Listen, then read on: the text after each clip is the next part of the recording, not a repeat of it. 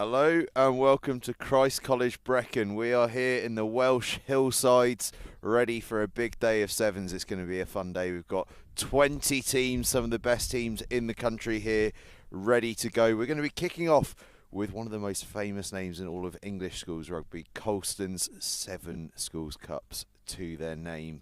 What a legendary place it is. Up against Glantaf, one of the great sides of Welsh rugby.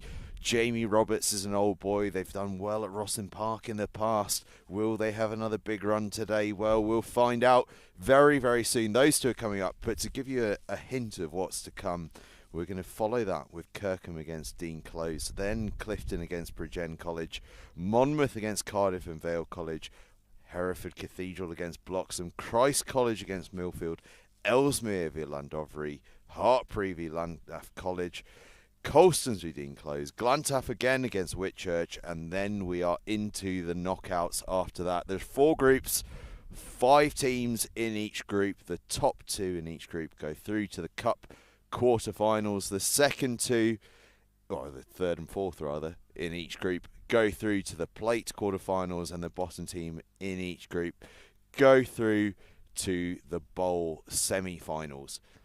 As you can see on the camera now, Colston School wandering out onto the pitch, getting ready. Those blue and yellow famous shirts. Of course, Colston. So we've had the likes of Tom Varndell, Jordan Crane, all sorts come through their ranks in that brilliant, brilliant run of theirs back in the 90s under the stewardship of Andy Robinson, the old England coach.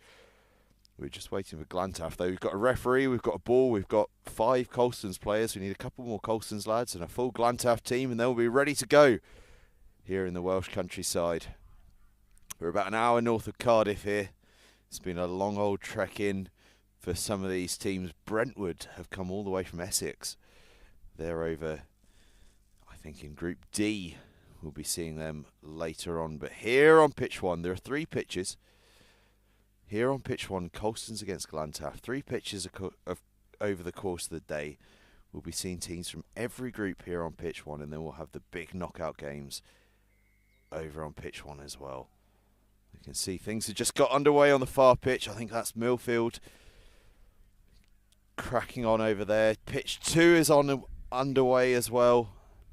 Pitch 1, Colston's are all on the field. Glantaf just making their way out now in those famous blue shirts. There have been some superstars of the past. Glantaf today without 3 of their starting lineup because they are away with Wales under 18. Tom Weekly, Harry Wild and Reece Burleton. A wing, a fly half and a lock, all missing due to their Wales commitments, but I suspect we've got a strong lineup nonetheless. The likes of Louis Sugar, Jack Davis, Morgan Bowen, Ben Geraghty, they're going to be some big superstars today in the Glantaf ranks. For Colston's on the near side here, Connor Massey, looking like he's eager to receive that kickoff. Harry Lee to kick us off then. Off we go here at the Christ College Brecon Sevens. Glantaf receive the ball and they look to spread it wide, take their time. Bit of classic Sevens play here, dancing, darting, waiting. Sadly, that pass just goes into touch, but we already see that 7 style of play waiting for the opportunities to arise. Pristine surface here at Christ College. Ground staff have done a superb job. We've been speaking to some of the coaching staff and they are delighted with the surface this morning here at Christ College. Short line out then for Christ College, for Colston's.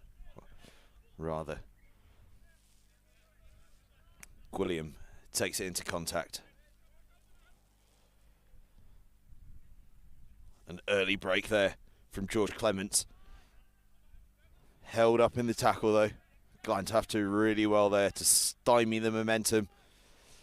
There's a bit of space here though for William as he seeks to unleash this back line. Out onto the far touchline, but knocked on in contact. Glantaf will have the put in.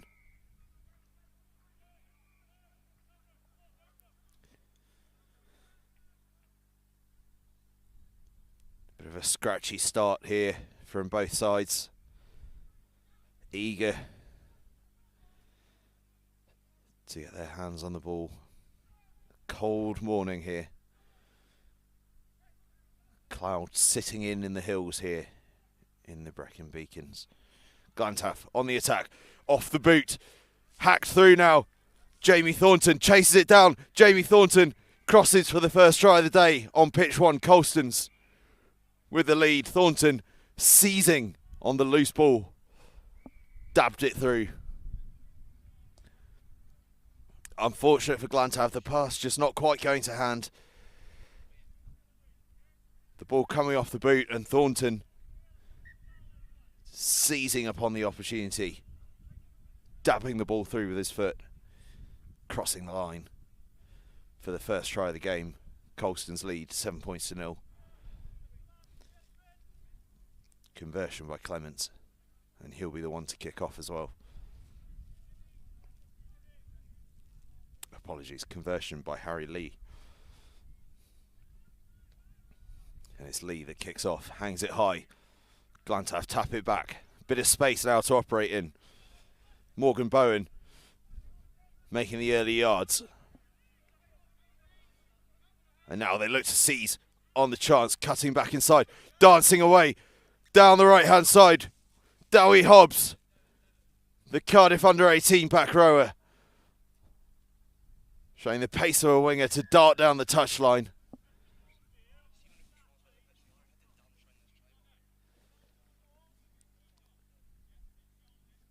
Glantaf level things up. Lovely bit of play. I thought that Hobbs was going to come across on the switch, but he took it down the outside and got himself all the way underneath the posts. Conversion duly follows, and we're level at 7 points apiece. A cracking start between Glantaf and Colston's. Morgan Bowen with the conversion. Inside centre normally. Previously used to play fly half, hence his kicking prowess. Although that restart just dropped short.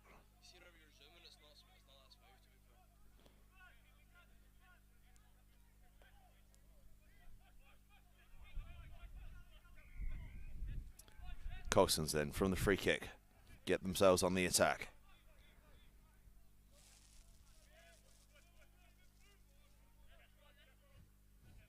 Lee on to Clements. Turned over by Glantaf though. They dart and weave up to the halfway line. Are the Welshmen. Strong counter-ruck from Colston's though. And they've turned the ball back over. Penalty given though. Not driving straight. A tough call that, but Glantaf go quick. Looking to keep the pace of this game up. And searing through the space. It's the number 15 rather, Jack Davis, the upper sixth man, the fullback. One of the top Cardiff under-18s this year. And we've seen just why as he scorches through the midfield to get himself under the sticks. Give his side the lead. Glantaf from 7-0 down, go 14-7 up as we approach the half-time break. Time for just another play before we reach that half-time. Glantaf through Jack Davis take the lead. Been training with the senior squad at Cardiff RFC. He runs the Bronco. Sorry, he runs the Bronco in 4 minutes, 31 seconds. That is, for any of you that do Broncos, an unbelievable effort. Colston's, though, on the attack. Gwilliam moves it wide to Lee. Lee holds down, just manages to keep the ball alive. Gives Gwilliam the opportunity to reset the attack. Lee. Through the hands of Thornton. Colston's keeping the ball alive well. And now on the outside.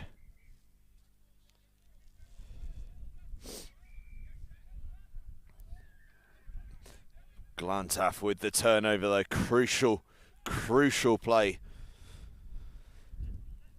They work the ball through the hands.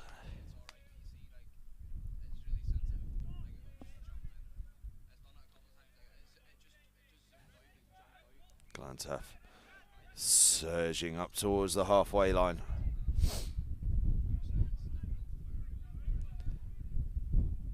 Colston's though turned it over. Ball going this way and that. Clements tries to ship it wide, but Glantaf defence is up high. But breaking through goes Jamie Thornton. Thornton releases his inside man. Oh, almost to Harry Lee. Just tackled by Jack Davis. And Glantaf turned it over. Now they've got some open field to work with. Releasing the ball 2-on-1 if they choose to take it, but they slow it down. Patience here from the Welsh side. Glantaf under pressure from Colston's, but now they have the opportunity to go wide. Jack Davis now, the danger man, has a look this way and that. Breaks the first tackle. Could he go all the way? Jack Davis. It's a case of whether he's got the pace. He doesn't need the pace. The defence has stopped chasing. Jack Davis is going to stroll home, and he's going to walk this one in at a snail's pace while his teammates catch their breath. Jack Davis dots it down. He'll take the conversion himself. I'd bet my house on him getting this one over the line. And he duly does. And that's 21-7 to Glantaf at half-time. From a blistering Colston start, it's been a surging comeback from Glantaf. We go in at half-time. Glantaf 21, Colston 7.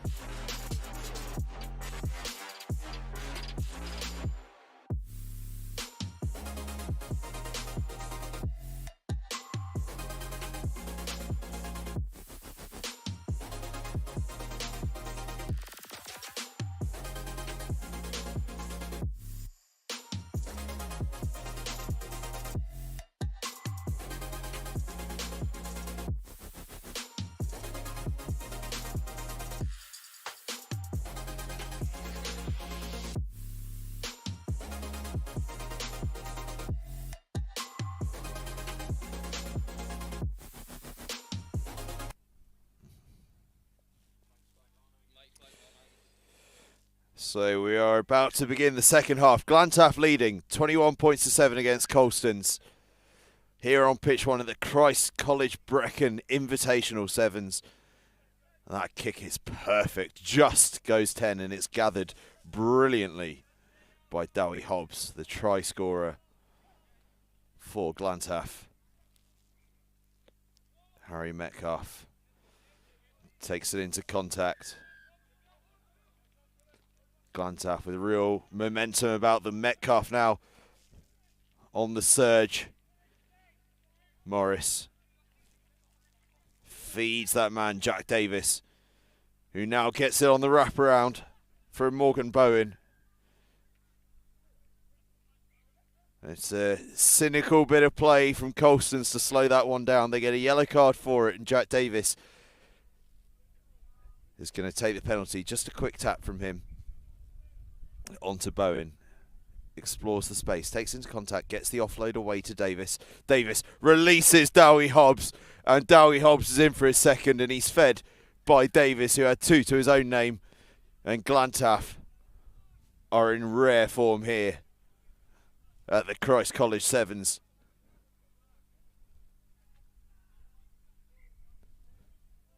£26 points to 7 up. Conversion to come. Bowen is the man standing over it.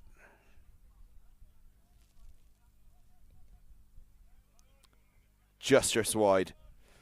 So it remains Glantaf 26, Colston 7. Glantaf starting this second half where they left off in the first.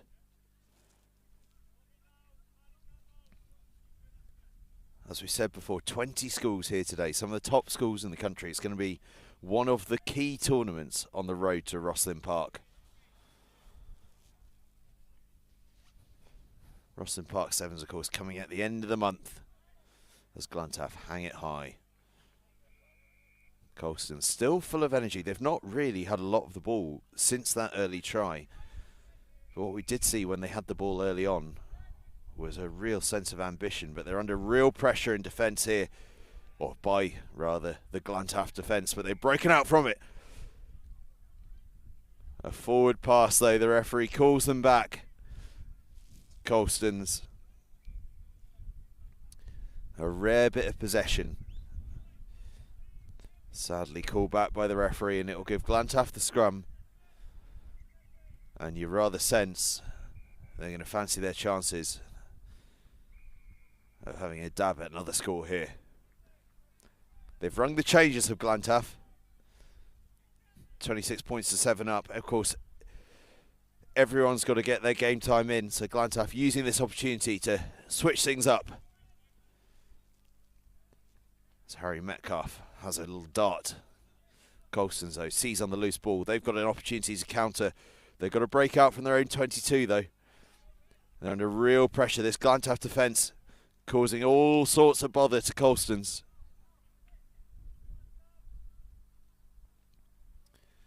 Good ground made, though, by Colston's, and the high tackle gets them a penalty and a chance to clear their lines yet further. Take the tap. Stab through. And now Glantaf get a yellow. We're playing 6-on-6 at the moment. Although, as I say that, the Colston's man returns to the field. So it's 7v6, Colston 7, Glantaf 6. In terms of personnel, Colston's then dancing, probing, looking for space. The ball is loose, though, and it's the 6-man Glantaf that have it. They get the ball out the back. Kai Green takes it into contact, gets the offload away. And across the line they go. The Glantaf defence forcing Colston's into errors. And Glantaf get their 5th try of the game to go 31-7 up. It's Harry Metcalf that will be standing over this conversion. Apologies, Tommy Booth standing over the conversion. Doesn't quite go over. Glantaf then in control of this game. Just a couple of minutes left. As we can see on the right hand side of the pitch, Kirkham Grammar School, one of the favourites for this tournament surely, getting their warm up underway. A lot of schools, though, without some of their star names because it's under 18 Premiership Rugby Academy Finals Day today at Sixways. So a lot of top players involved in that. All 14 academies playing today. Kirkham Grammar School missing the likes of Aaron Pope, etc. However, here on the field, Glantaf. Oh, I thought they were away for their 6th, but the referee calls a forward pass. Will come back for the scrum. It's not going to make a difference to the outcome of this game, but it would have been a lovely moment for Glantaf. Could have been in for their 6th try of the game.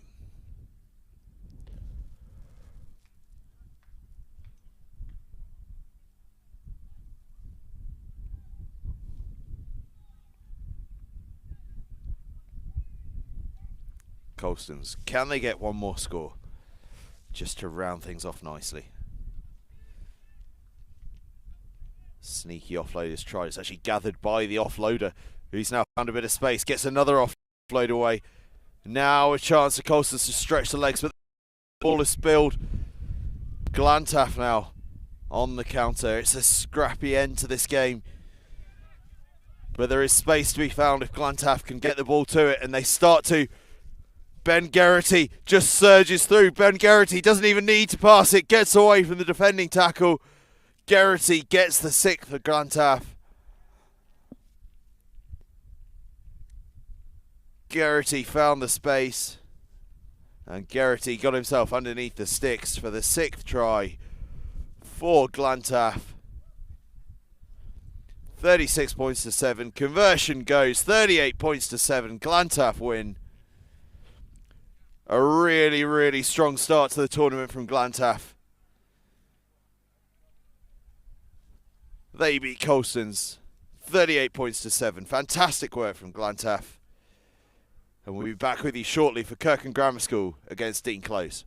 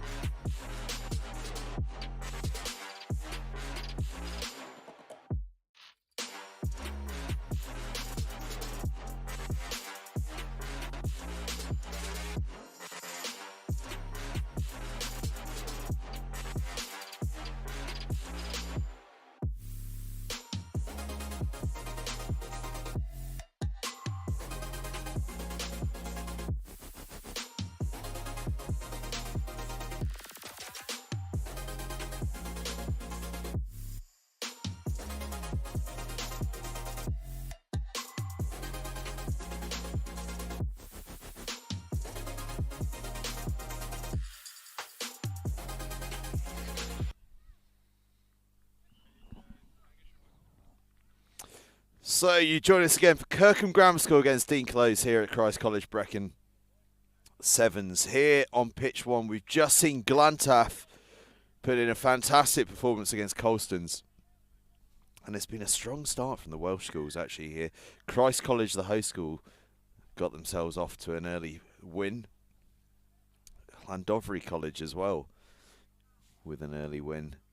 So the Welsh side's going well early here at the Christ College Brecon Invitational Sevens. Kirkham Grammar School against Dean Close is the game we're watching at the moment. Dean Close on your left-hand side of your screen. Kirkham Grammar School on the right. Both of these sides missing a few of their top names to Premiership Rugby Under-18 Academy League action. Dean Close with some lads in the Gloucester team who are taking on Yorkshire Academy. Kirkham Grammar School with some lads in the Sale Sharks team. Sale Sharks who almost topped that table But for the 7 lads on the field, what counts is this game right now, and it's Dean Close that are in possession. Playing some good stuff early on. Dancing, darting.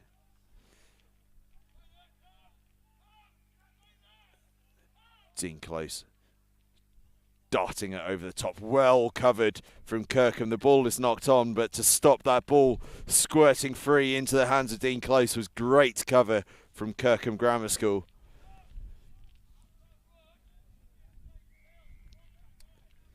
Alan Hale, of course, the head coach of Kirkham Grammar School. One of the longest standing heads of rugby in all of schools rugby, Alan Hale. Wonderful job he's done at Kirkham Grammar School. Dean Close, though. Oh, the side in possession, but Kirkham get the turnover. They take the quick tap on the attack. The space out wide if they want to use it. Instead, though, through the middle they go. Get the offload away.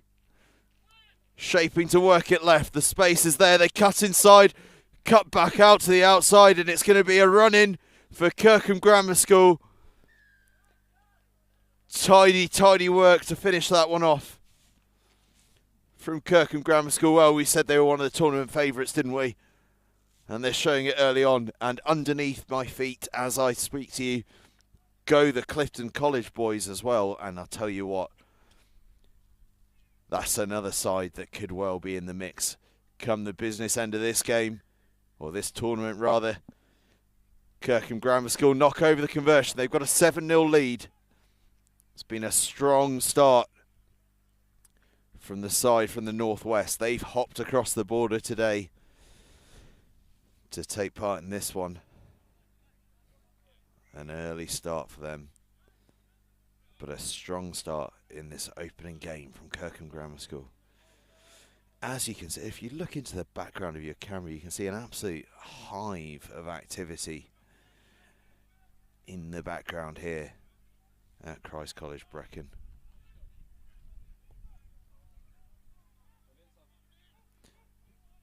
Dean Close seeking to level things up, but they've knocked that one on. Kirkham pounce on the lease ball, but we'll come back for the scrum.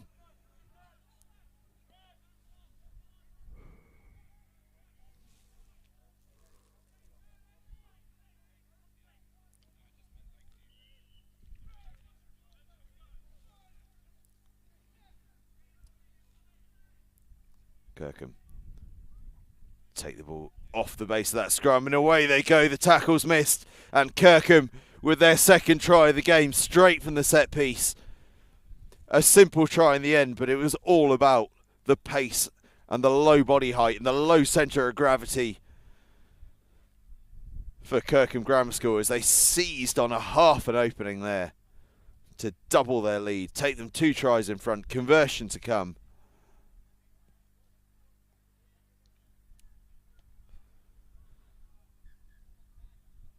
And that's 14 points to 0. Kirkham Grammar School, an absolutely thunderous start to this game. Dean Close. Some fantastic players in their ranks. They haven't probably had the season they'd have wanted to have. Oh, what about that for a kickoff? Oh, the referee says it's not gone 10, but I tell you what, it was a close run thing, that. Almost the perfect kickoff, but what it does do, it's not gone 10, so it gives Dean Close the chance to get some possession. Kirkham coaches urging their defence to stay connected. No release from Kirkham in defence there. So Dean Close will probe. Knocked on though. Referee says it's gone backwards. Dean Close have the opportunity to keep going. Space is at an absolute premium here. Dean Close trying ever so hard to engineer a space, but this Kirkham defence is so organised, and they earn themselves the penalty off the back of that organisation and go quickly, and there could be space for them to quickly counter. The old Johnny Sexton loop there. Kirkham. They take it in. Can they get the offload away? No. The ball goes out into touch. But what we're seeing here is a Kirkham Grammar School defence that is just suffocating the life out of any Dean Close attack.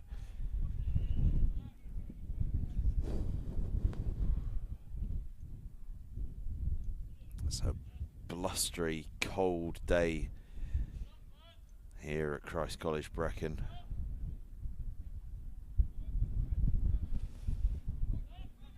Ball goes over the top. Kirkham get the chance to steal.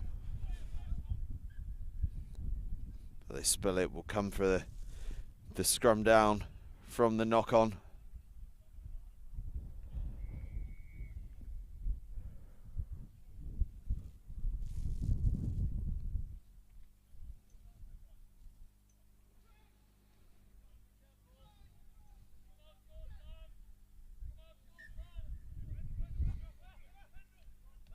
Free kick in close. They go quick. Stretch it all the way out to the left-hand touchline, but ball spilled. And it's a bit of a tale of the half, that. Dean Close with a bit of possession, but just can't make it stick. Kirkham Grammar School with the 2 tries. That gives them a 14-0 lead at half-time here at the Christ College Brecon Sevens in Pool A. And we break for half time. We'll be back with you very shortly.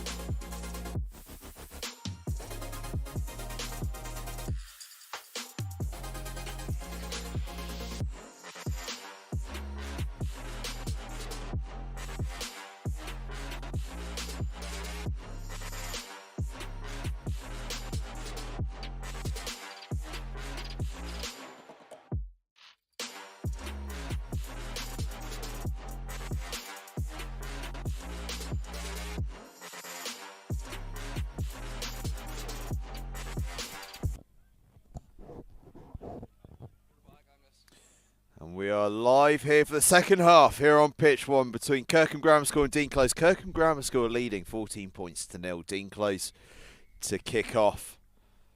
The Gloucestershire men looking for a way back into this game. It's a high hanging kick gathered well by Kirkham Grammar School.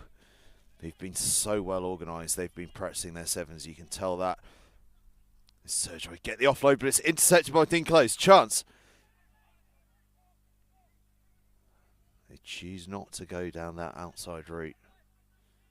Perhaps unwisely. The opportunity was there, I thought. But they'll come back.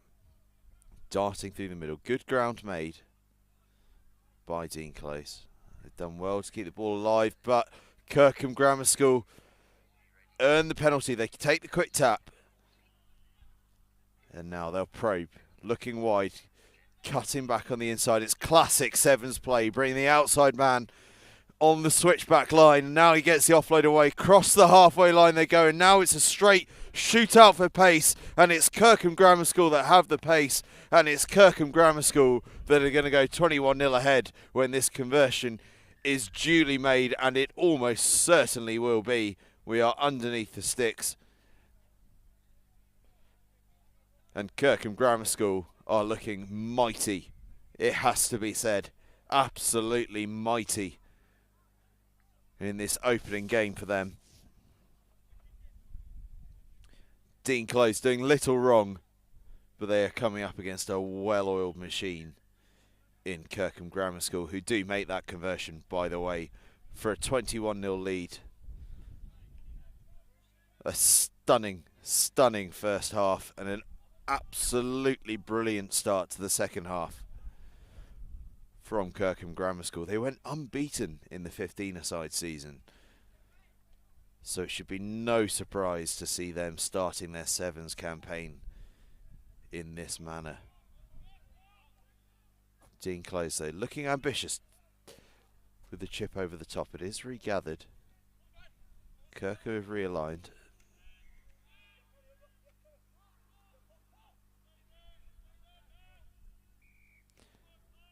Kirkham covering the backfield after that stab through from Dean Close.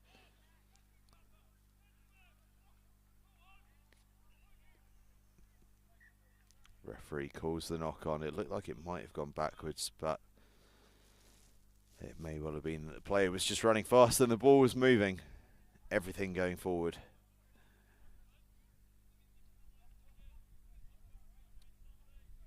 We've been informed that our team here will be being fed at the lunch break here, so we're very excited about that. Not every time do we get fed, so we're very grateful and very excited by what's to come on the menu from Christ College Brecon. A big thanks to everyone there for helping us out on that front.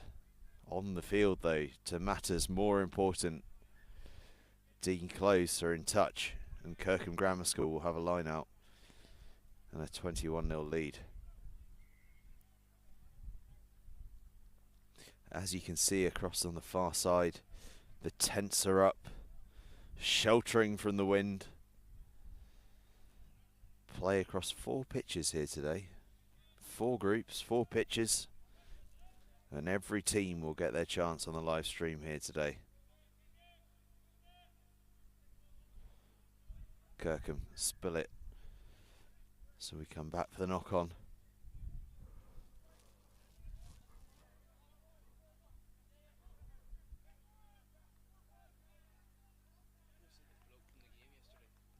So Dean Close put into the scrum after the Kirkham knock on. Can they get on the score sheet?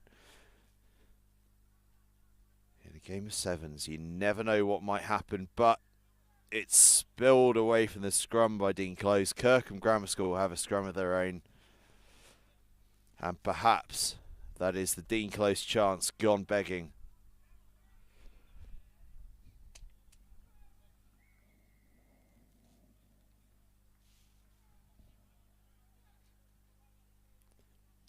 Magnificent setting here at Christ College and magnificent play from Kirkham Grammar School. They break away from the break of the scrum up to the 22. Dean Close get the penalty though, holding on by Kirkham.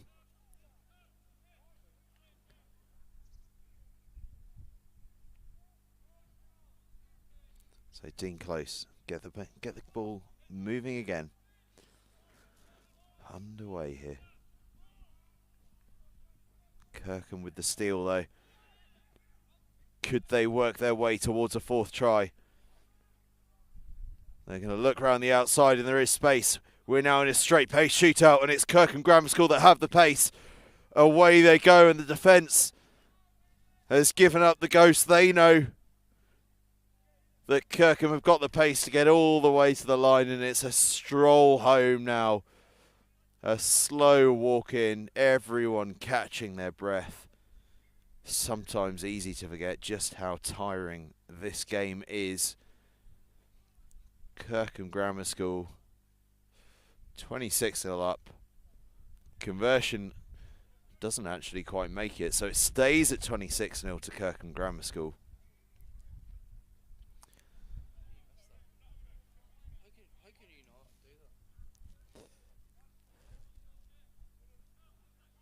So Kirkham, 26-0 up, rung a couple of... Why not? This game is all but done. That doesn't go 10 though, so it'll be a free kick. Dean Close on the halfway line. And perhaps a chance for them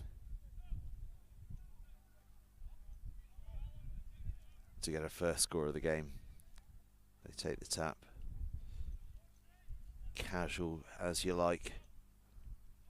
A little dink over the top. Is there a bit of space? No. Kirkham tidy it up nicely, and it gives them a chance to counter. And they are a threat on the counter, as we've seen all game long.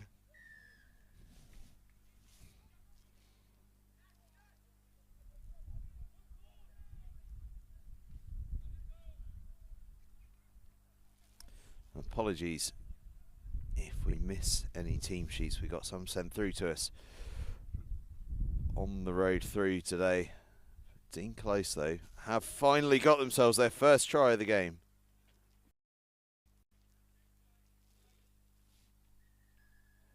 And that's it. We finish up. Kirkham 26, Dean Close 7.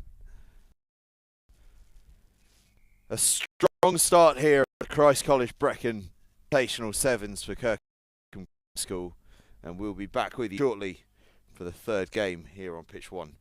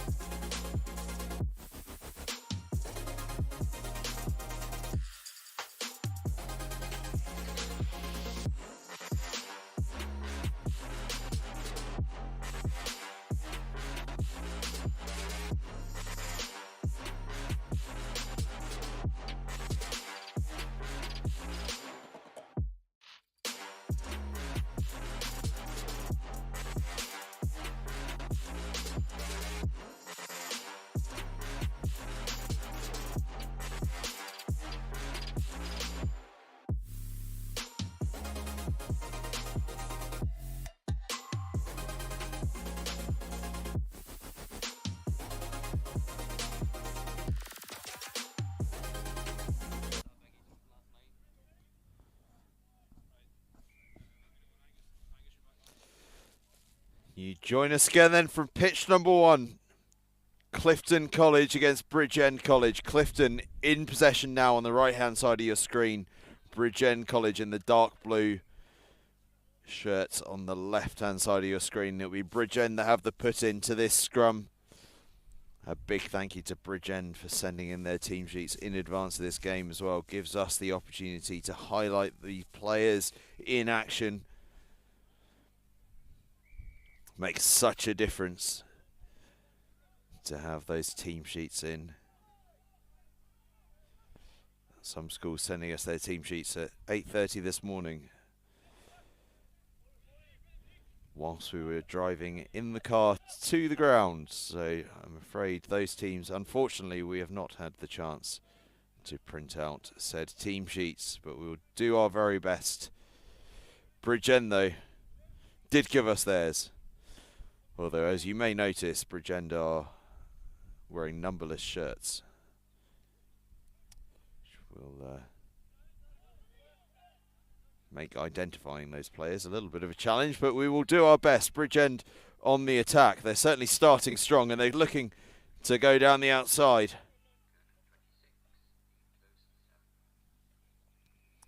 Bridgend stab it through.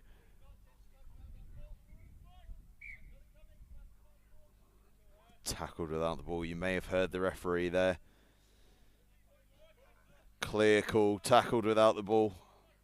Bridgend do have numbers on their shirts. In fact, I apologise to the Bridgend faithful. Black numbers on the dark blue shirt. You can spot them when you're up close. Very, very narrow attack here from the Welshman. Clifton College competing hard at the breakdown, and they steal the ball away, get the offload out. Clifton, of course, one of the top sides in the UK this year, but they are missing some absolute superstars, most notably Sam Worsley and Aaron Toll, who are away with Bristol Bears in the Premiership Rugby Under-18 Academy League final this evening. Both of them in the England Under-18 squad as well. And Worsley will be playing against France next weekend. Isaac Campbell-Wu, another of those away. So Clifton without some of their real stars that helped them to that terrific 15-a-side season. But they're still going to be among the favourites here at the Christ College Sevens. And we can see their patience and their skill in abundance here as they waited patiently for the gap to break. But then once they did break, Bridgend have done brilliantly well to chase back, make the tackle, get the turnover and get themselves back into possession. Superb work from the Welshman.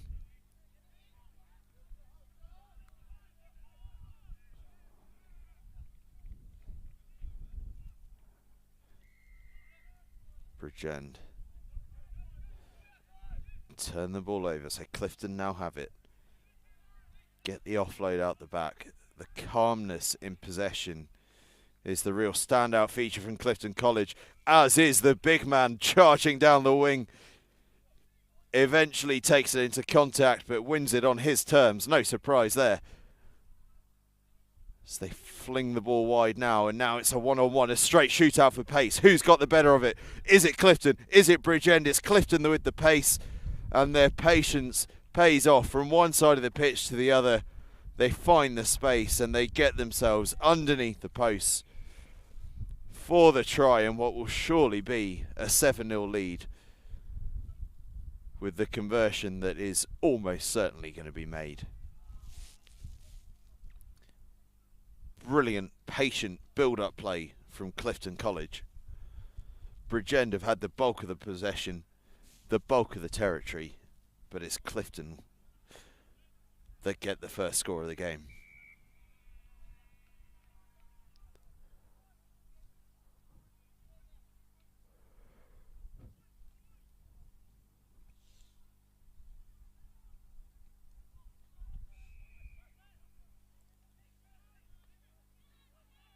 Clifton taking their time over this one.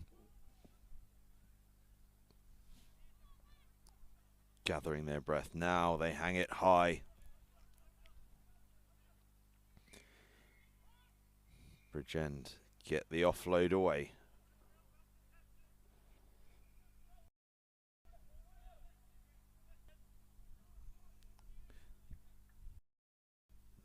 Cut back inside to Bridgend. Clifton are judged off their to release that ball nice and quickly. Now they'll compete again. And every breakdown is a contest moment from Clifton College. Number 4 in particular is having a snapping, and this time he pilfers it. And there's opportunity and space for Clifton College if they can get the ball through the hands. Now they've got the 2-on-1, and it's just a straight gas down the outside. Clifton, and that, well, it'll be scored by the man in the 17 shirt, but it goes all down. Work at the breakdown from Clifton College's number 4. 3 breaks in a row he had a dabble, and at the third one he managed to snaffle the ball back for his side, and then it was a case of identifying the space, getting the ball through, and they had the patience and the pace to get themselves around the outside.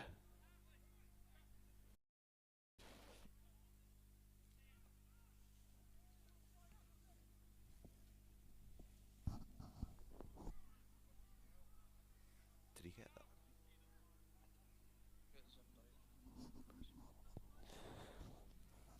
Clifton College then with the 2-try lead. And the sun has come out here at Christ College Brecon. I can tell you, it may not be welcome to the players on the pitch who are blowing, I'm sure, but it is very welcome to myself and my camera team here at Christ College Brecon, because we have been freezing cold here in our position. But the sun has come out.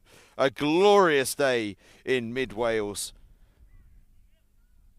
And a smile across the faces as the core temperature starts to rise and the sevens starts to get going. Bridgend in possession. 2 tries down against Clifton College, who've been utterly ruthless on the turnover.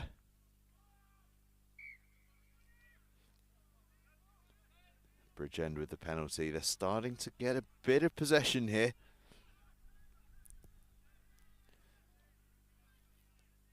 Charging down on the left-hand side. It's a narrow structure that Bridgend are playing with. And it's one on the deck by Clifton College. They'll have the penalty. It's like Wales-England all over again, isn't it? Bridgend against Clifton. We had Wales-England yesterday. Or England-Wales, rather, being that it was at Twickenham. A fantastic game that turned out to be, didn't it? Yours truly was there. At the home of rugby.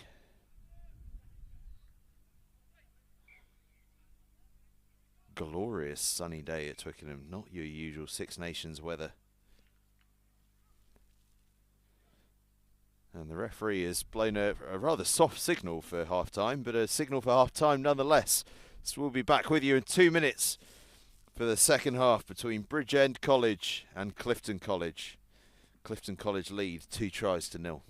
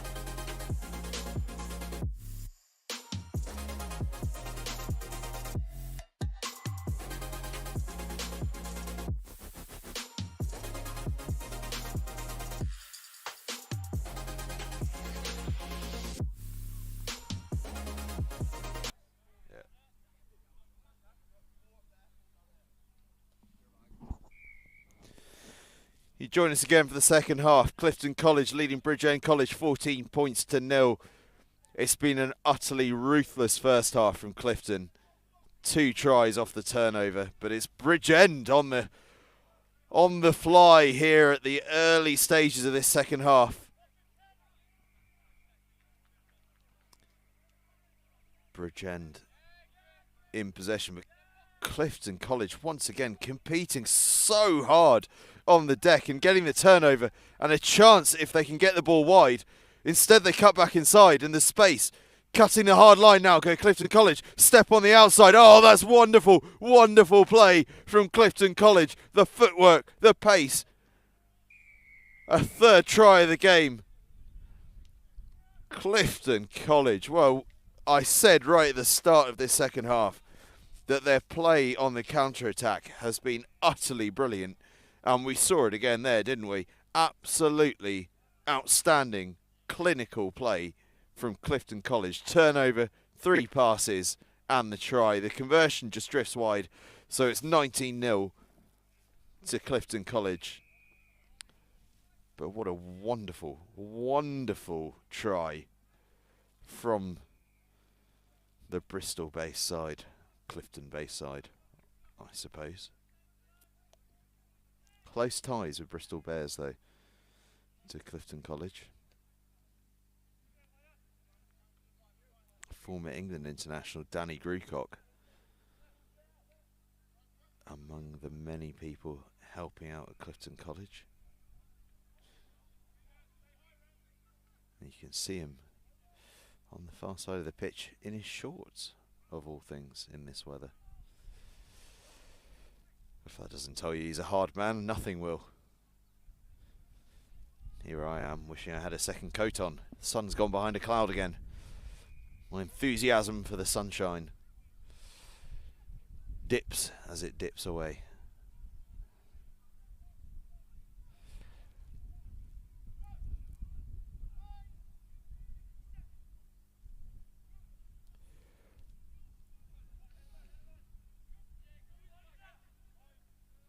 Clifton, they're in for their fourth try. It was just simple hands.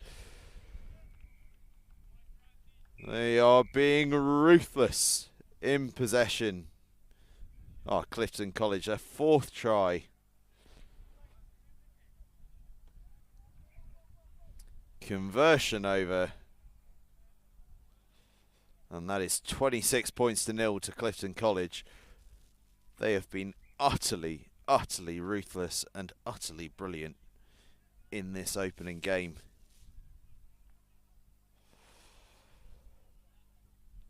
Almost an hour in here at the Christ College Brecon Invitational Sevens.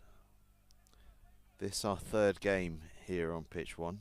Up next, by the way, we have Monmouth against Cardiff and Vale College, another Group D encounter. Monmouth had an absolutely fantastic 15-a-side season, so we're excited to see them in action.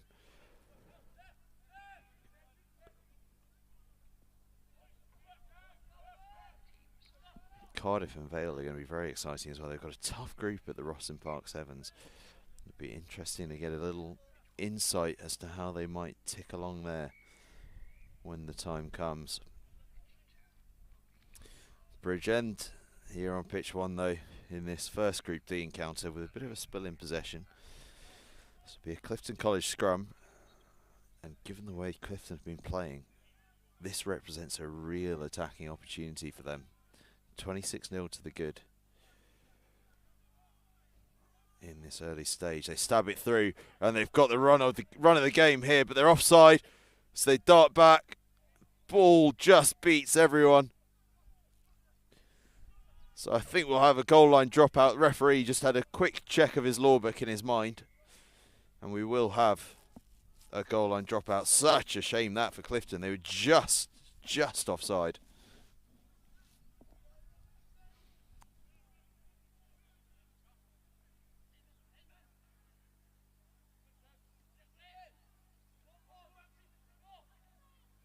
Clifton break through the line again. Now the offload again. And here's the opportunity. Can they get it wide? They don't even need to go wide. They just cut through. A fifth try for Clifton College. 31-0 up. Conversion to come. Surely going to be 33. And is 33-0 to Clifton College.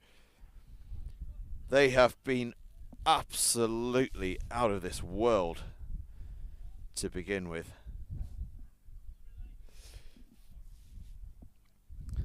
On a cold morning here at Christ College Brecon. The pitch in absolutely pristine condition though, and the ball has found space from the kickoff. Bridgend gather it, and they're on the break. Could they get away for their first try of the game? Snaffled by Clifton College. Almost get the turnover. Instead, it's the penalty for Bridgend. So Bridgend get on the attack. On the right-hand side.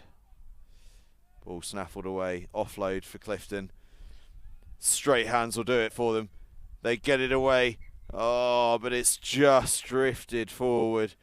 The opportunity was there, but they couldn't quite get the ball through their hands fast enough. It ended up drifting forward. Bridgend will have to put into this scrum.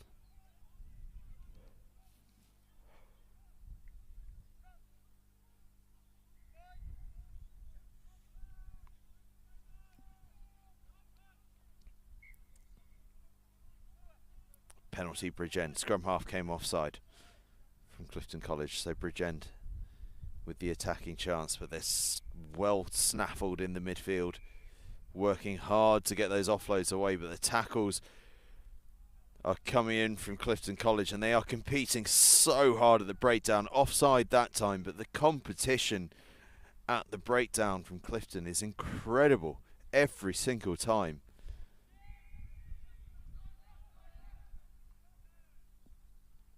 Prepared to commit men at the breakdown in the knowledge that they've got the defensive system in place to drift on the outside. It's really impressive to watch. And they're making their one-on-one tackles as well. Bridgend though, edging towards the try line. They're only 5 metres out. Clifton offside, so it'll be another penalty to Bridgend, and that's 3 in quick succession. The referee's going to be thinking about next steps soon, I'm sure. Bridgend just yards short of the try line. 5 metres out, darting inside. 2 metres out now. Can they get themselves across the line? It may all come to naught, but it'll be worth it from a confidence point of view just to get across that try line. Now they go surging around the outside, but again hauled short by Clifton College, who get the turnover. Could they go the length of the field? It's all going to be about pace and fitness now. So one-on-one race for the corner. Pace, power. The pass goes, kick through. Dabbed through again. It's now just a footballing skills test. Gathered 2 yards short, 5 yards short rather. Clifton College.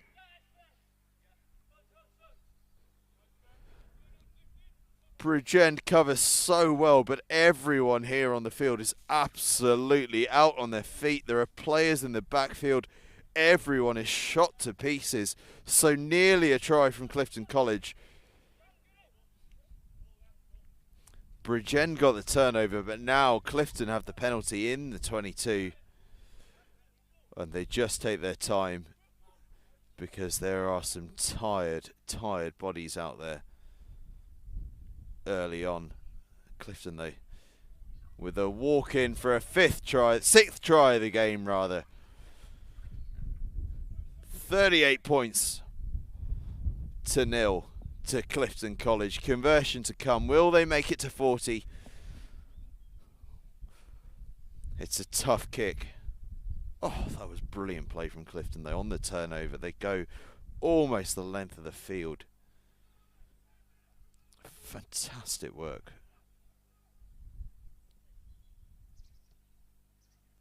Conversion attempt, well, it's got the distance, doesn't quite go, but it matters not. Clifton College beat Bridgend College 38 points to 0 in this Group D encounter, and we'll be back with you very shortly for Monmouth against Cardiff and Vale College.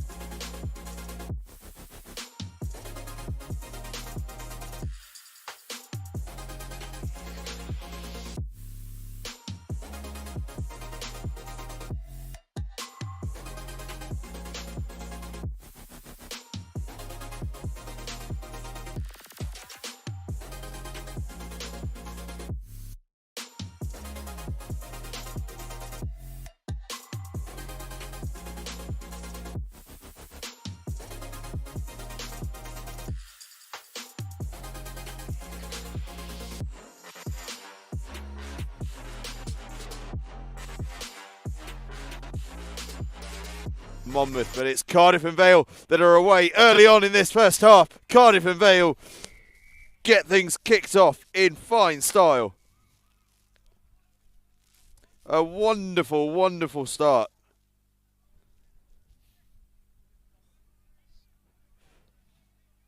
From the Cardiff side. Wales on Wales here.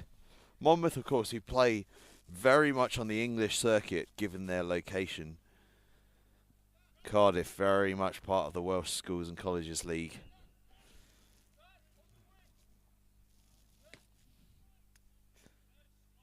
It's a real slap off the foot there from Cardiff with the conversion attempt that just goes wide.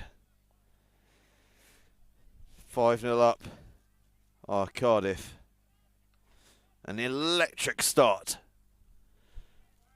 from the Welshman.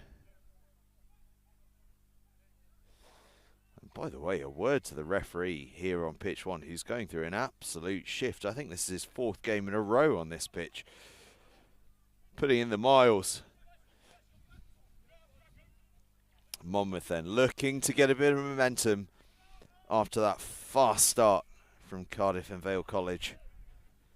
As the sunshine makes a bit of a bid for freedom here. These Welsh hills are really trapping the clouds in. I know I keep going on about it, but it's very chilly. Monmouth into the 22. Get the offload away. Brilliant offload. Oh, there's space out wide if they can get the ball there. Got to go through the hands. Ball bounces, but the opportunity is there. Oh, they don't give it. Oh, the opportunity goes a-begging for Monmouth. There could be another chance if they can dart and weave their way through, but it's turned over. It'll be Cardiff ball. Oh, Monmouth.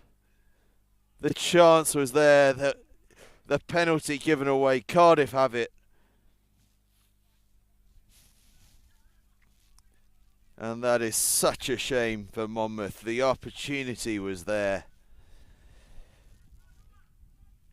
but they just couldn't get the ball through the hands.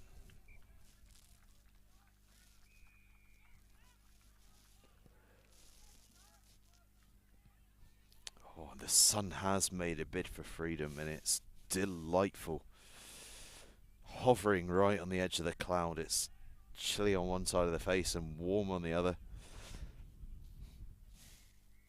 You may never know just what it's like up here.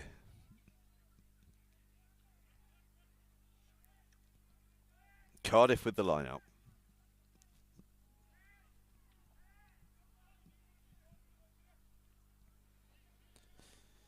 They work it wide through the hands.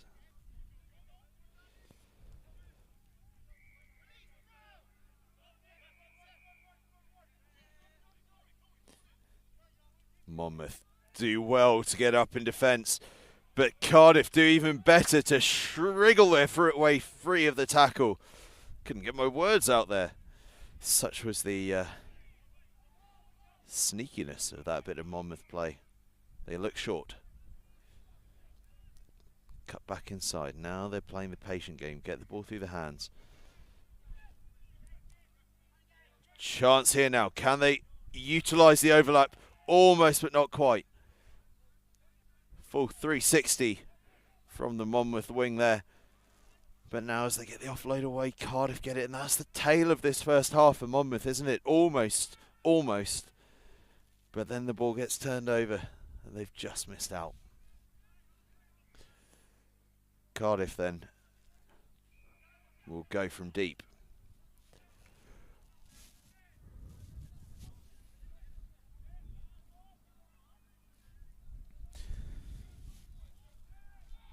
On the charge.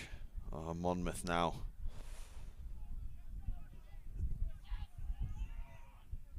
The 2-on-1. They don't need it, do they? Can they get through? They do burst through. They had the 2-on-1, but they didn't need to give the pass. The drift came hard and early. So Monmouth just dart back inside. And they level things. In fact, they take the lead, I think, 7 points to 5. Cardiff and Vale missed that first conversion, didn't they? So it's a 7-5 lead to Monmouth.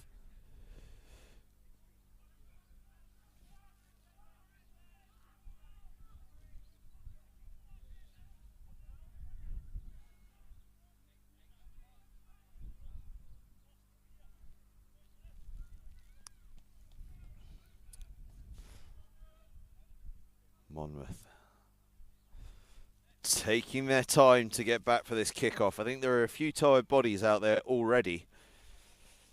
And no surprise, the pace of today's rugby has been absolutely outstanding. A few familiar faces on the touchlines as well. And Monmouth, well, straight for the kickoff. While I'm talking about familiar faces on the touchline, Monmouth are busy doing the important thing and getting themselves underneath the sticks. And from 5-0 down, they're about to be 14-5 up. Fantastic play from the men in brown. Superb response to going behind early doors.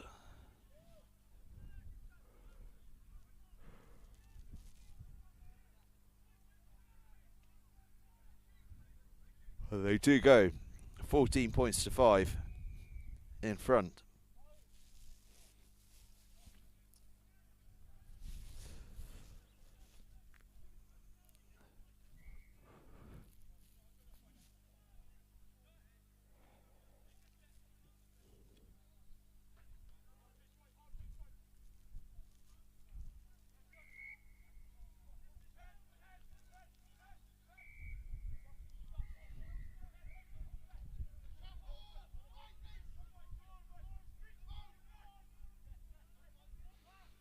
Cardiff, and kick didn't go 10, so Cardiff are on the attack. Looking strong.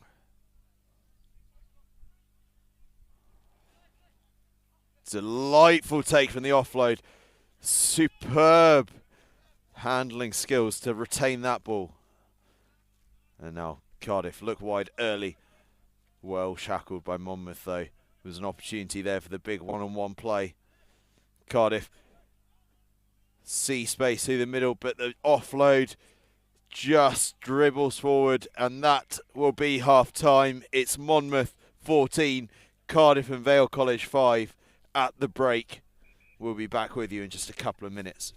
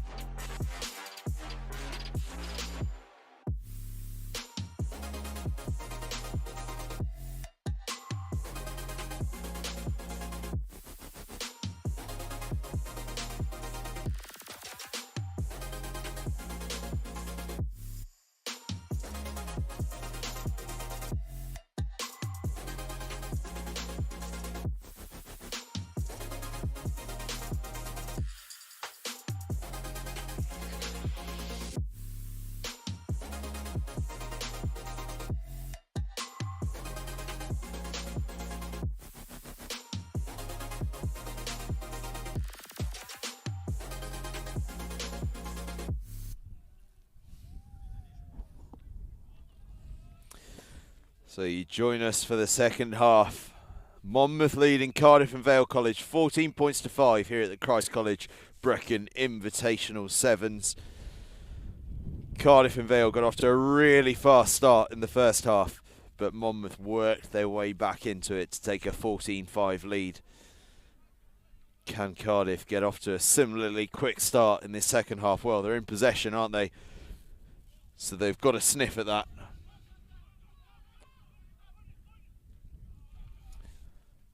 Charging forward, and they are going to be off to that fast start in the second half. The try is out in the far corner. A tough conversion, but Cardiff and Vale College continuing their theme of fast starts straight from the kickoff.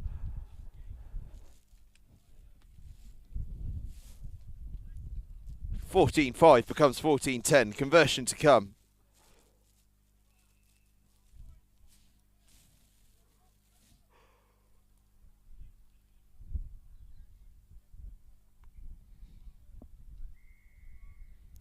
It's a great effort at the conversion, but it drifts wide.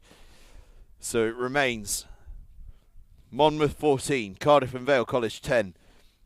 A brilliant response from Cardiff and Vale College at the start of this second half.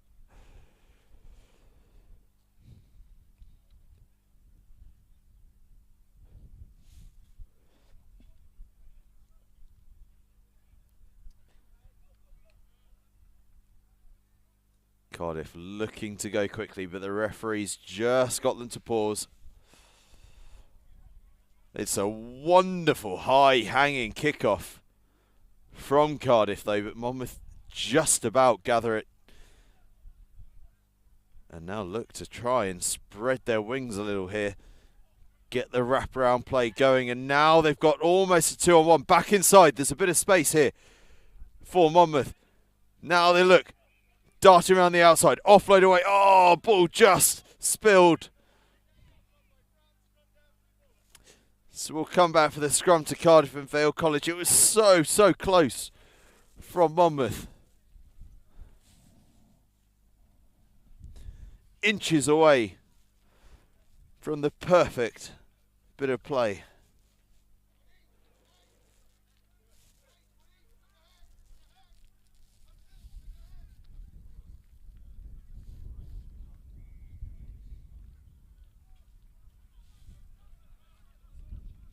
Bit of a delay while a couple of substitutions are made by Cardiff and Vale College.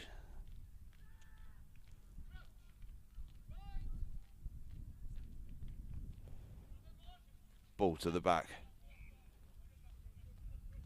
Cardiff spill it, which gives Monmouth the opportunity. All they've got to do is find the space. They cut back inside, try and accelerate away, almost up to the 22 on Monmouth. Good bit of work in defence from Cardiff and Vale College, though. But Monmouth work their way back. Oh, it's almost glorious. It's going to be a yellow card, Cardiff and Vale, though, for the deliberate knock-on.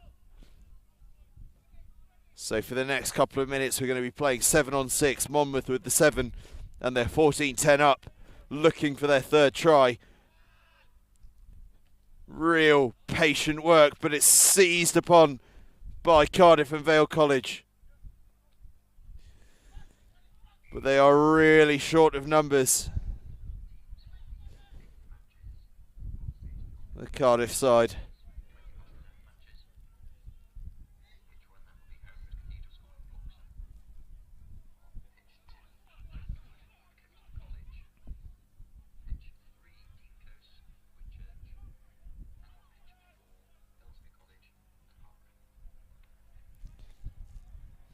Cardiff in possession.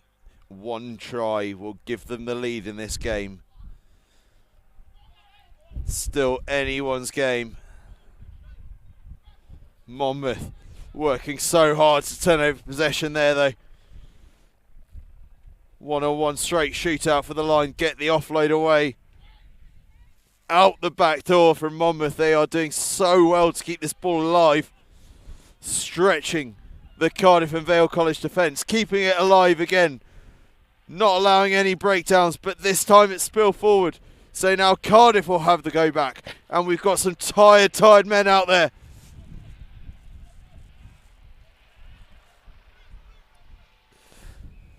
Oh, the ball pops away from the breakdown. And Monmouth will cross the whitewash for the try that could be the decider in this game, eating the clock up. They get the ball down.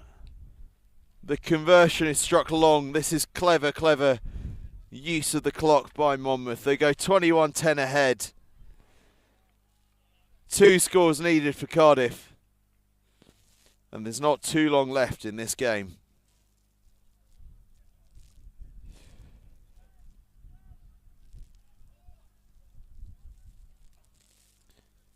Not much more than a minute left to go here.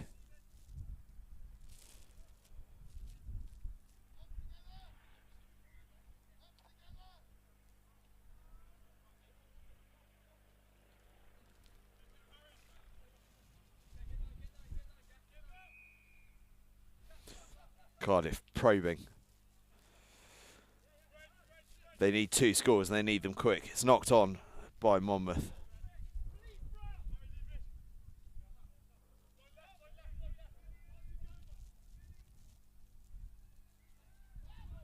The ball's just not quite sticking though for Cardiff, and they've lost 25 yards in the course of a couple of phases of possession there.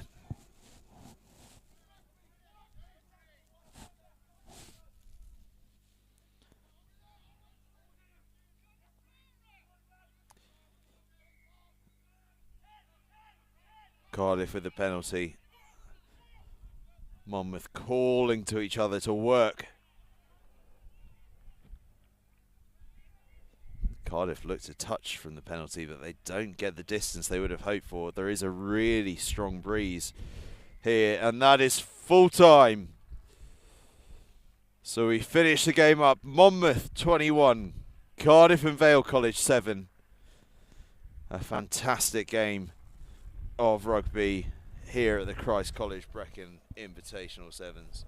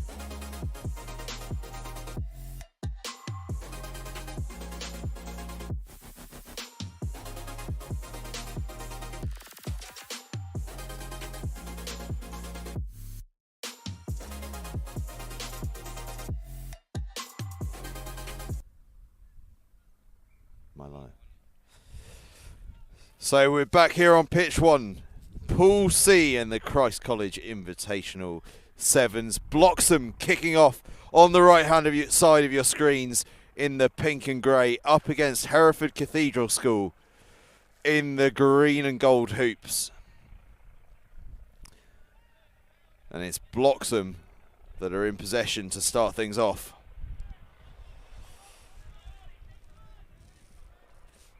Johnny Seeley with the early break. Wasps under 18 players.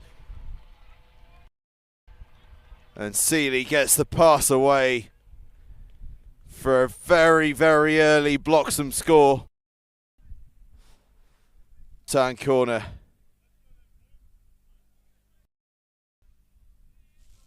Seeley, the Wasps under 18 man, releasing Callum Tarbit.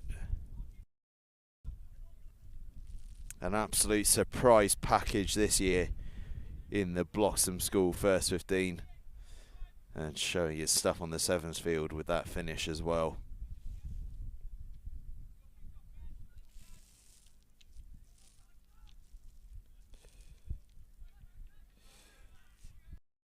Benning kickoff then.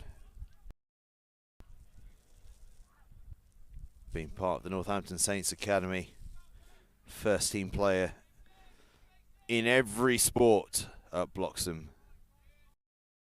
is Ben England. But it's Hereford Cathedral School that are in possession at the moment.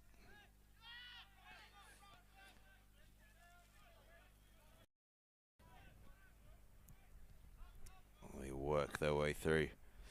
Bloxham looking for the intercept, almost getting it. They get the turnover through the tackle though, to Bloxham. And that's the penalty.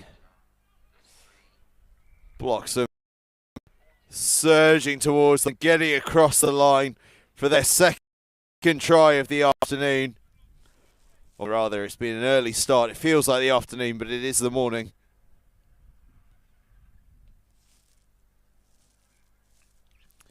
And I think that was Felix Hunt.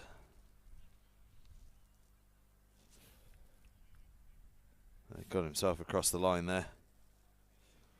Trying to get confirmation of that for you.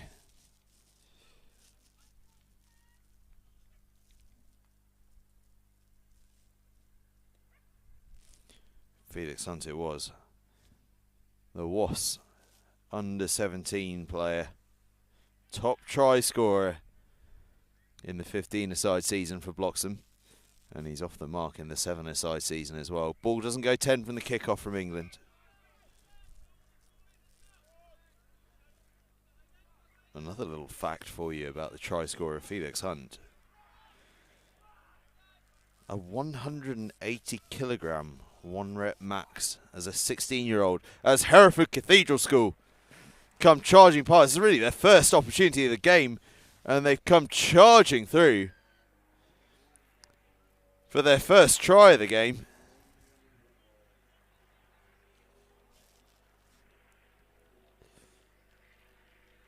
Brilliant bit of play from Hereford Cathedral School. Ollie Bonnell, the Hereford back row / centre, whose father, Rich, I believe is watching on the live stream today, coaches at Hereford RFC, and Bonnell is a Hereford Cathedral School and a Hereford RFC Colt player as well. And what a finish that was. Keeps his side in touch. It's very, very close now between Bloxham and Hereford Cathedral School, and Hereford Cathedral School do really well to snaffle that one away. But off goes Hunt. We said he was a try scorer extraordinaire, and he's away for his second try of the game. Felix Hunt. Well, Bloxham responding in the perfect sense to that Hereford try, and Felix Hunt with his second try of the game. He was the top try scorer, as we've already said, in the first 15 season, And he's well on his way to becoming the top try scorer in the seven-a-side season as well. Is Felix Hunt. What a fantastic record he has. And what a fantastic response his side has had to going behind.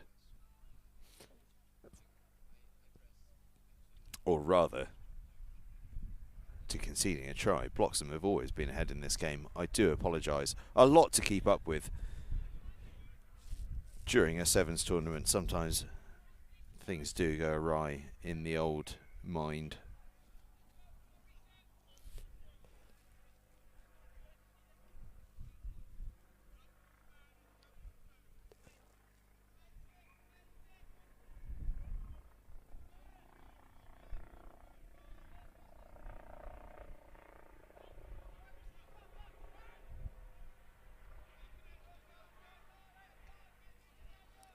Hereford then looking to get back on the attack, but it's turned over by Bloxham, and they take the penalty very, very quickly and look to spread it this way and then that.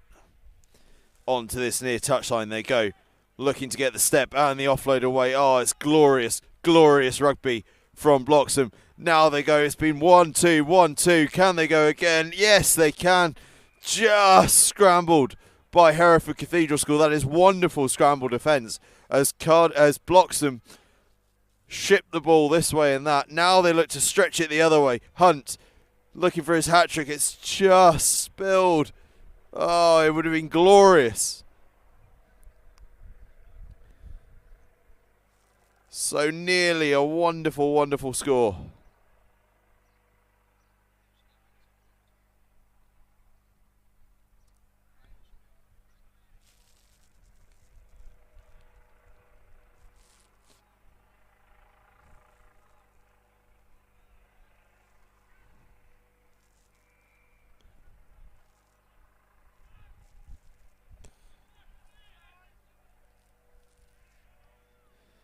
Bloxham. Oh, there they go. That's the third try. Tarbit again. 2 for him, 2 for Hunt. Bloxham are in fine form.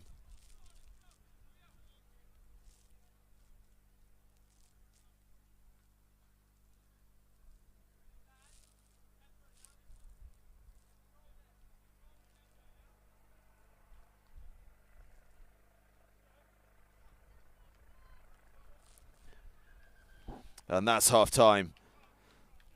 Bloxham lead Hereford Cathedral School 4 tries to 1. We'll be back with you for the second half very, very shortly.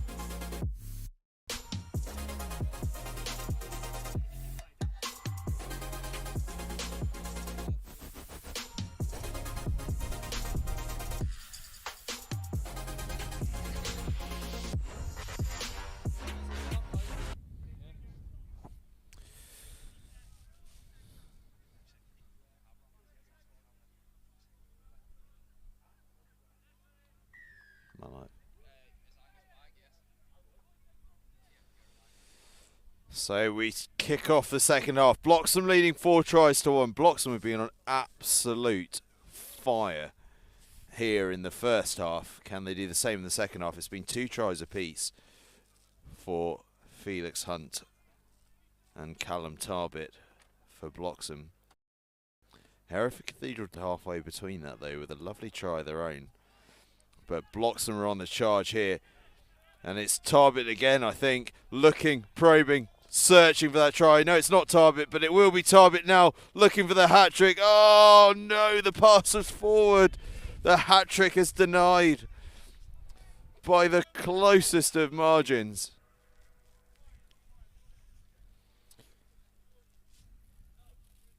As the Hereford coach walks past in a coat that I must say I'm very jealous of. A thick Harlequin's coat. Looks very warm indeed. Oh, what a shame for Tarbit. His hat-trick just inches away. But the pass to him just drifted forward. So Hereford get the free kick from the scrum and now they look to go quick. Surging out from the 22. It's the try scorer for Hereford Cathedral. Burnell that took it through, but it turned over by Bloxham and away Bloxham go. Superb.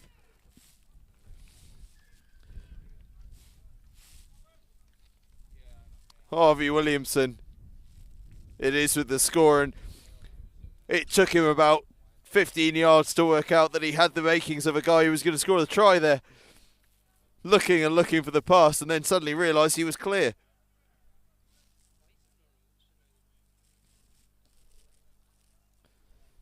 Described to me as a man with a very bright future, Harvey Williamson. New to Bloxham this year. And I'll tell you what, judging by the way he's run that one in, a very selfless player as well. Doing his absolute best to give that pass before realising that the seas had parted in front of him and that he better pin his ears back and go. And Williamson with the kick. His kicking game, by the way, is apparently very good.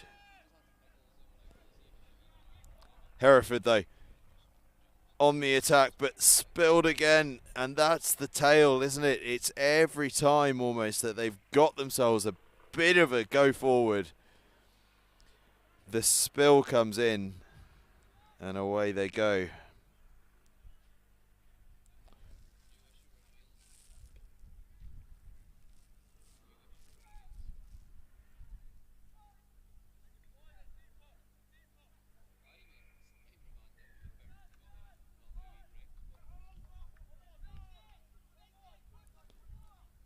Bloxham with Williamson in possession. Gives the offload, gets the offload back.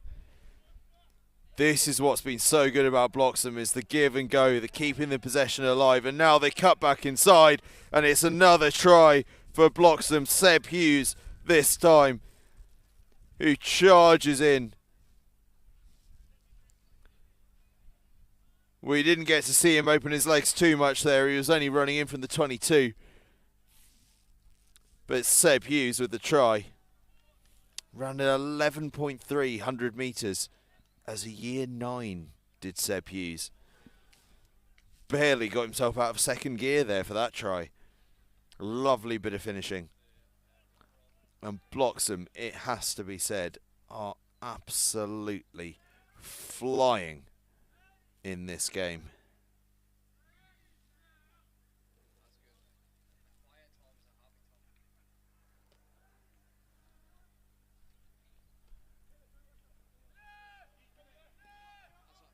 And Hereford are showing good ambition. They're just struggling to get themselves through that final phase of possession. The work at the breakdown from Bloxham is competitive, but sadly for them, illegal. So Hereford will keep attacking.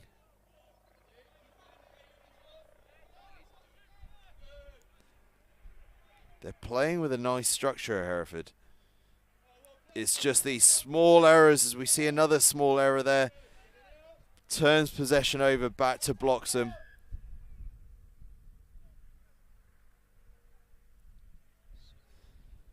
And it'll be a yellow card against Bloxham. I'm not quite sure what that's for. But a yellow card Bloxham. So Hereford with a man's advantage. And this a bit of a chance for them to try and seize a little bit of momentum. And by the way, next up on the live stream, oh, what a cracker this is going to be. The hosts, Christ College Brecon, against, to my mind at least, the best team in the country at the moment, Millfield. Next up on pitch one. That should be coming in a couple of minutes once this game's over. It was due at 11:40, but as ever in such scenarios, things running a couple of minutes over. Until then, we have Bloxham against Hereford Cathedral School, and Bloxham are running rampant in this game, playing some really, really good rugby.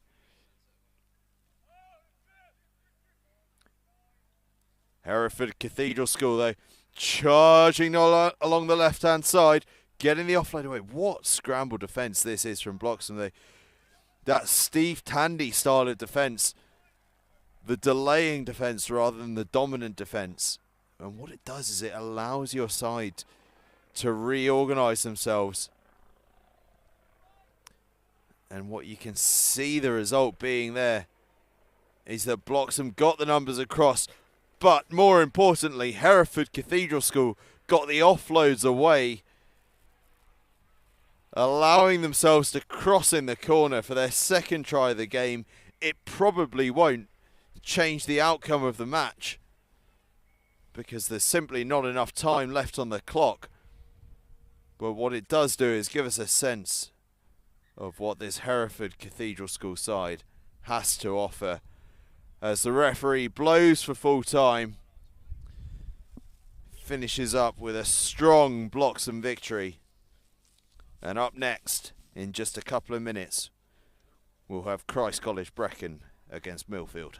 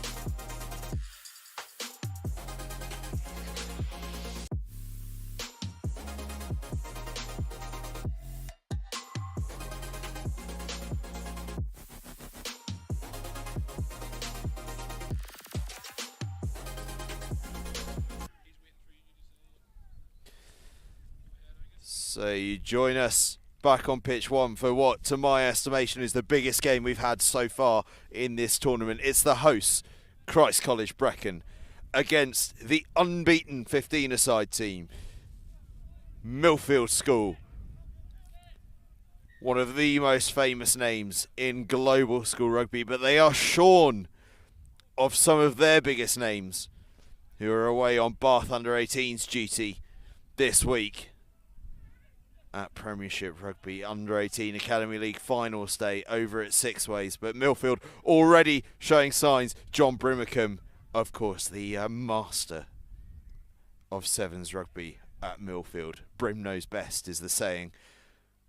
And when you watch the way that Millfield play sevens, you certainly see that. And away they go for a first try of the game. Do Millfield. Superb start from Millfield.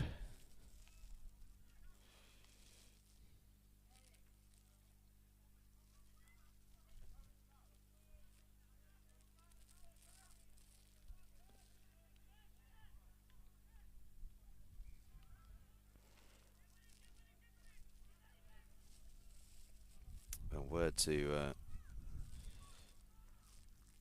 Mike Baxter as well, the Millfield coach, who I'm just pulling up an email from him, hence my silence there, with an update of the Millfield numbers, even better. And we see his charges doing their stuff. Sam Kerwin in the number 9 shirt making a bit of a break. But the home side, Christ College, with the turnover.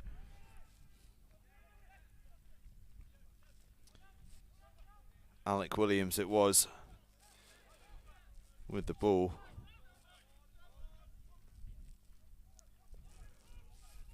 A wonderful counter-attacker. Hereford. Oh, Christ College. Wonderful. Wonderful strong running from Christ College Brecon. Down the left-hand touchline to level things up against Millfield.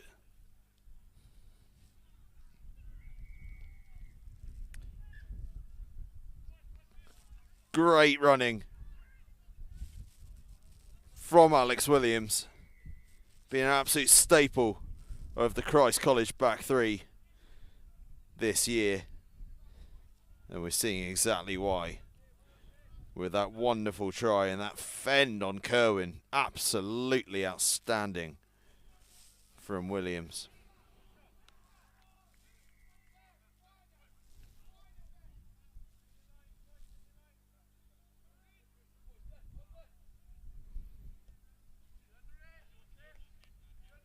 Christ College and hang it high. Kerwin tidies it up, but he's under all sorts of pressure. Tries to get the offload away, but it's scrappy ball. But over enthusiastic from Christ College. So Millfield have the penalty. Kerwin goes quick. Shifts it wide. Now they start to surge. Back the other way. Ollie Smith breaking through the line, looking for his support. Christ College do well to just bat it back. Jack Griffiths it was, getting a hand on.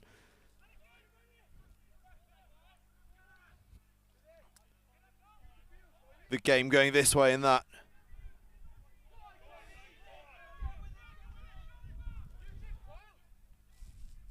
Price flings it wide to the left-hand side. So much space right now, both sides, incredibly narrow. Space everywhere.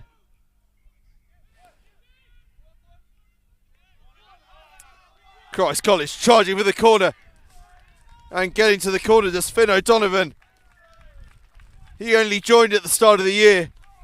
And now he's scored a try against Millfield.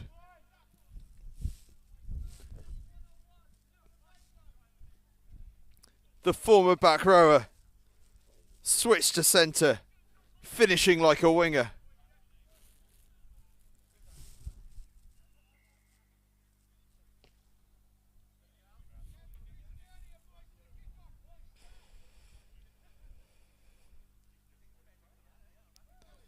And Christ College,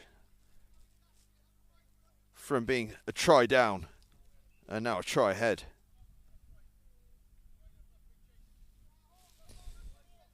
Great work from the host school.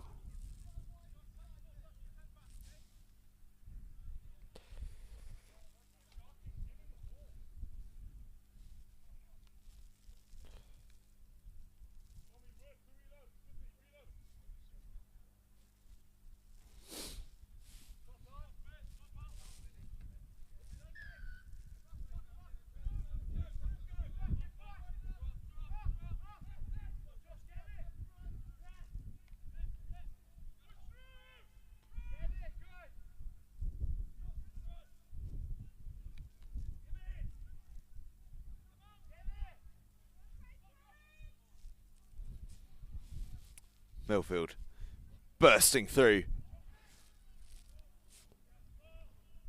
That's wonderful, wonderful work from George Cottrell to level things up. The communication between the players outstanding, and then the break through the middle from Cottrell.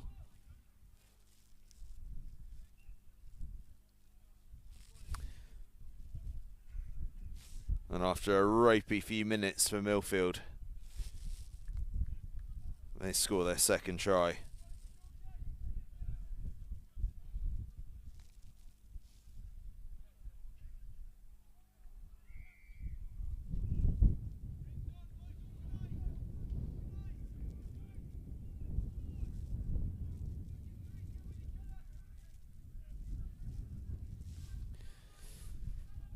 Millfield then hang the kick up high. Tapped back by Johan Emanuel.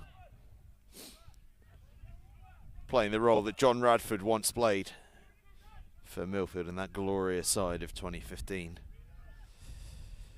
Kick-off retrieval, such an important part of sevens. Cohen and Williams going head to head. Cohen this time getting the better of Williams, and Millfield getting the turnover. Williams could have been in for his second try of the game, but instead Millfield have turned it over. Another great attacking opportunity here.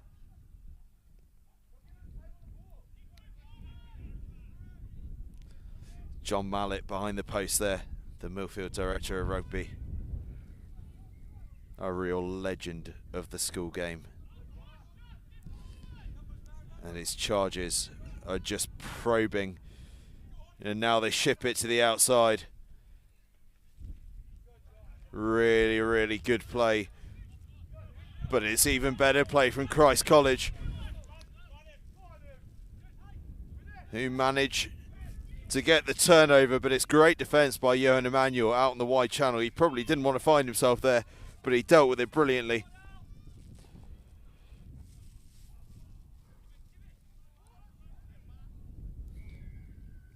And that's half time at 2 tries apiece. A wonderful, wonderful half of rugby here at the Christ College Brecon Invitational Sevens. 2 sides, 2 tries apiece. Christ College and Millfield.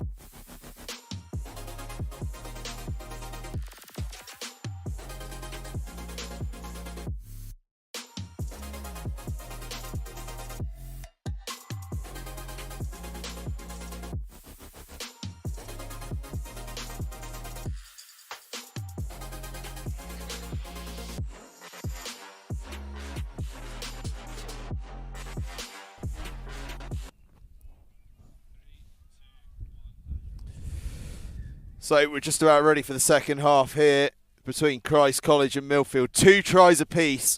It's been an absolutely cracking game. 2 sides that will have real ambitions of going for the title in this one. But I tell you what a group this is. We've got Christ College, Kings Worcester, Millfield, Bloxham and Hereford Cathedral School. And we saw what a performance Bloxham put in against Hereford Cathedral School. Well, I tell you what though, what a performance both of these 2 sides are putting in against each other, Christ College and Millfield. Millfield without a few of their star names owing to Premiership Rugby Under-18 Academy League Finals Day. The likes of Sam Harricks, Eric Nixon Castillo, Ian Davis, and plenty of other. George Timmins as well. What an impressive player he's been this season. Really, really come into his own over the course of the last few months, as George Timmins. So Millfield without a lot of those stars, and yet still they are performing so well. And by the way, just a little note you may have heard if you've heard us commentate on Millfield before. Those Millfield players in royal blue socks are Millfield players who have their colours. Always a useful little identifier of some top quality players are the boys in the royal blue socks. That's Millfield.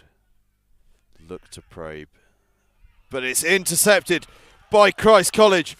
And away they go. Down the far touchline. I think Jack Griffiths, the head of Orchard House, school prefect,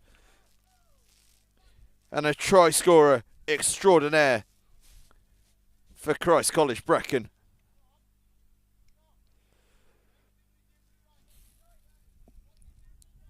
Wonderful, wonderful bit of rugby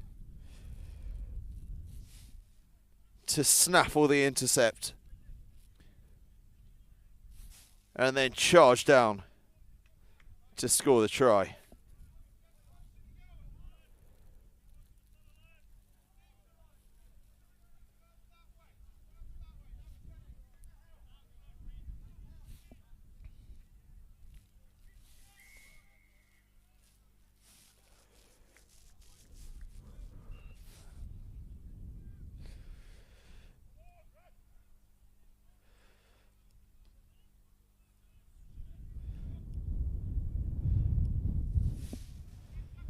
Millfield in possession.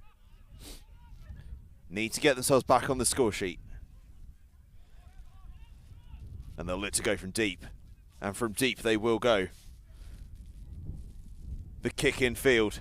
The old-fashioned centre field kick. Christ College under all sorts of pressure now. They've done well to gather. But Millfield trying to snaffle that ball and earning the penalty. And a yellow card to Christ College Brecon to boot. Millfield look to go quick, but the referee is going to call them back.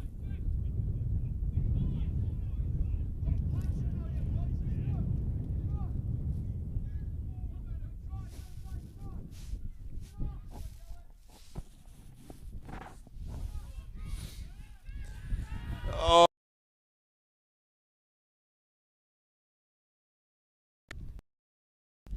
How about that for commitment from the hosts, Christ College Brecon, on the verge of a famous victory here against Millfield.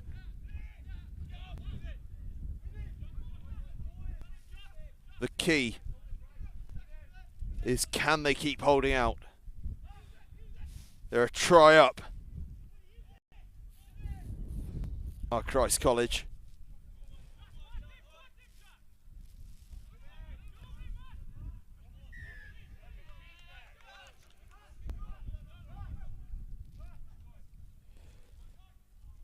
Millfield give away the penalty. The referee says not rolling.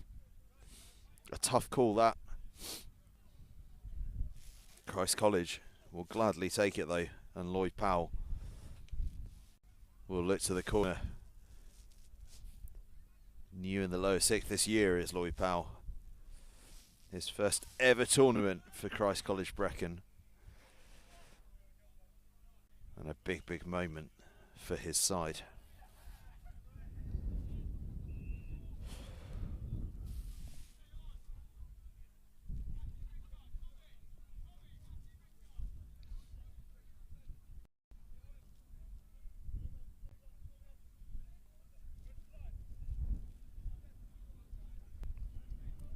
It's a slow setup to this line-out.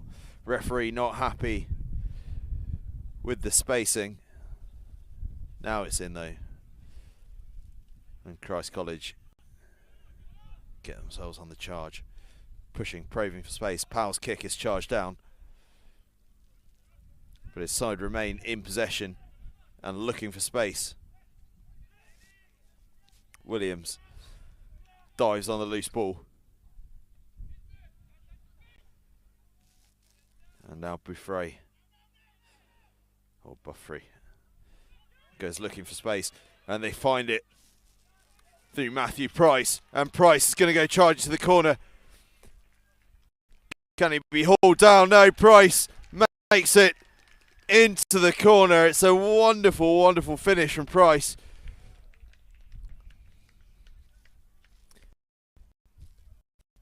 Had to use every little turn of pace in the armoury there to get himself away. But Price gets himself the try. And Christ College Brecon are on the verge of a famous victory.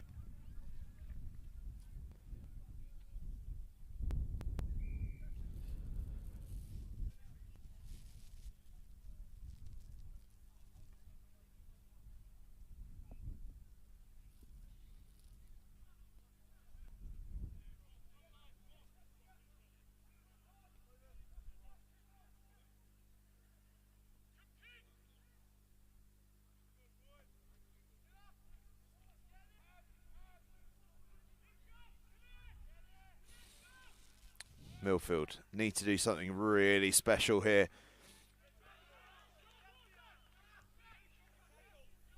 And special is what they are trying to do. Ball going through the hands. Charging through, try to get the offload away, but it doesn't go to hand. And it's all starting to get a bit rushed here. But Kerwin tries to do something about that.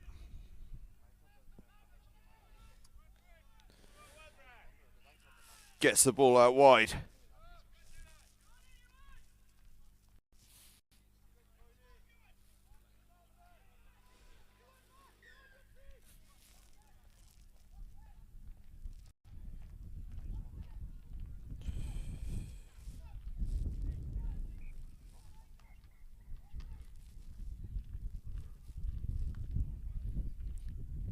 Cold temperatures out there,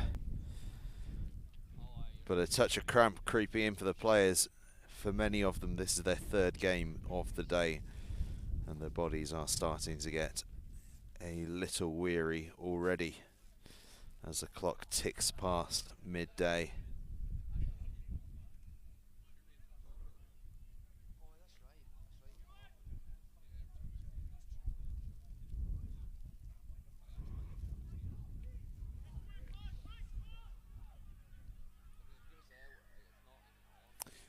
Millfield get things underway then. Looking to get width early and then cutting across the middle. And it's Kerwin on the charge. Kerwin gets it down. They'll need a quick conversion, will Millfield.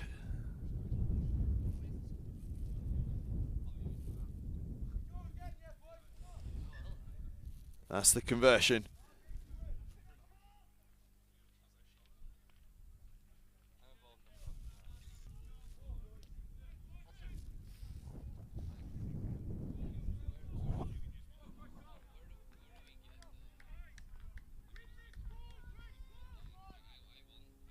Do you have the score?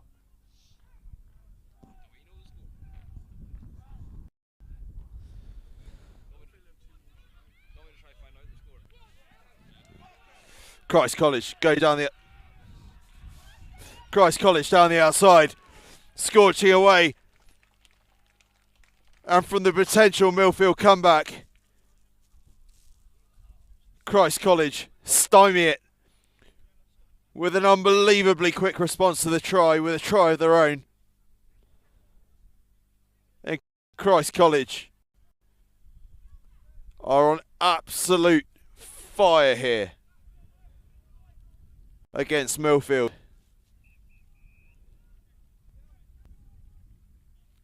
Absolutely sparkling stuff from the host school. Although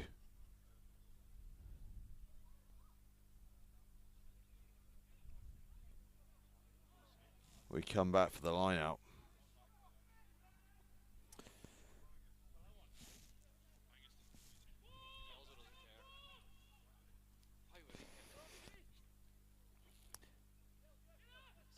So it came back for the line out. So Millfield still have the opportunity to come back, and they may well do.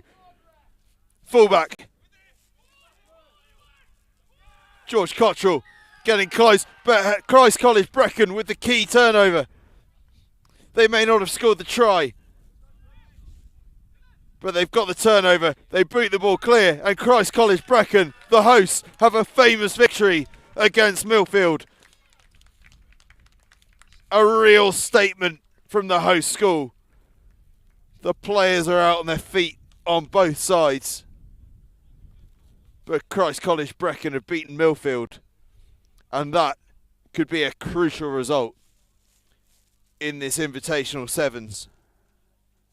And up next, very shortly on pitch 1, we'll be going to Pool B for Ellesmere College against Landovery College, followed by Hartpury College against Glantaf Cathedral.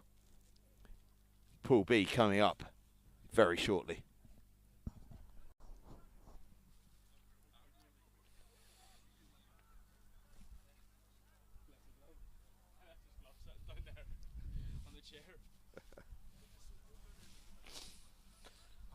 Fuck off.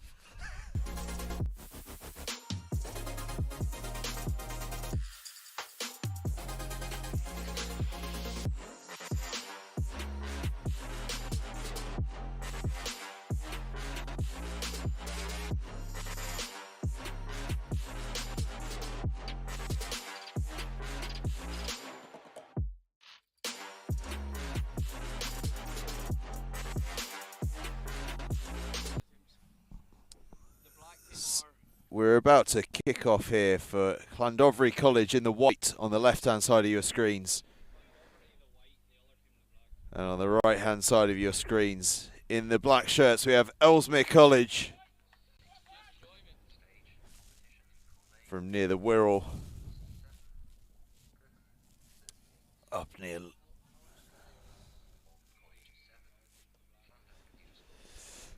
Landovery College then, in white.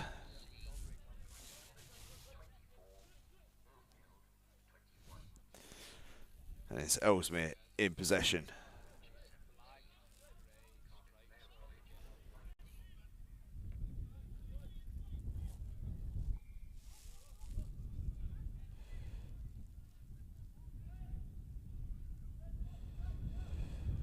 Landovery. A little tidbit to look out for with Landovery is the colour of their socks. Anyone playing in red socks has played in one of the key games in the Landovery season, and those games are Sedbergh and Millfield. In effect, wearing red socks is like having earned an Oxford or a Cambridge blue. If you're a Landovery College player, the school, of course, that produced the likes of George North and also Dylan Thomas, and it's Dylan Thomas. Let's cross the whitewash there for the opening try of the game in the left-hand corner. His favourite player was Sam Warburton, the former Whitchurch man. But Dylan Thomas finishing like the former Landovery man, George North, and he's given his Landovery College side a strong start here against Ellesmere College.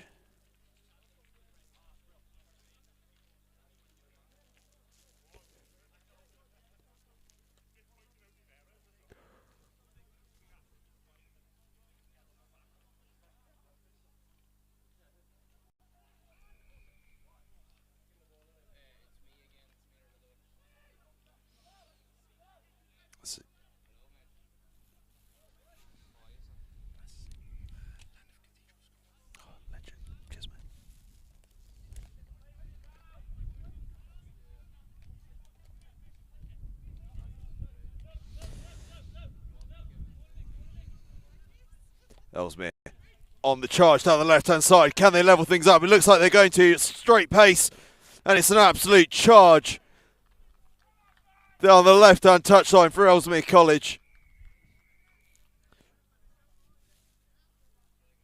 One of the great sides of rugby in the northwest of England are Ellesmere College, and a try that comes straight out of that playbook there. Wonderful work.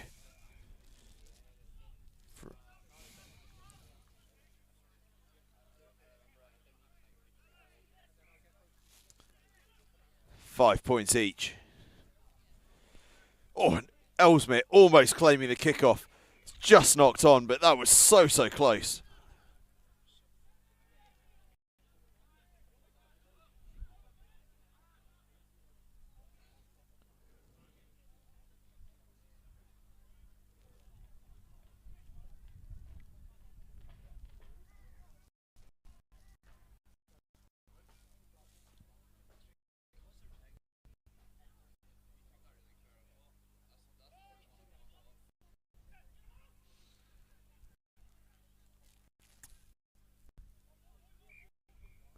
The scrum going this way and that.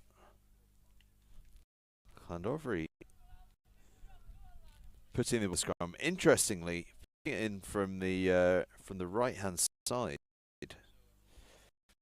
Tricky one for the hooker, but it's all about giving the scrum half, who in this case I think looks the opportunity. Scrum with a bit of pace does make the job of the hooker a little bit trickier. In effect, putting it in closer to the opposition hooker. Ellesmere, though, not worrying about scrums. They're on the charge. And they are looking for their second try of the game and a chance to go ahead. And they get across the line, and ahead they do go. College.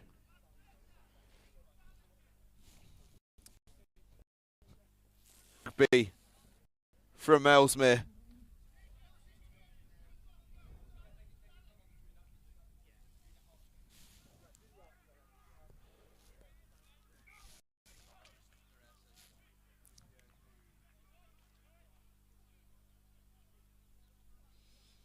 So Ellesmere College in lead here against Landovery College. Landovery, one of the great names, not just in Welsh schools rugby, but in all of schools rugby. One of the most storied sides around. But Ellesmere College paying no heed to reputation and performing superbly in this first half here at Christ College Brecon.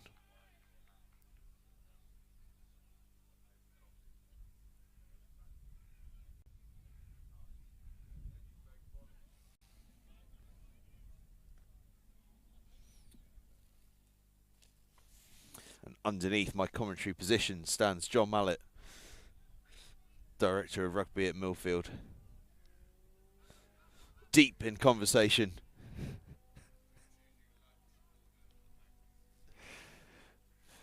Very luckily selecting his lunch order down there. A treat some of us do not get.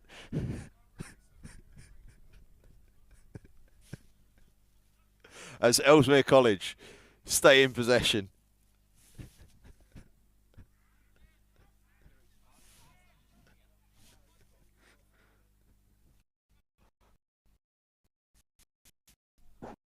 I wouldn't say no. Whatever.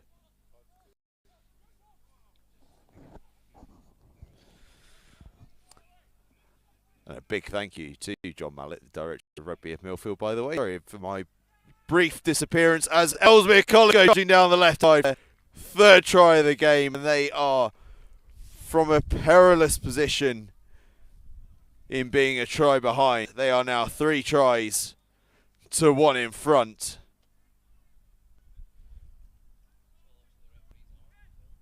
Scoring in the nick of time. As I was busy thanking Millfield Director of Rugby for delivering myself and our cameraman a cup of coffee. As we go in for half time with Ellesmere College 3 tries to 1 in front.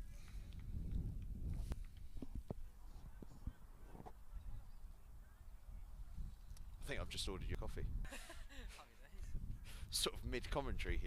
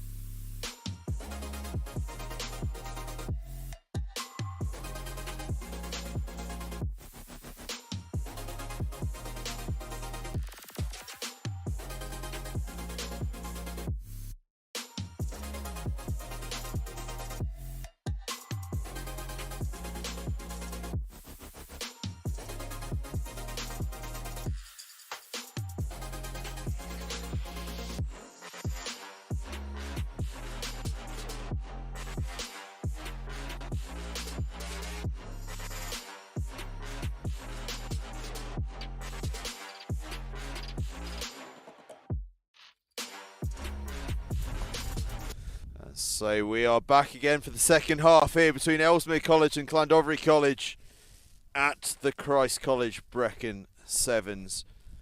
It has been an extraordinary first half. Landovery took a fast lead and were looking good for it. But then Ellesmere College came charging back with 3 wonderful tries and are now, as it stands, sitting in real control of this game.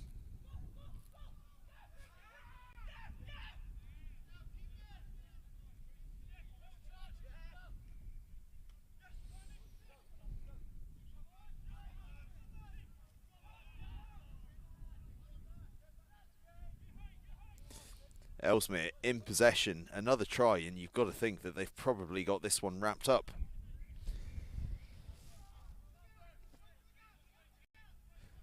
There's a long way to go yet though, but charge down the left hand side, but just a foot in touch as they thought they were away. Ellesmere College just missing out.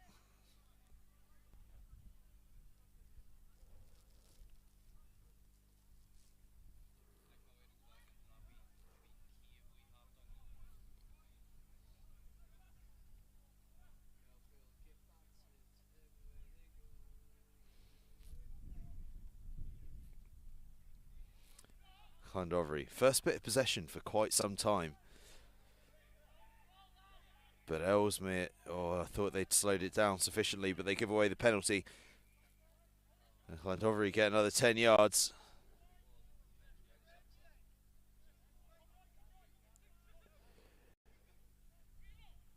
Shift it to the right-hand side, Landovery. And now, great gas down the right-hand side. That is extraordinary pace from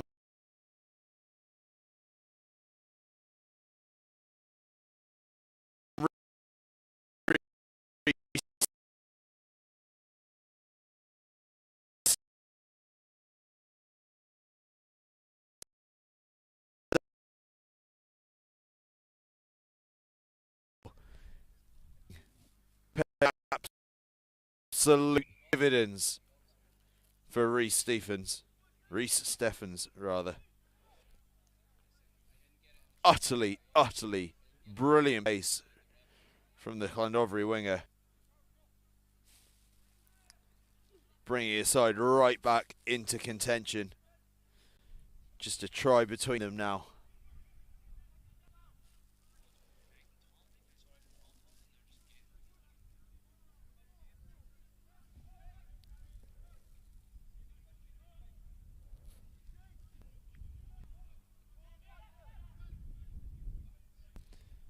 Ellesmere in the lead, but it's a more precarious lead than it was.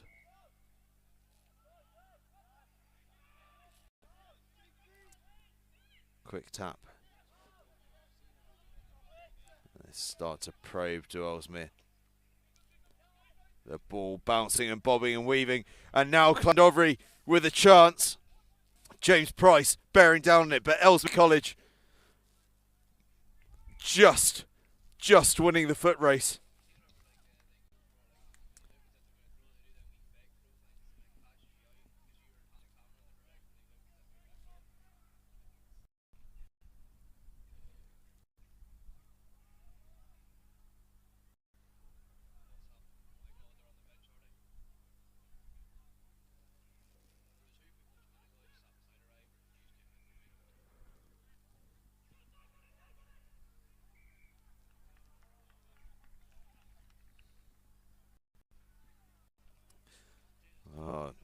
Ellesmere College spill their own label, and what that does is give Landovery College a scrum 5 metres out and a real attacking opportunity here for the Welshmen in this topsy-turvy game of sevens. Intricate play, and now it's a foot race to the far corner. And it's a foot race that Finlay Baker is going to win. The back three player. An absolute warrior in his side.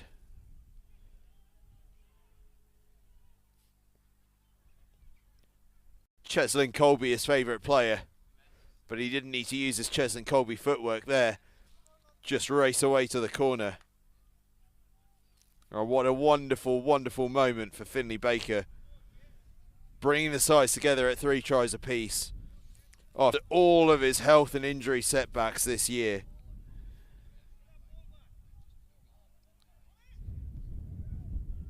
That will be a very popular try in the Landovery ranks.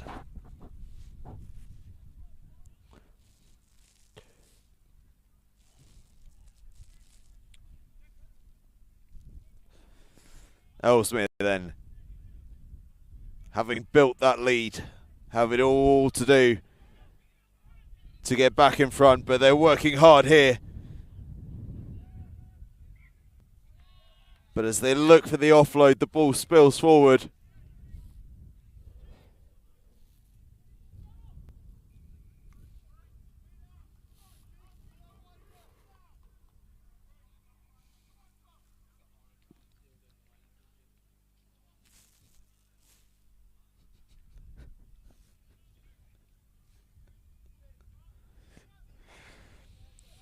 Landovery with the scrum.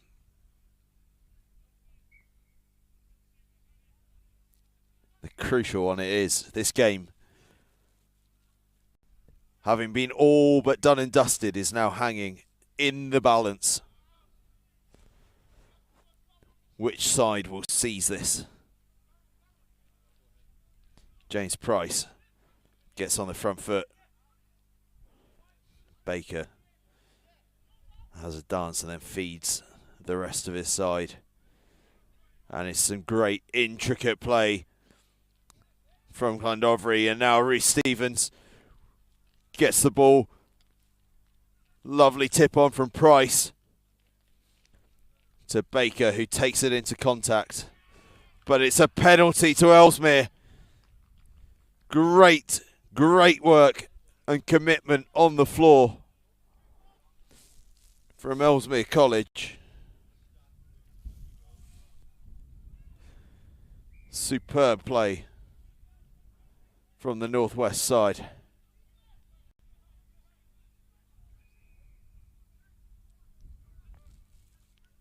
Ellesmere, they're through the line. The break is made. Can they complete it now? Grubber stabbed through. Which way will the ball bounce? Oh, it just evades everyone. And into touch it goes. And Ellesmere College, by virtue of kicks, have claimed the victory. An outstanding game of rugby between two sides that could not have given more. They simply could not have given more.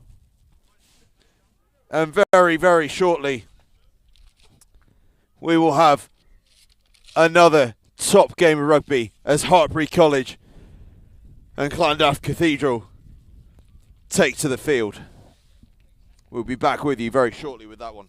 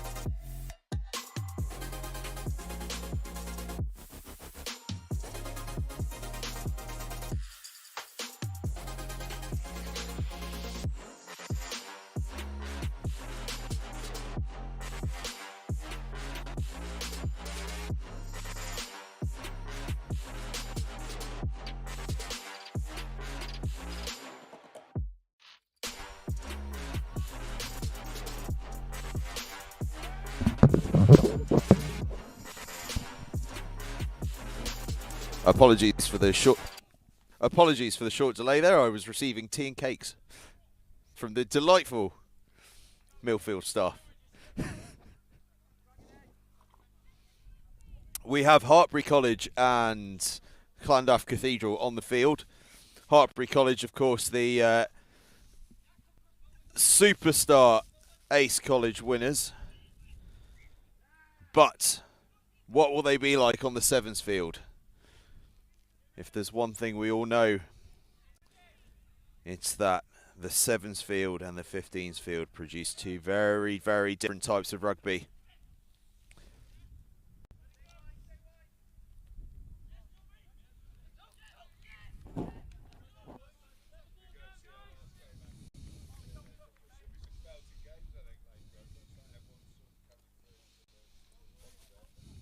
Top end should be good.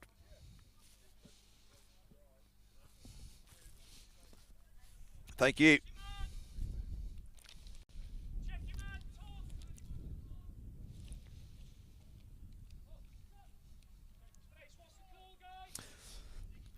Glantaf Cathedral with the put in. William Watkins. Co-captains for Ellesmere. Finley Hill and Jake Jones.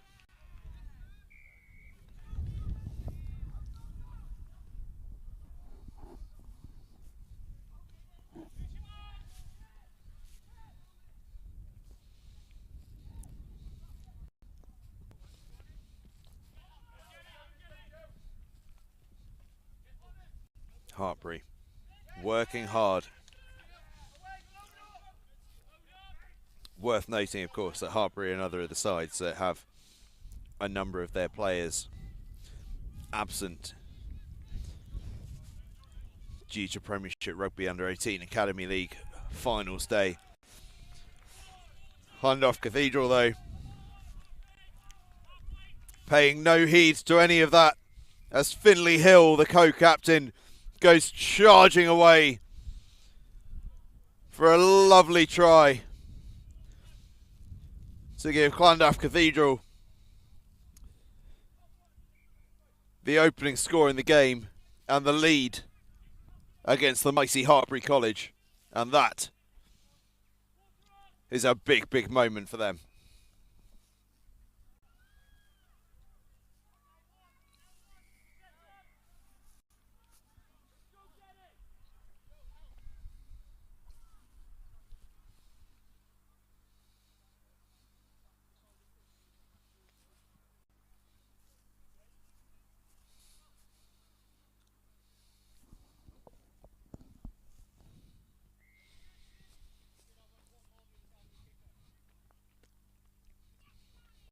What a start from Glantaf Cathedral.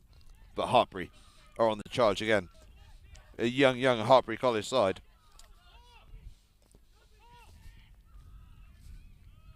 but a Hartpury College side that is full of ambition.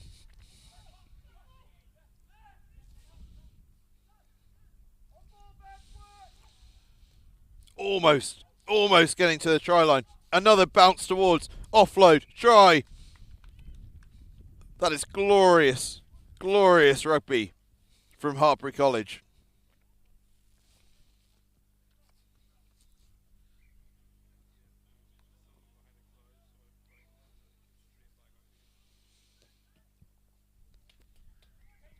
Conversion wide. But Hartpury College showing their magic.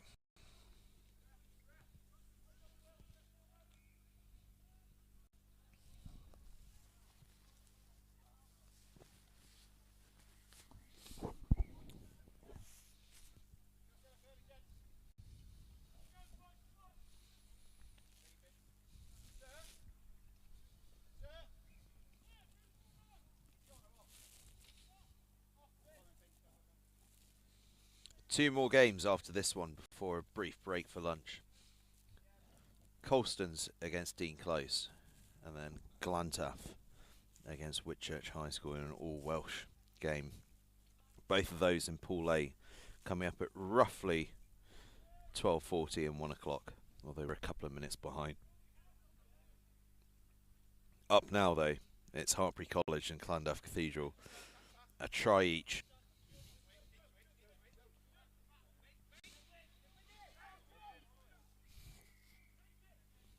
Both sides off to a really ambitious start.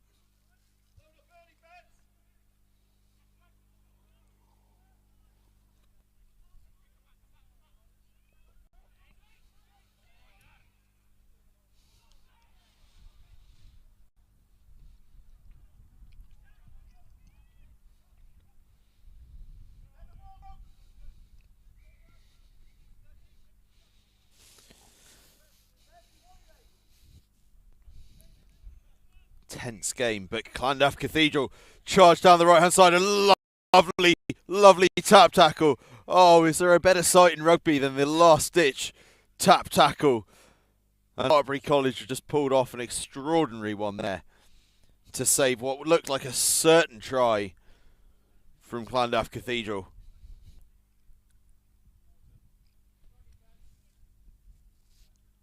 As the game moves ever closer towards half time. Glantaf with the attacking chance. Just a couple of metres from the try line. Hartpury though, showing that physicality. That's what the ace colleges are well known for, is that physicality. But Glantaf now through the line, over the try line, get the ball down. And for the second time in this game, they're across the whitewash and back in the lead. A fantastic bit of rugby from Landovery Cathedral. Absolutely brilliant.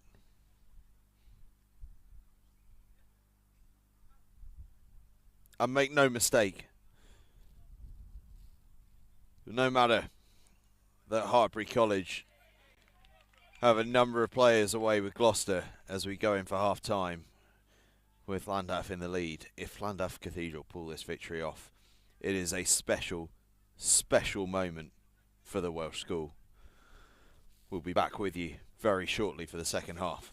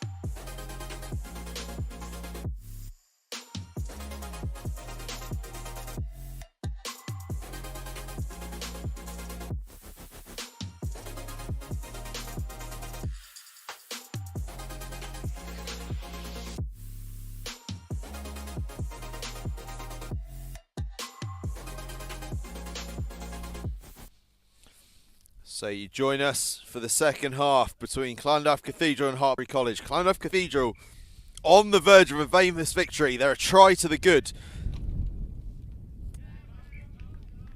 against Hartpury College. There's my coffee, apologies, my coffee spills everywhere. Hence the pause in my talk. One of those days, ladies and gentlemen, one of those days. On the field of play, though, more importantly, Hartpury College have the line out. Landovery Cathedral in the lead. And it's a scrappy ball. Glantaf almost turned it over, but Hartpury just about get it back. So now they look the long way round, trying to get around the outside. Go Hartpury College, and they've made it round the outside just about. Force the ball back inside. Spills, but it's tapped back. Turnover, Landovery. Landovery Cathedral, rather. My apologies.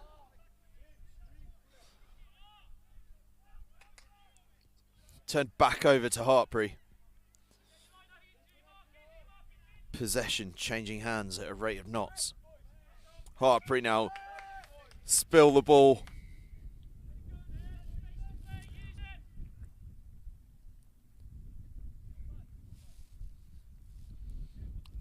And that'll be an Landovery Cathedral put into the scrum.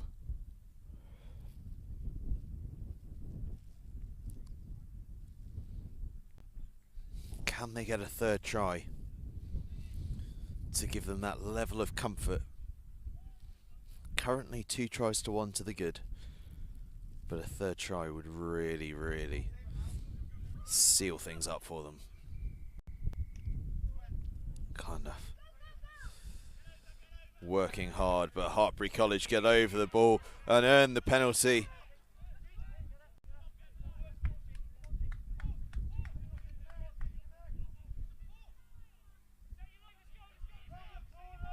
Hartpury probing, darting. It's all very narrow though. They start to get a bit wider now though, and as they impart some width, so the gaps come with it, and Hartpury College are streaking away towards the try line, almost underneath the sticks. Go Hartpury College, and they've levelled things up with their second try, and this is going to be a nail biter of a second half.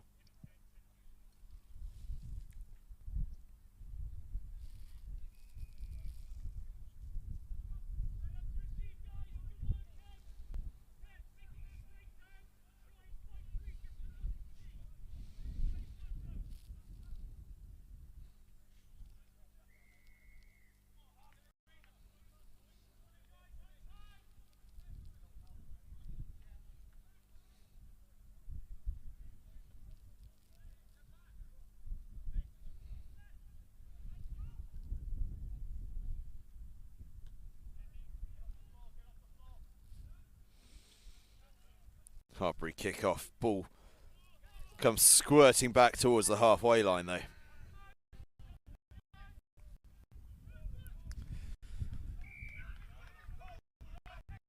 Glantaf give away so Hartpury get themselves on the charge as the wind starts to howl around here at Christ College, and Hartpury are making big strides down the right hand side.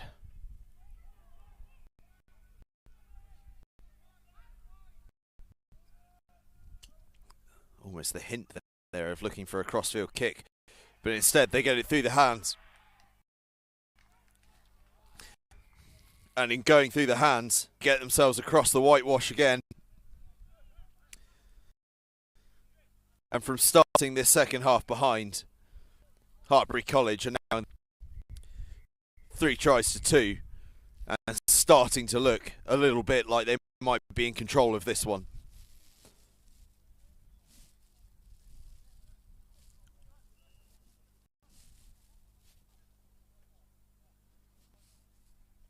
A reminder that next up Here on pitch 1, an absolute cracker of a game. Colston's against these two wonderful, wonderful institutions.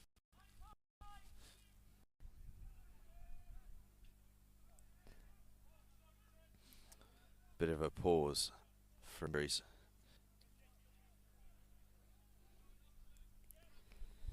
That's Cardiff Cathedral. Move their injured players around. Gives me a chance to talk about one of our partners, Return to Play.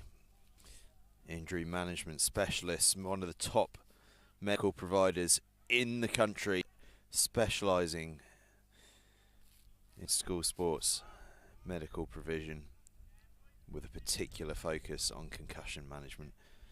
And there really has never been a more important time for the work that they do than now. That's Return to Play. Do look Return to Play up for your medical provision. They are utterly fantastic, and I speak from personal experience on that front. They're absolutely outstanding, making a real difference.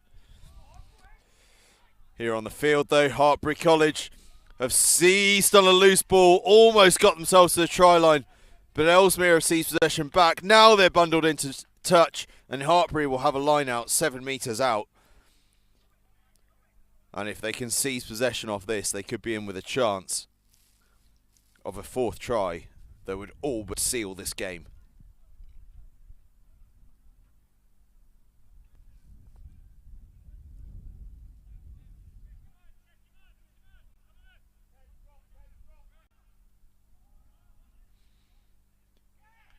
But Hartpury don't seal possession. They knock the ball on. So Ellesmere College have a scrum and a chance. They'll have to go from deep, but this is sevens. Anything can happen.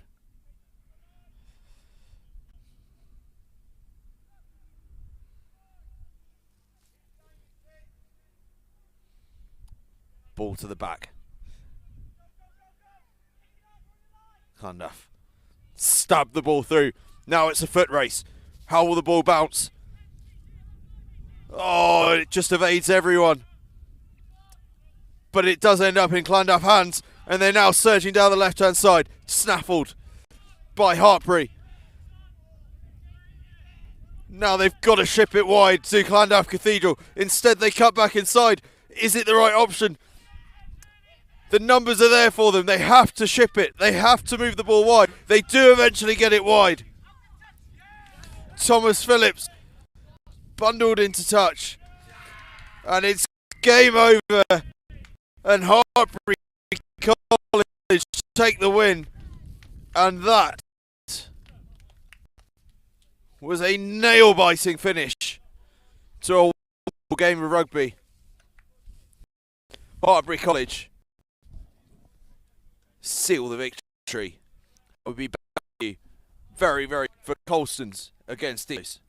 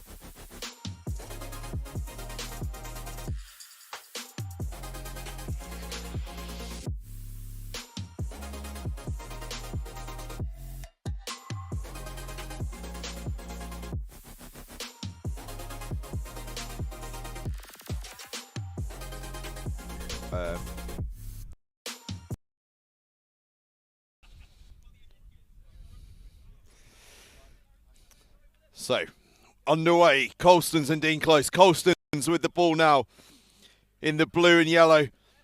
And they charge away for a quick try to begin the game here from Colston's. What a start from Colston's. Of course, we saw them earlier on the live stream.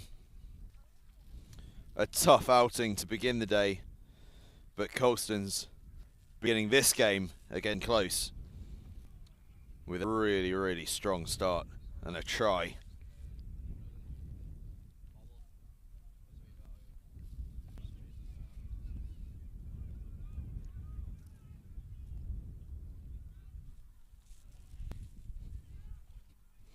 Just a reminder of the schedule here, by the way.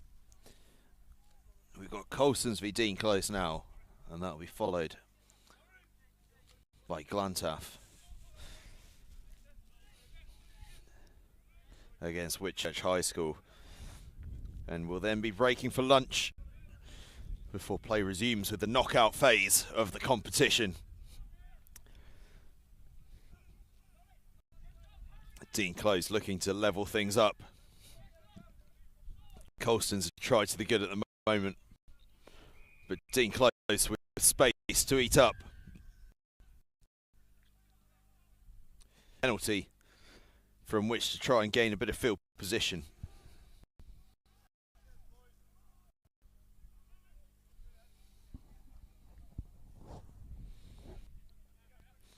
Dean Close look like they're showing a bit of patience. Looked a little scrambled in their earlier game on this field, but looking far more patient in this one as they stab the ball through. It just runs away from them.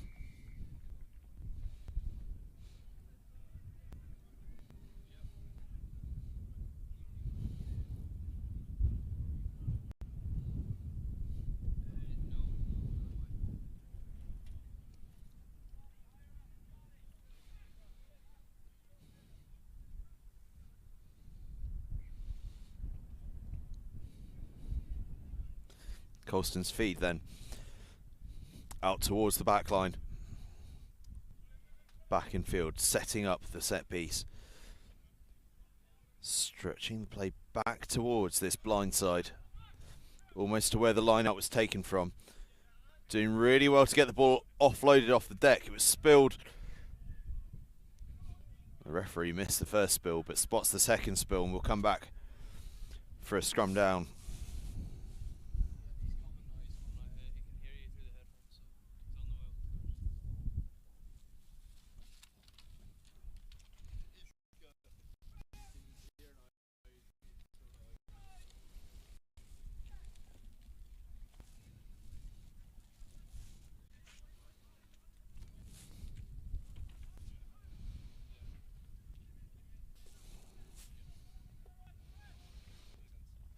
Dean Close.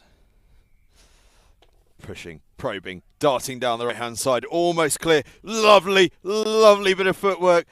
Can they get themselves across the line? Yes, they can. And Dean Close level things up at a try piece.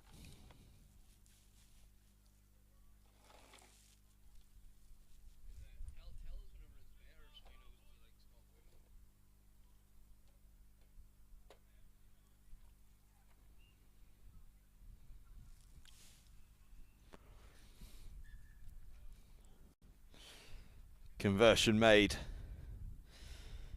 And Dean Close, well, that was just brilliant footwork down the right hand side. Simple finish in the end, but the footwork was delightful.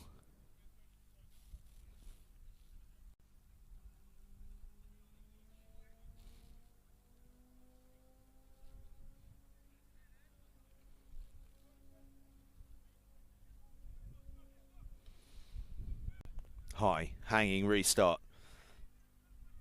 Really well taken by Colston's, who now look to try and engineer some space by going wide. Doing really well to get the ball through the hands. Never an easy task. under such defensive pressure, but they're doing well here. Up into the 22. They've gone 22 to 22. Now they need to spread it wide. The space is here if they need it.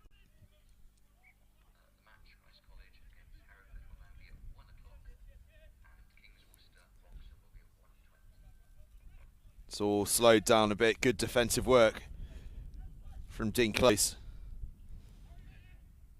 Now Colston's look for the short pass. Can't quite get it away. It's a shame because that's where the space was. Now they just nip around the fringes. Got to show the patience here, and they do. A simple finish in the end for Colston's as they just walk through the gap in the defence.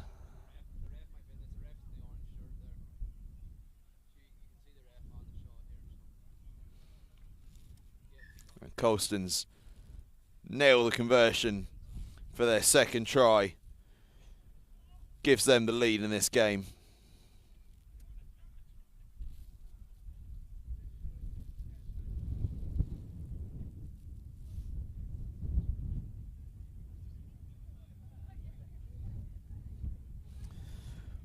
Blustery old day here at Christ College Brecon.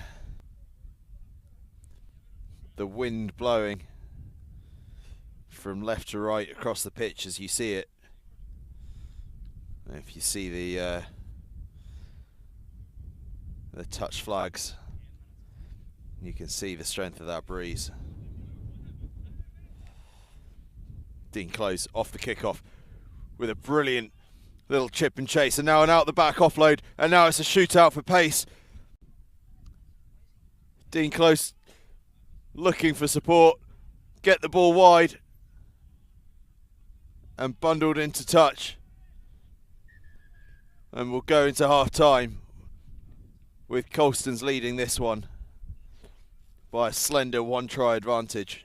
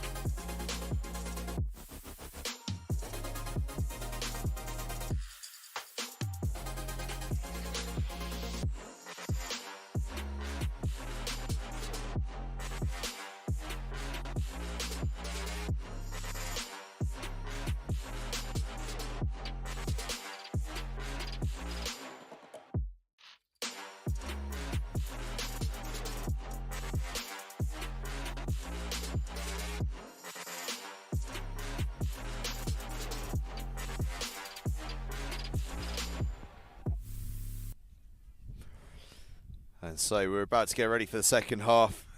Dean Close have been ready for kickoff for some time. Colston's just emerging from their huddle.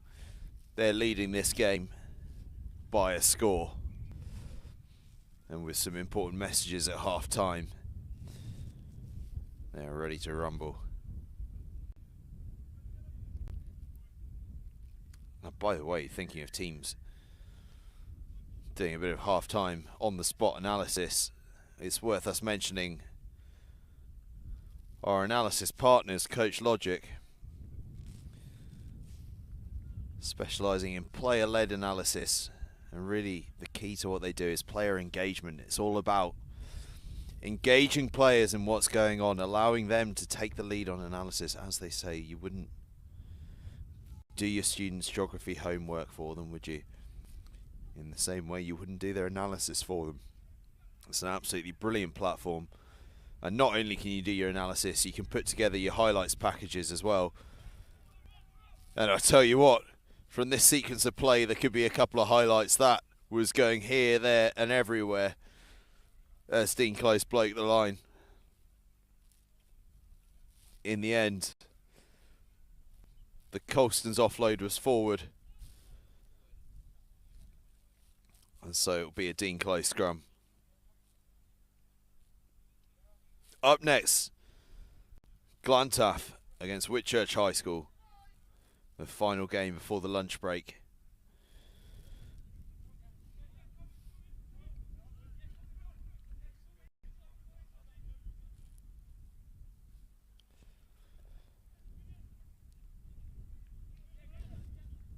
Dean Close working hard. Good bit of cover from Colston's. The work that these sides are putting themselves through is incredible.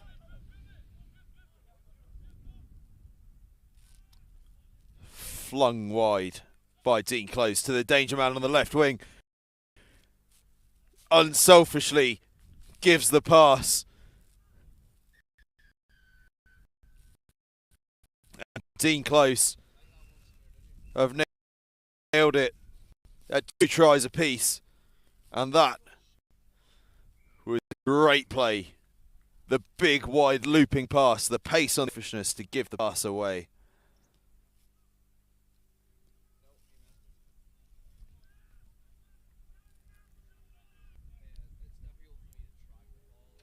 What a game so far.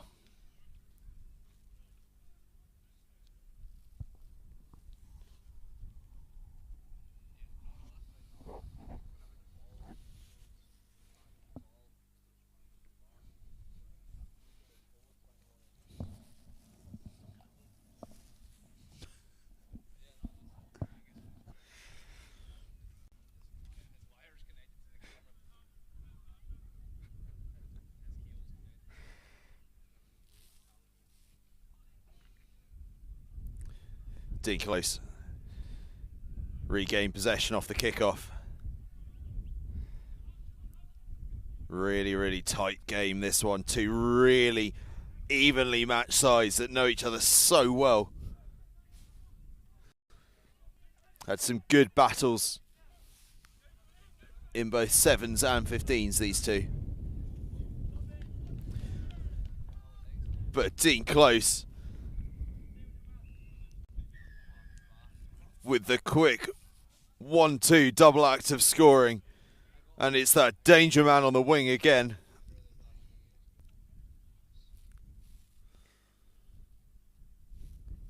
Another scorching score for Dean Close. And having gone in at half-time behind, they have quickly turned things around.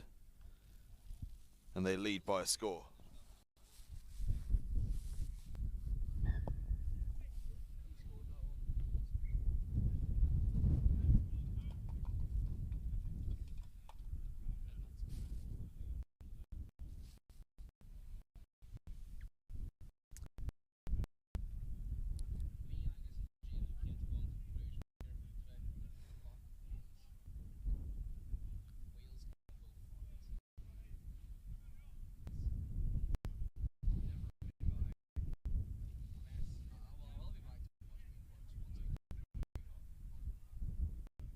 Dean Close then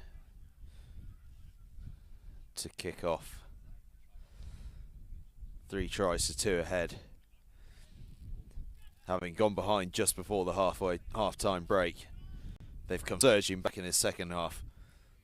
But Colston's will look to go from inside their own 22. Pushing, probing.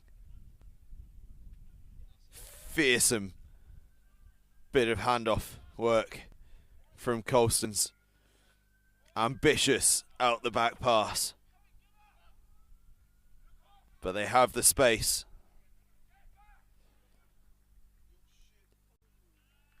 And Colstons are going to stroll home. And they're going to end up underneath the sticks because no one has closed that space off from Dean Close. And Colstons have done a great job, although they've, I think, just received a yellow card for a bit of afters following the try.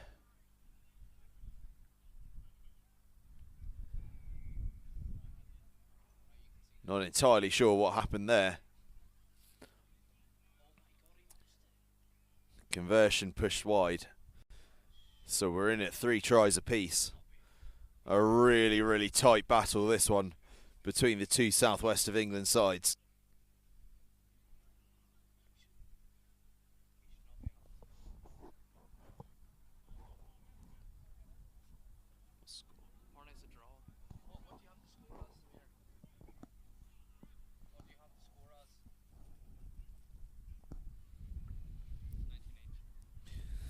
We're level, 19 apiece. Just a couple of minutes remaining. This could go any way, but Colstons are now down to 5 men. The door is wide open for Dean Close now. 19 all, but it's 7 players versus 5. With just a couple of minutes left, and Dean Close go. Can they go the length? It's all going to be about fitness here. Can they weave their way towards the try line? They do, and that could well be that. They get the ball down. The numbers game, in the end, just causing Colston's too many problems. Not enough men to clear up the spaces, and Dean Close, with the final act of the game, claimed the victory to beat Colston's 26 points to 19. What a fantastic finish from Dean Close. Well, what a fantastic game of rugby that was. Drama right to the last. And up very, very shortly, we're going to have Glantaf against Whitchurch High School. Do join us for that in a classic all-Welsh battle. We'll be with you very shortly.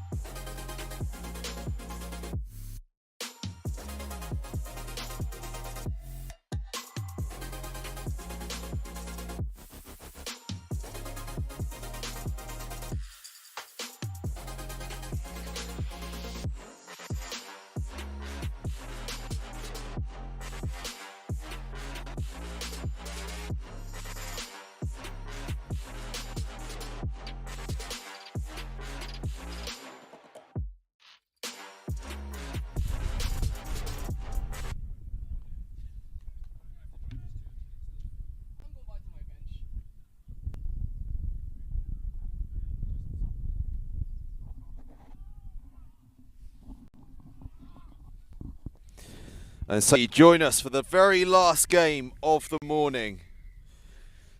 Glantaf in the blue shirts on the left-hand side of your screen against Whitchurch High School, kicking off in the black shirts on the right-hand side of your screen. Whitchurch, of course, the school that produced Sam Warburton, Gareth Bale, Geraint Thomas, an absolute production line in top-class sportsmen. Glantaf, though, off to an early charge, and it's Yeston Thomas, the upper sixth former at centre, that gets himself through. Glantaf, of course, with some top centres in their time. Jamie Roberts, an old boy of the school.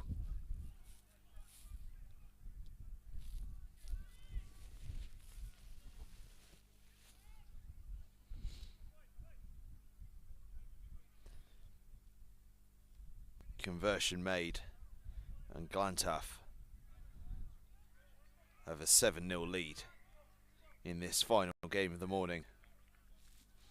To let you know the schedule on the live stream after lunch, at 2 o'clock we'll have the bowl semi-final, followed by 2 cup quarter-finals at 2:20 and 2:45, one of the cup semi-finals at 2:45,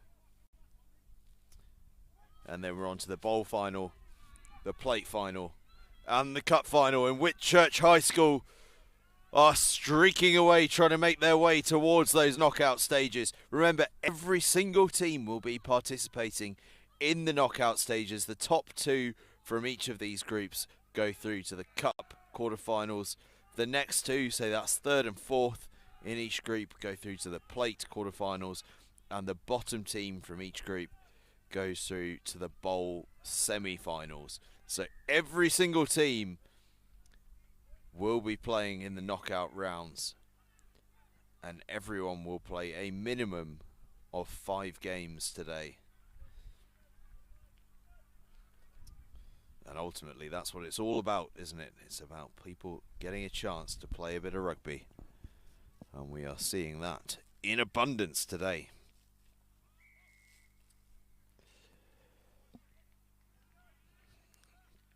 Glantaf lead here, 7 points to 0. They've got the put into the scrum, but it's Whitchurch that are in an attacking position. Glantaf are going to have to try and play out from their own try line. And they get the ball right out wide. Try and get themselves in a bit of a foot race, but they're well snagged by Whitchurch. And they were held in the tackle. So we come back for a Whitchurch penalty.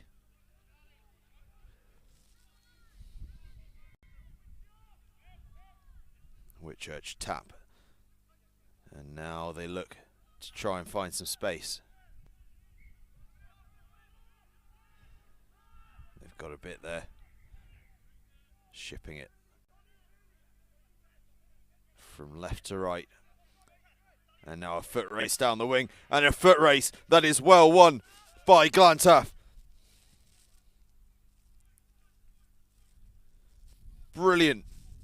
Brilliant pace from Regan Price. As described to me earlier today, raw, but with plenty of pace. And I'll tell you what, we saw that pace right there.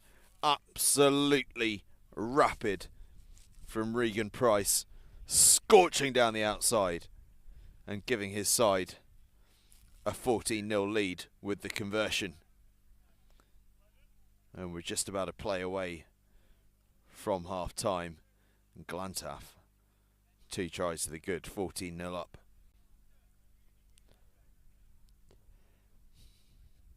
And they're starting to ring a few changes on Glantaf. Although they may want to ring a couple more, because currently they've only got 6 players on the field.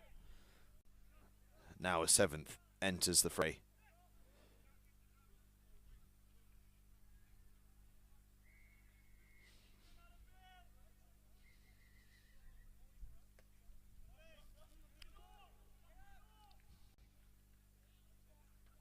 Ball spilled from the kickoff, but Whitchurch tidied it up in the end. And they're now back to that probing look, getting the offloads away. But the pass just going behind the man, stymieing that momentum. If they can get the ball where they need the ball to go to, this Whitchurch side has a lot of danger about it.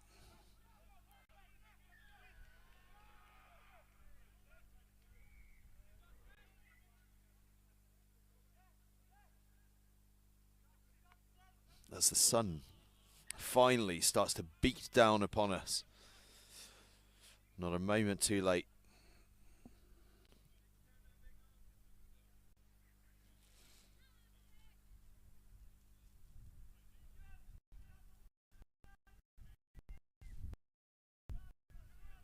Glantaf in that opening game of the day, shorn of a few of their Wales under-18 internationals, Tom Weekly, Harry Wild and Rhys Burleton. But of course everyone today is short of a few, particularly the English schools, what with the Premiership Rugby under-18 Academy League finals taking place at 6 ways over the course of today.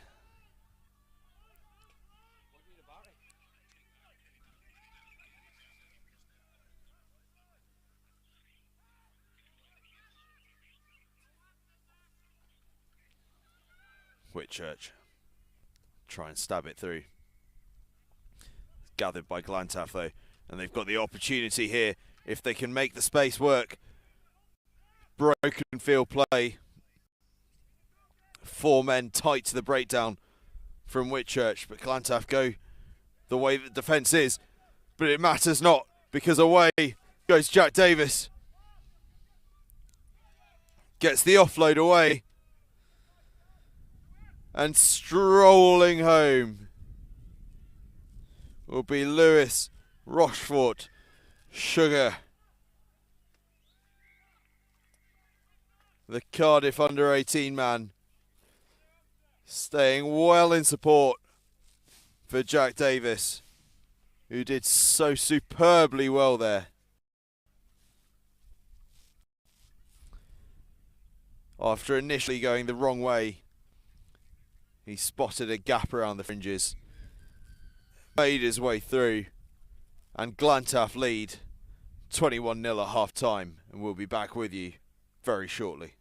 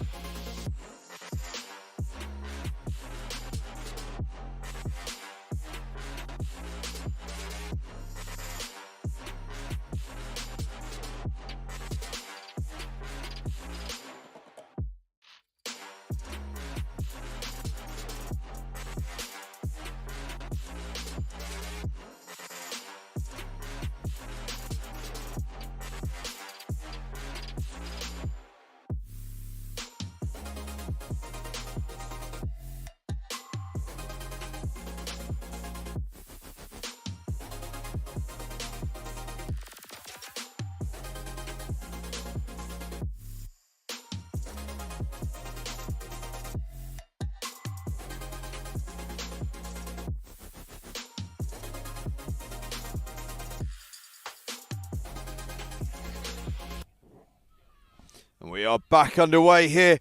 Glantaf leading 21 points to 0 against Whitchurch, but Whitchurch High School are on the attack at the start of this second half, but it's stolen by Glantaf.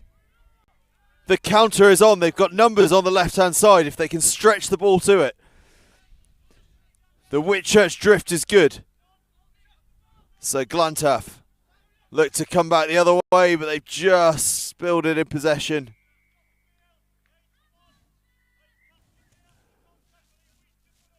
Well, an electric start to the second half, but it all comes to nothing in the end.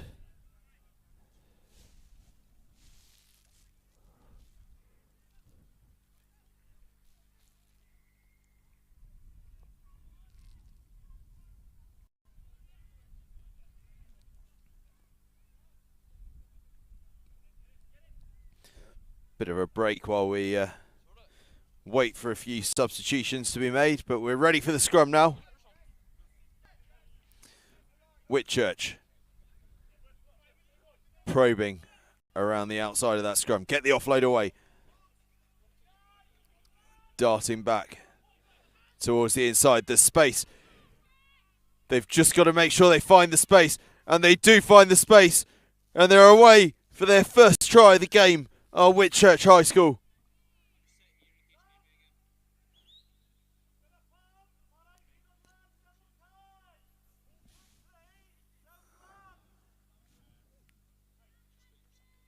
As we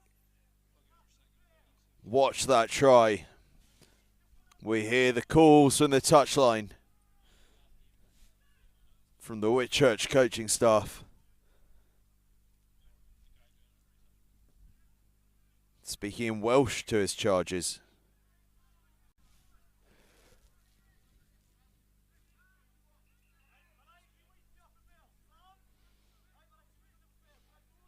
Seems almost bizarre to admit, but today is my first ever trip to Wales.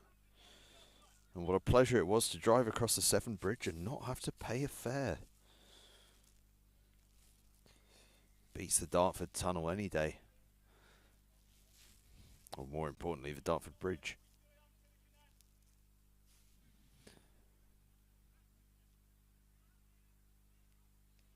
Nothing quite beats the Forth Road Bridge for me though. Not least because it tends to mean you've had a trip in Edinburgh. One of their great cities. It's there but a fortnight ago for the Scotland v England game in the Six Nations. An outstanding occasion. And I'll tell you what, it's not a bad occasion here at Christ College Brecon either. Glantaf leading 21 points to 5 against Whitchurch. And away. And it's going to be 28 points to 5 for Glantaf. A searing break from Ben Garrity, the Cardiff under-18 lower sixth winger. He's been training with Wales under-18. And he can run the 40 metres in under 5 seconds. Which I have to say is almost disgustingly quick. Very upsetting.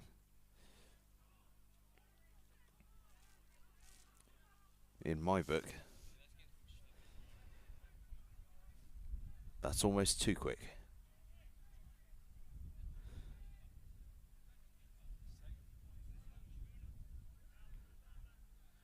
And of course the 40 metres these days is the real test of speed when it comes to rugby activity. 100 metre times are interesting, but not that relevant on the field of play. 40 metre times, however, very relevant on the field of play. Free kick Whitchurch. Glantaf kick didn't go 10, so Whitchurch are on the attack. And going nicely. Try to stab a grubber through, but Glantaf have it back. Get the offload off the deck. And now they look to use the full width of the pitch. Soaking up the offloads. Soaking up the defensive pressure. Doing what they can to keep the ball alive.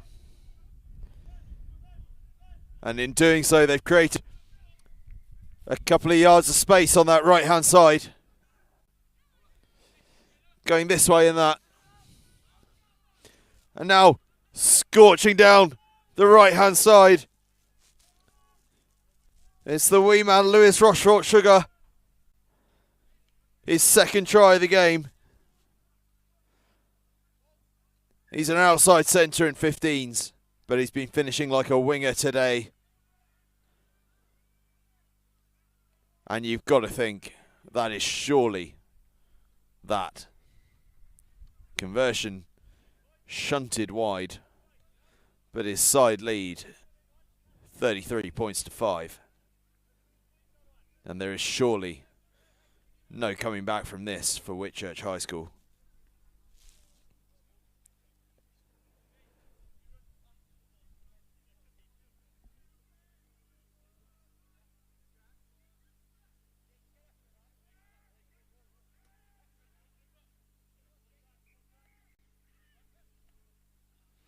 Whitchurch, though, straight from the kickoff. One pass.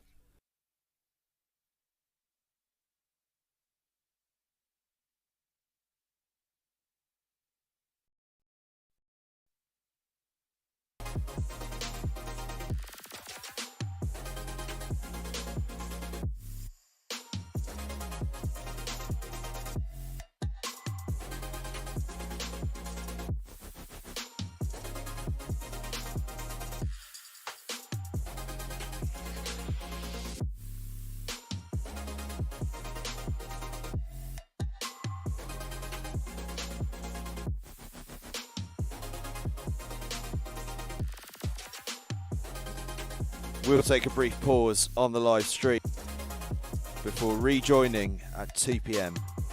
with the bowl semi-final, which will be followed by back-to-back quarter-finals, the cup semi-final, the bowl final, the plate final, and then we'll be rounding off at 4:30 with the cup final. So until 2 o'clock, we're going to leave you now to have a bit of a bite to eat yourselves, a bit of a rest. We'll go and refresh and replenish ourselves, and we'll be back with you at 2 p.m. for the bowl semi-final.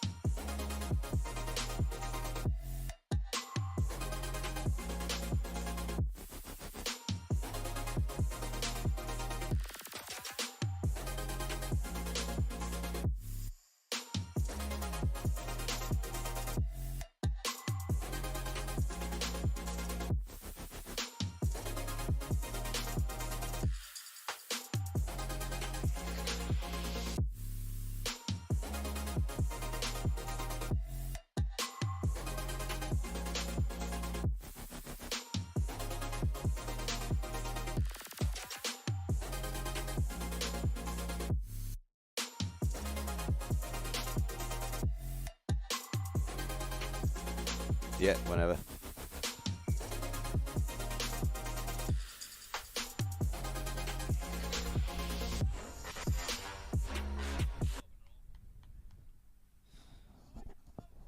I live, yeah? Hello and welcome back. Hope you've enjoyed your lunch break. We've certainly enjoyed ours, and the sunshine has come out to play here at Christ College Brecon. We're about to kick off the afternoon's proceedings with the bowl semi-final one. That's Colston's against Ellesmere College.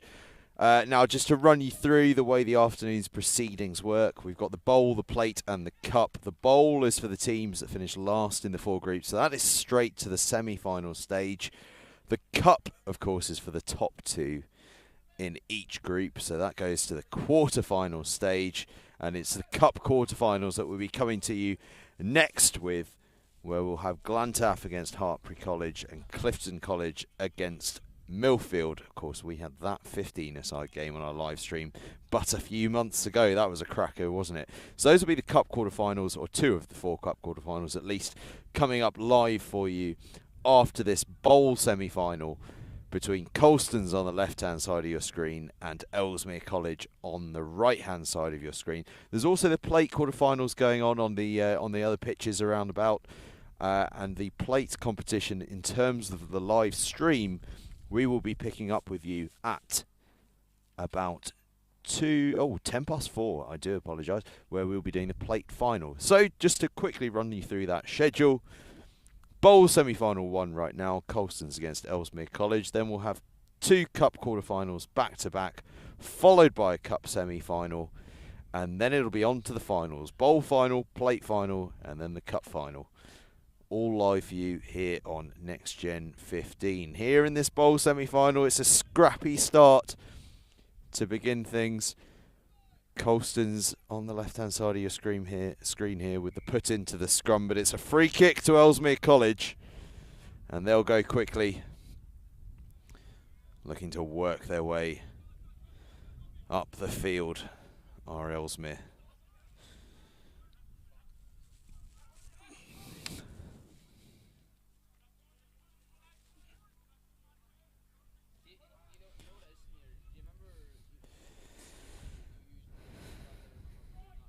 Ellesmere with space around, but they choose to go direct, get the offload away. Colston's closing the umbrella up, trying to evaporate all the space from Ellesmere, but Ellesmere go wide and look to move it. And now they have the chance, a 2-on-1, if they can get the pace up. Pass goes behind the body though, so we'll come back and move in field, and Ellesmere still maintaining that momentum. Get the ball wide, but Colston's pounce on the loose ball. Now it's their chance to counter-attack. Spilled backwards, it's bobbling and bouncing everywhere. It's anyone's ball, this. Colston's now with a bit of possession, and finally the ref calls a halt to proceedings with a free kick to Ellesmere College. A penalty, in fact, as he straightens his arm out.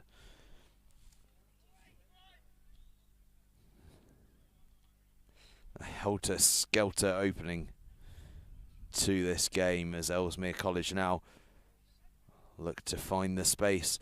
Great footwork, but even better defence, and it could be a penalty. And it is a penalty. Colston's recovering brilliantly from the line break.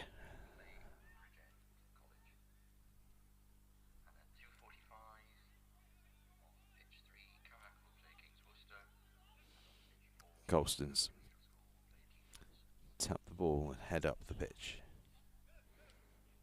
Really physical game of sevens this, although that tackle just drifted a bit high. And it'll be a yellow card to Ellesmere College for not retreating 10. And it's been a theme of the game, actually, is that referees have been quick to look to the yellow card, punishing any kind of cynical play. And what's also been key has been the way that teams have countered when up against only 6 men. 6-man Ellesmere, though, recovering possession. And at the moment it's 6-on-6 because Colston's have a man down, although he's just got to his feet.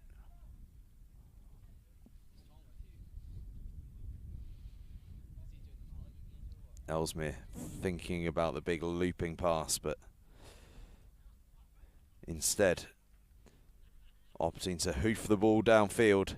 Kick chase is a bit disjointed though, although there is a pod of 3 that have kept up with play. But again, a high tackle gives Colston's the penalty in the free play, and they're away. A good step will score the try here, and a good step does indeed score the try, the opening try of this bowl semi-final, and it goes the way of Colston's. The extra man paying dividends for the school that once dominated English schoolboy rugby.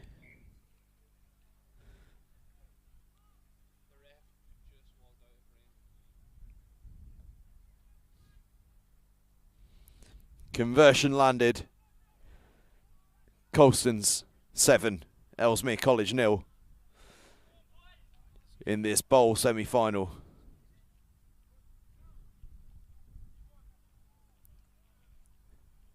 As we see Clifton College coach Matt Salter trotting along the touchline here at Christ College Brecon in a pair of shorts. Extraordinary stuff. Clearly made of sterner stuff than your commentator today. Ellesmere working the ball from right to left. But Colston's have poached it, and now they're on the break, and if they can get the pass away in the nick of time, they don't quite, but they may yet find the space. Ball softly pass out. Have Ellesmere managed to recover? I think they have. Although unbelievable strength in the tackle from Colston's. As they get ever nearer the try line, and across the try line they go. For a second try of the game. A 12-0 lead. And with the conversion almost sure to be landed, it'll be 14.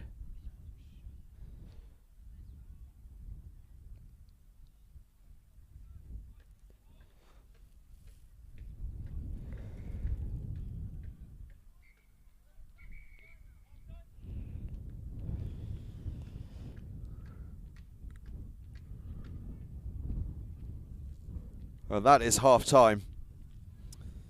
Colston's leading Ellesmere College 14 points to 0. It was a tense opening to this bowl semi-final, and it's closed with Colston's in charge of it.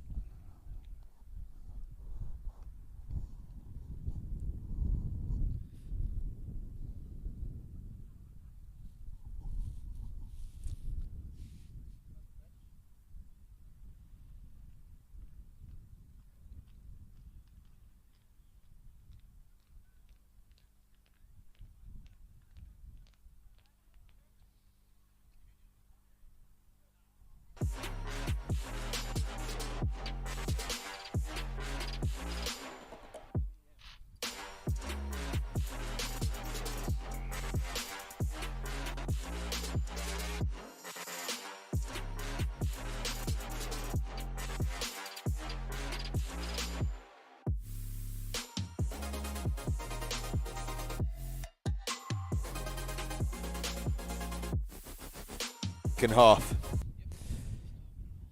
Ellesmere College on the left-hand side of your screens, 14-0 down against Colston's. Ellesmere College ready to kick off in their blue and white hoops. Colston's on the right-hand side of your screen in the blue and yellow. Catch the restart safely. And search through the middle. Colston's absolutely on a charge.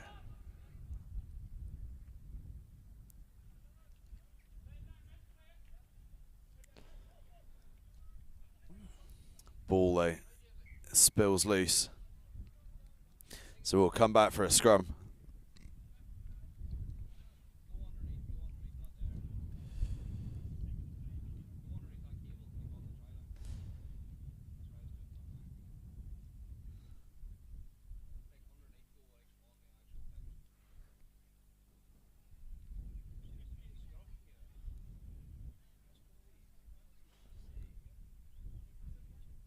Scrum down.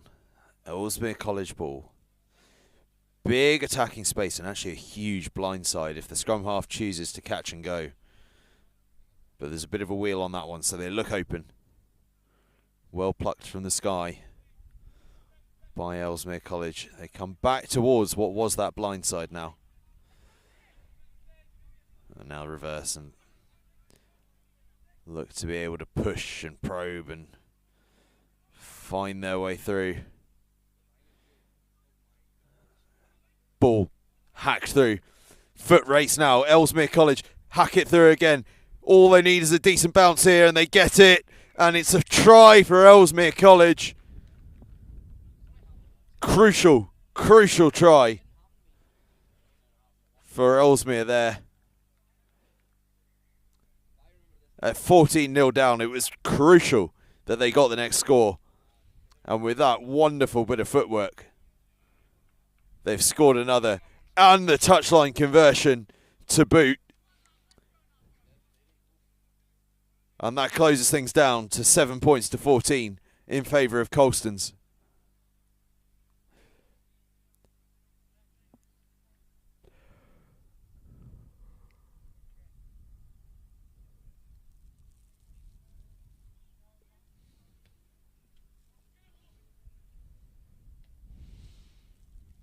Colston's then claim the kickoff.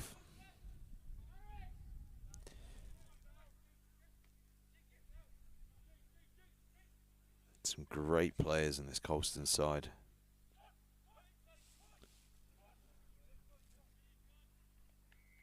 And among those great players, charging down the left wing, go Colston's, responding to the try from Ellesmere College absolutely perfectly. The perfect response. Conversion missed, but Colston lead 19 points to 7, and there's not too long left.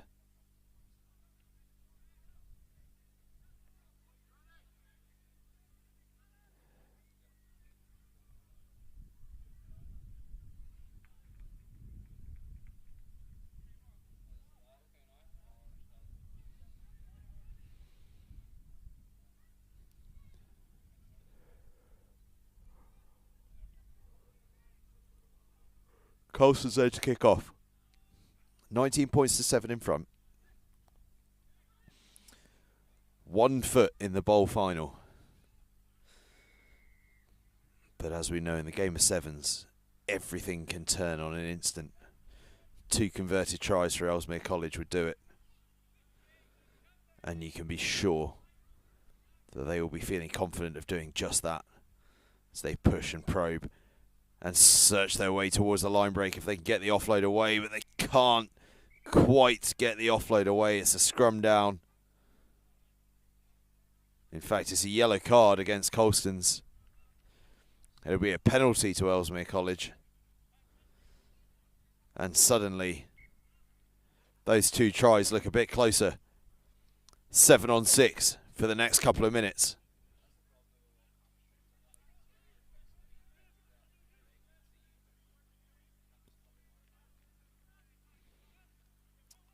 Ellesmere bouncing in and out.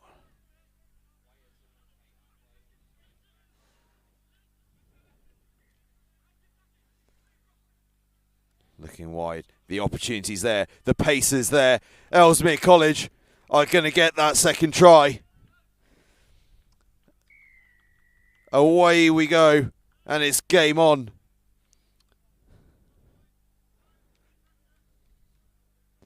Hardly anything left on the clock.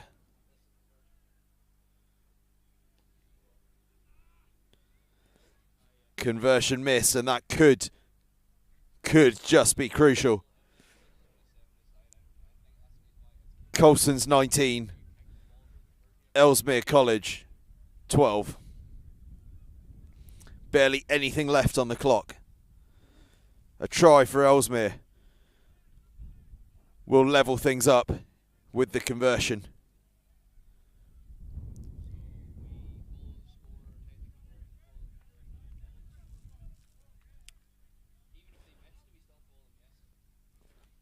Ellesmere hang the ball high.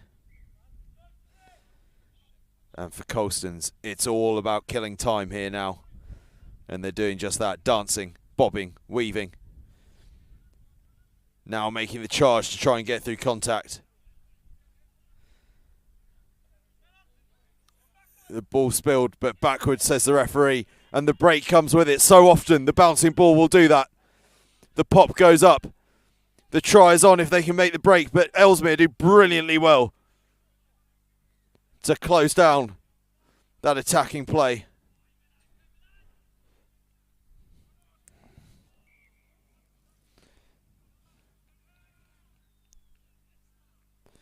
Fantastic work from Ellesmere College in defence, but they give away the penalty. And a chance for Colston's to put this game to bed and book their place in the bowl final.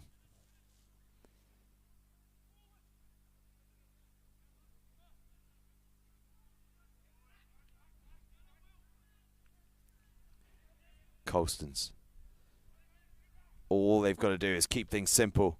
But instead, they're going to keep things exciting and get themselves across the try line. And with it, claim their place in the Christ College Brecon Invitational Sevens Bowl Final. There's no denying them now. The try makes it 24 points to 12. The conversion will be irrelevant.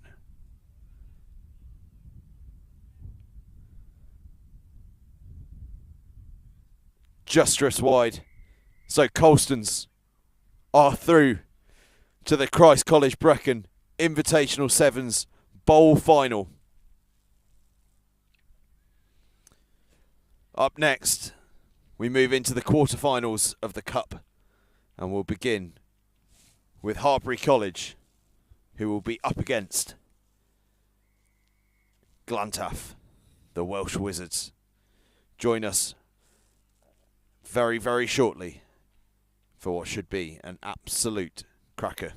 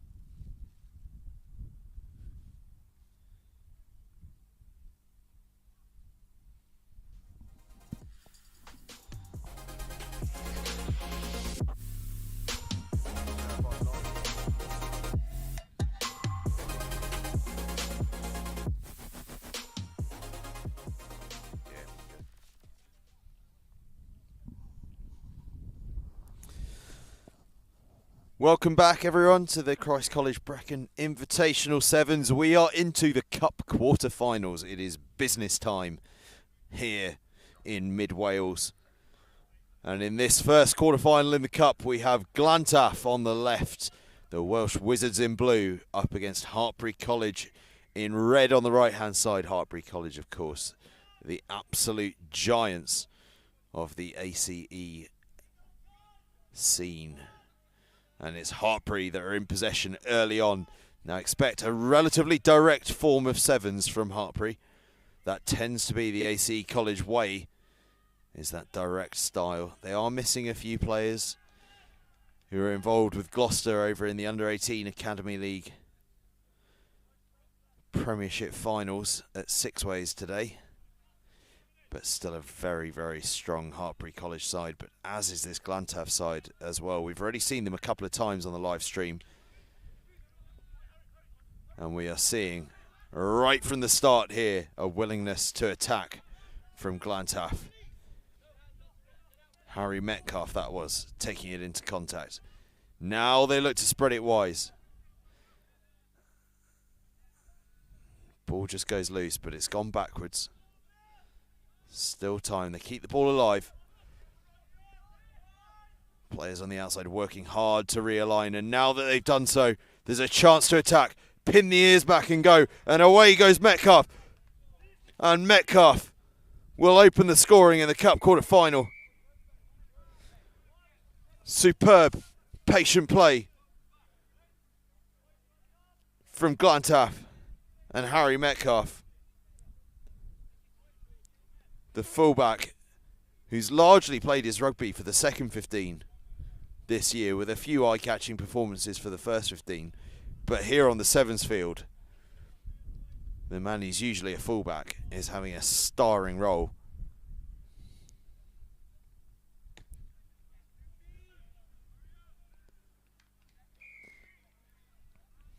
And Tommy Booth bangs the conversion over. And it's a 7-0 lead for Glantaf, who are looking good at the moment.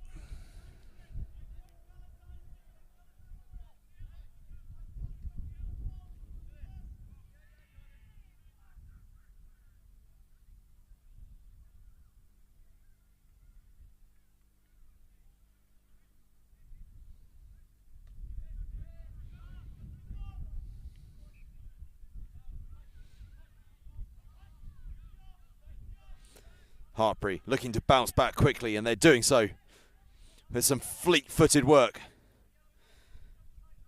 Working their way down this left-hand side. It's all about the one-on-one tackles now.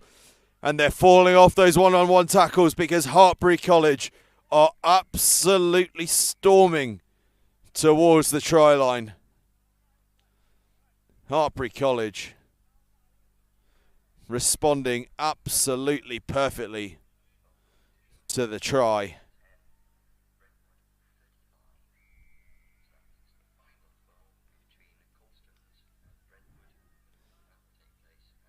Conversion just wide.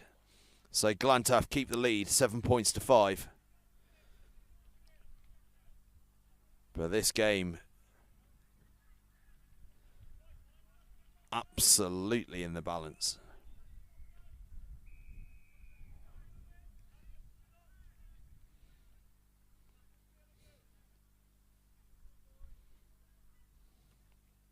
Hartpury. Relatively central kick, claimed by Metcalf. But then ripped off him in the air by Hartpury College. There's a real sense of momentum about the Hartpury side right now. Momentum that they are absolutely building on as they go charging through for their second try in as many minutes.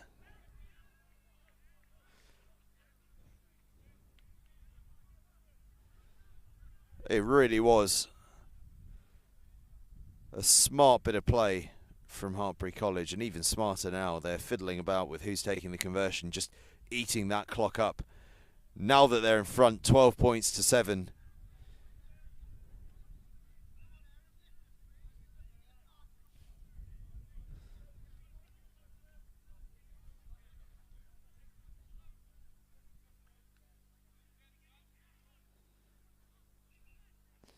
As you can see in the background, both Millfield and Clifton College beginning their warm-ups. They're on this pitch next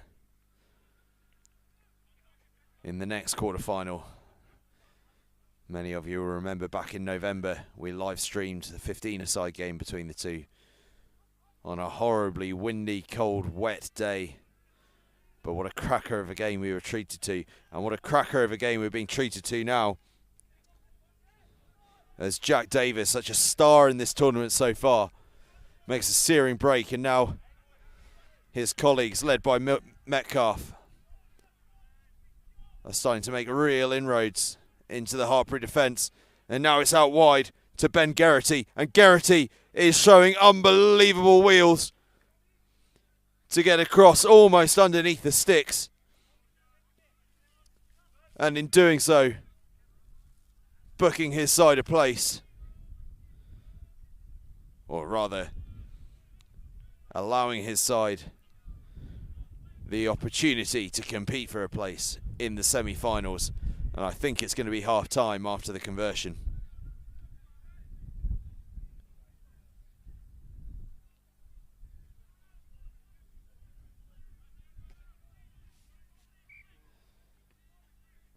Conversion made. And that puts Glantaf back in the lead. Glantaf 14, Hartpury College 12. We will have time for another play before the half-time break.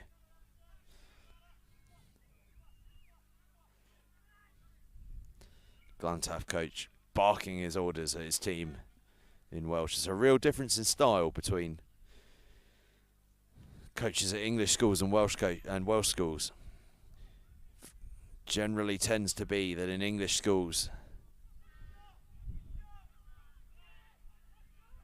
the coaching staff are very quiet on the touchlines, although the noise is going to start going through the roof in the Hartpury College ranks as they scorch away for their third try of the game. A try that'll put them back in front in this topsy-turvy quarter-final.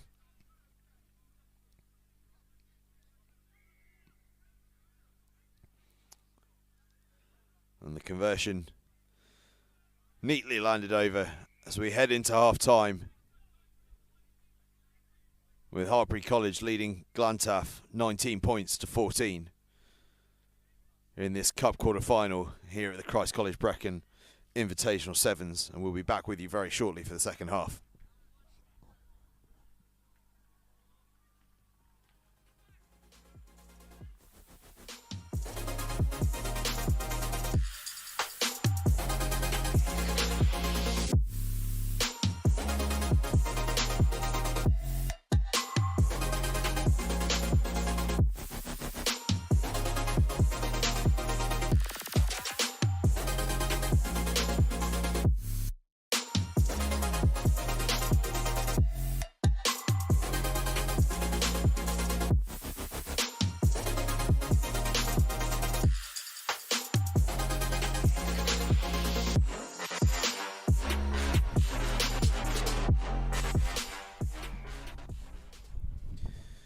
Welcome back.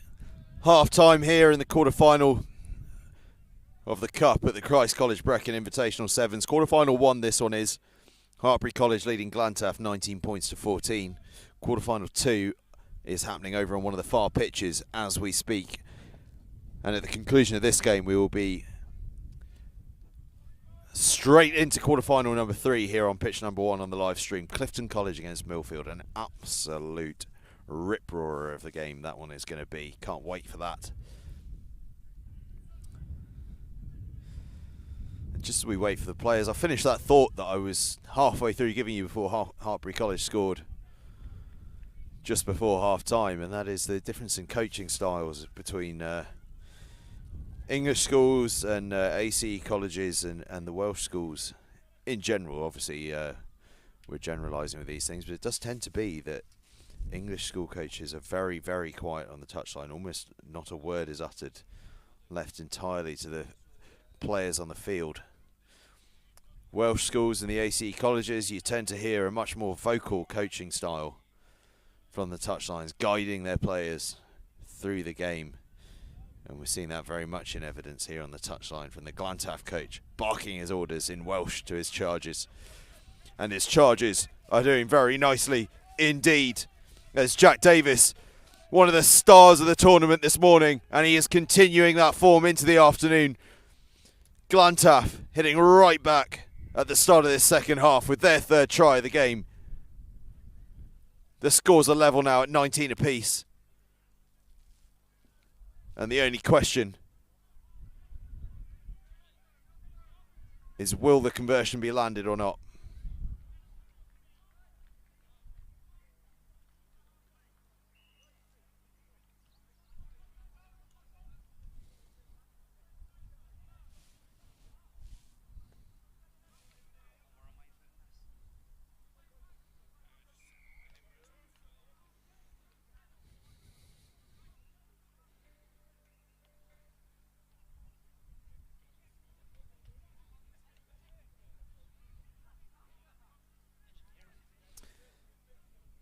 Glantaf then have the lead in this cup quarter final. A real ding dong of a tussle going this way and that.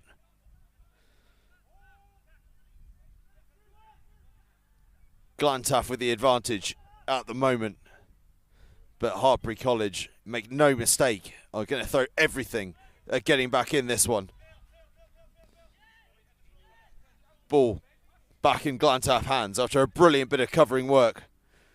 They look to spread it from one side of the field to the other. Breathless stuff here. Now they bring it back again, the full width of the pitch, this way and that.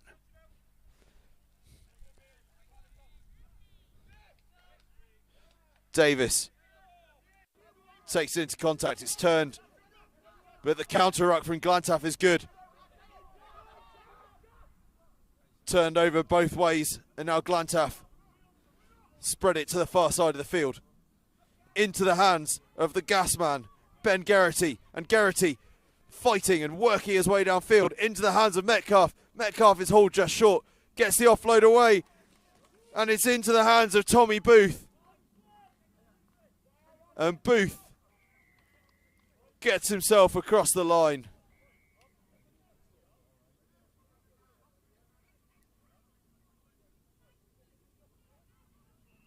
Glantaf have made a storming start to this second half. 2 quick tries. Turning the tables from 14-12 to 28 points to 14. The Welshman showing huge spirit to turn this one around.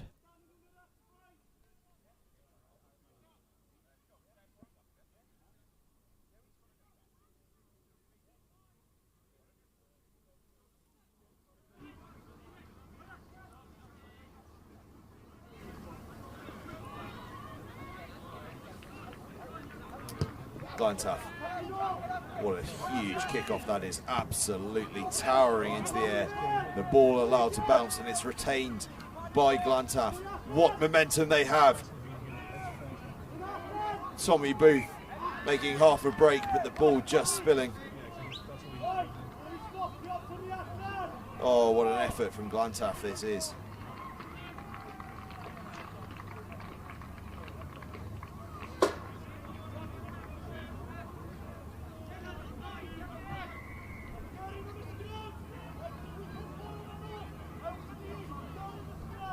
Superb event here at Christ College Brecon.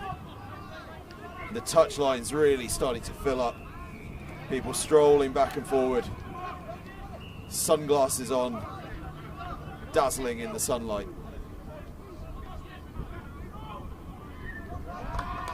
Glantaf, could they be in for a third try of this second half? Yes, they are. Ben Geraghty getting himself away. Scoring his side's third try of the second half. And from going in at half time behind, they now stretch themselves into a 33 points to 14 lead with the conversion to come.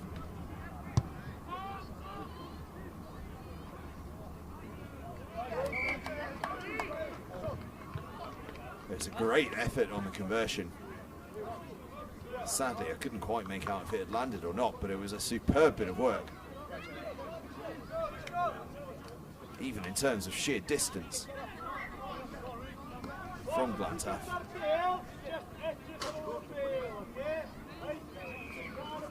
From Hartpury College's point of view, rather, this game is really starting to slip away, having worked so well to keep themselves in it in the first half. They have a mountain to climb, but they have a penalty to help them on their way.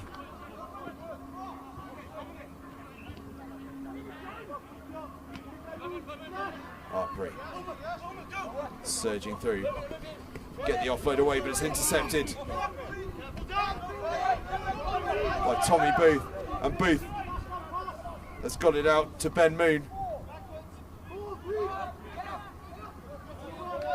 I'm assured no relation to Rupert Moon, or indeed to Ben Moon, the England and Exeter Chiefs prop.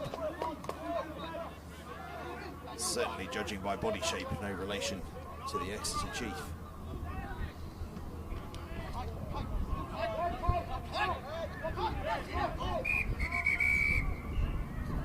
We'll just have a break in play. A bit of a knock to Ben Moon, and that gives us a chance just to talk about one of our partners, Return to Play. Medical providers to schools, clubs, universities and plenty more. Doing absolutely vital work, and I cannot endorse them enough. And their speciality is concussion management, and their services on that front are truly groundbreaking, to be honest with you. They are leading the way in terms of how to deal with concussion, how to manage concussion, how to manage return to play. It's quite extraordinary what they're doing. Back underway on the field though, and Glantaf, I suspect, is starting to feel a bit confident of victory. Jack Davis, the absolute superstar, has come off for a bit of a rest, replaced by Lewis Rochefort Sugar. He's had some good moments in earlier games today.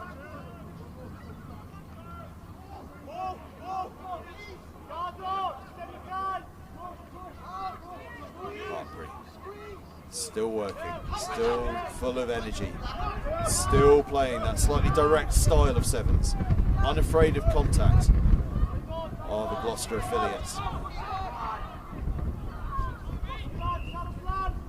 And a little goose step, the hitch kick, the Marcus Smith kick gets Hartpury free down the left hand. Head underway in quarter-final 3. Quarter-final 1 is finished up in Glantaf's favour. An absolutely sensational second half performance from Glantaf sends them through to the Cup semi-finals. Who they'll be facing remains to be seen. Up next, quarter-final 3, Clifton College against Millfield.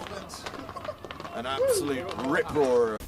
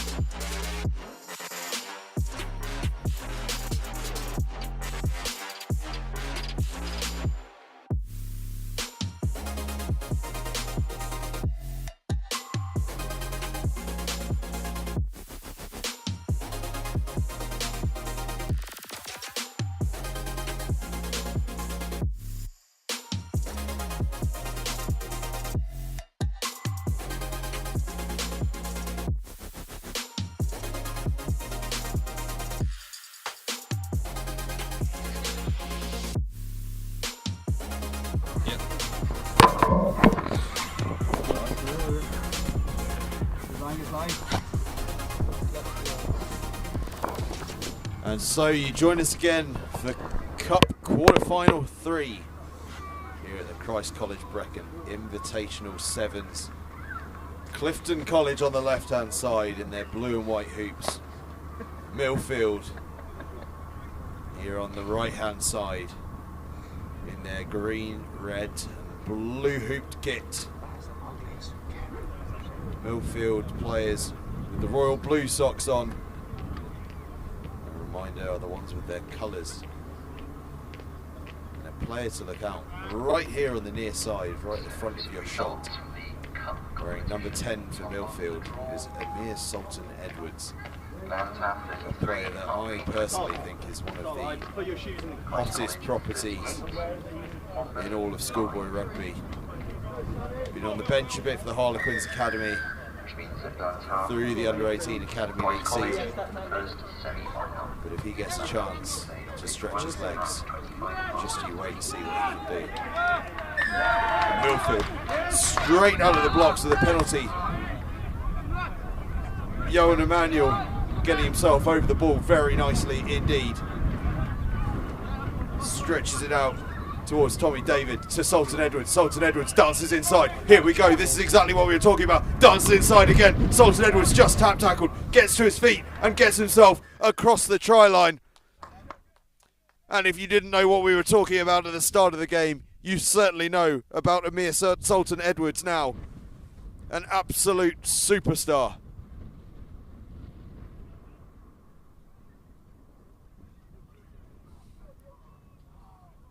Blistering start from Millfield. A penalty straight from the kickoff. 2 passes and a lovely, lovely try.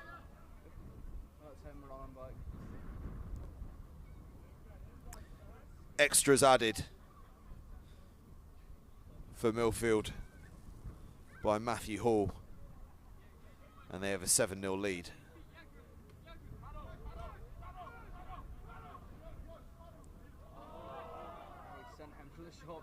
Clifton College responding superbly, but then knocked on. Millfield working hard to regather the loose ball and end up earning the penalty, which they'll take quickly.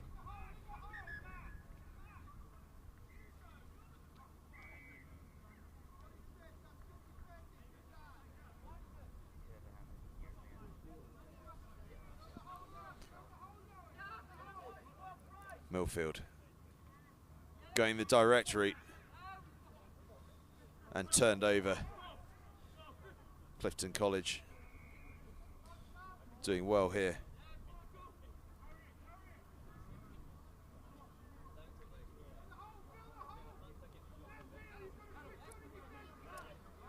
The Millfield defence under a bit of pressure now, but they force the error from Clifton College. Clifton working hard.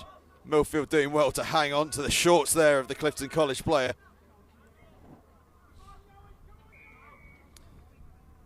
Clifton causing all sorts of problems, but it's a great bit of work in defence from Millfield. But in the end, it's too little too late.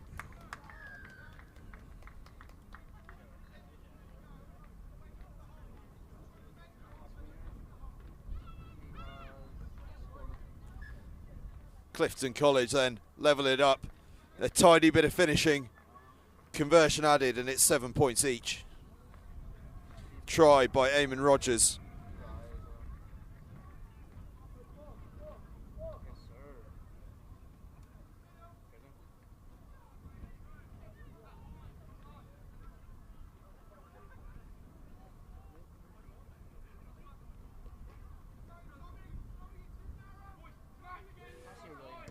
Clifton get us back underway. Kick straight out, so we'll come back.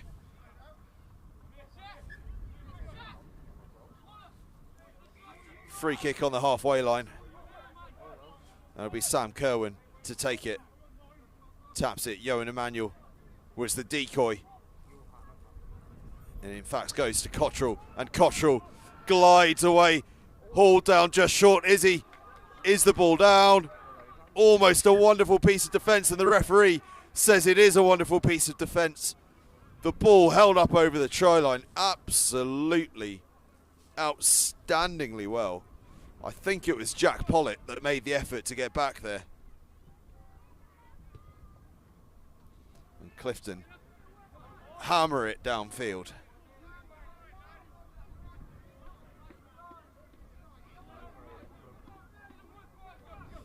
Millfield with a chance to counter. Sultan Edwards, the danger man.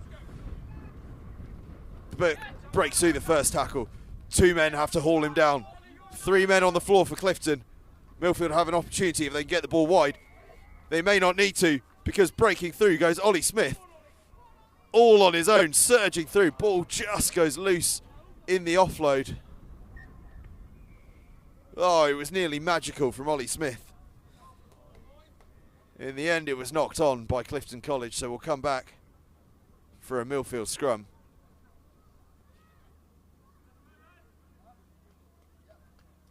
Seven points apiece in this quarter-final. Glantaf already through to the semi-finals. Which one of these two is going to be joining them?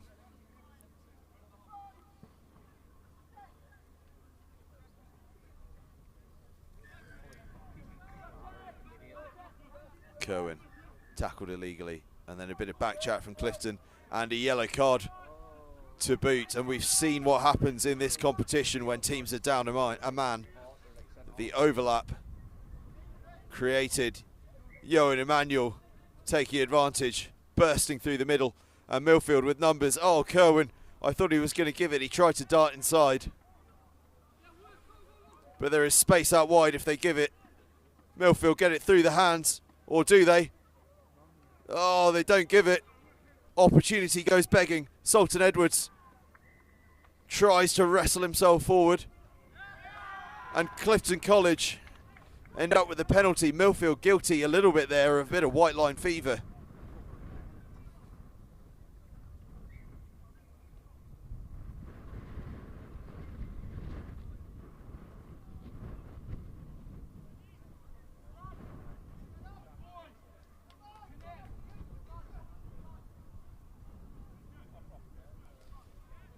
Well, Millfield had a golden opportunity, 2 golden opportunities really,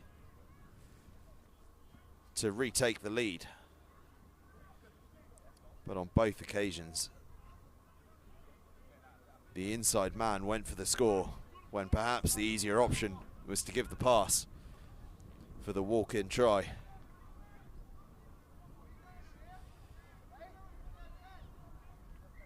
As Millfield make a substitution, Tommy David goes for a bit of a breather, and on comes Aaron Molnar.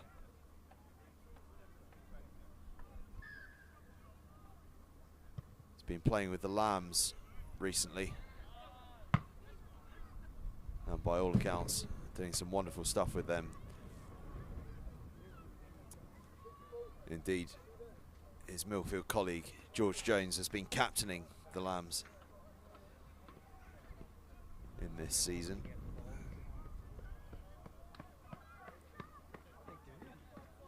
Bit of a delay while we wait for a ball.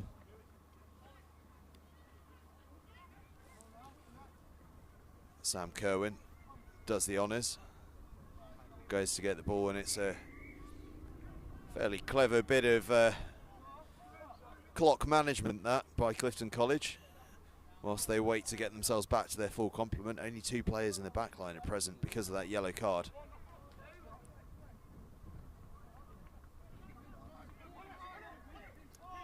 And so they patiently dart about and weave, but the ball is loose, giving Ollie Smith a sniff of an opportunity, but it's well dealt with in the end by Clifton College.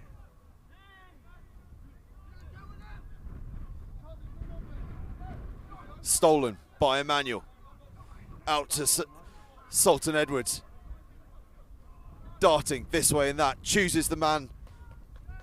Runs almost over the top of him. But Clifton do superbly well on the deck. Claiming the penalty. And they're back up to the full complement of 7 men. As the yellow-carded player returns to the field of play, and they have done very, very well to escape that 2-minute period without any sort of concession on the scoreboard.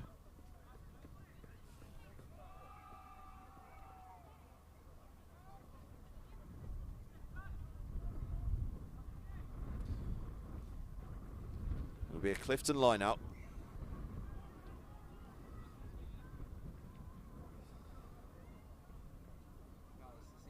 Seven on 7 now. Millfield though, catch the overthrow. Cottrell took it into contact and it's a quick penalty for Millfield. Emmanuel out to Sultan Edwards, leaves it delightfully for Matthew Hall, and Matthew Hall is going to go charging in towards the post, gets the ball down. Millfield back in front. Delightfully soft hands from Sultan Edwards, and then superb gas and footwork from Matthew Hall to get himself across the try line. And Hall is taking the slightly challenging route for this conversion, going from behind the post with not a lot of space to work with.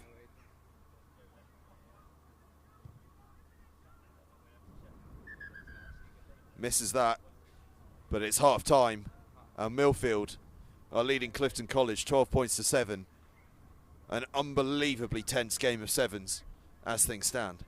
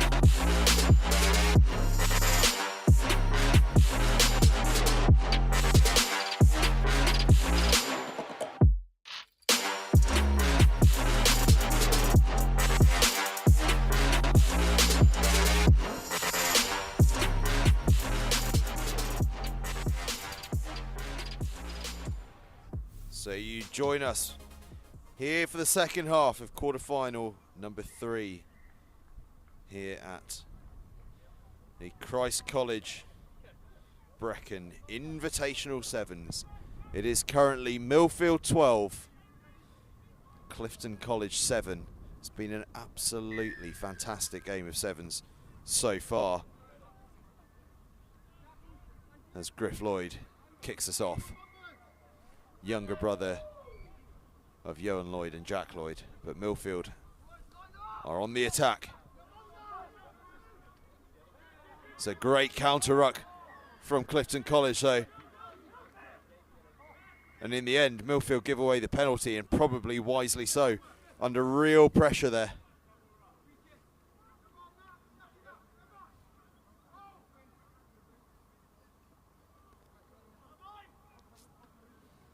Clifton probing down the right-hand side, stab a kick through, but it's tidied up by Matthew Hall. And Kerwin now has a little dart, brings the ball back in field.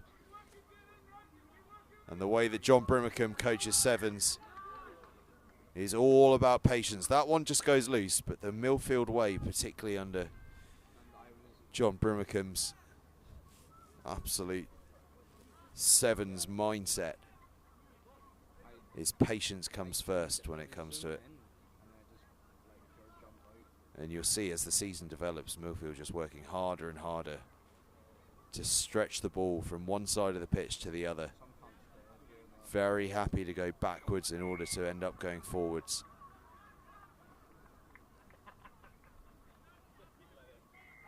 It is a very pure form of sevens.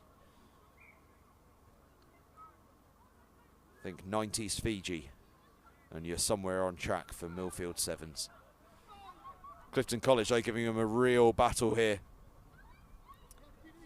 and having a good go through the probing Eamon Rogers, who scored his side's first try, and his side's second try is scored by Griff Lloyd, who comes through on the angle.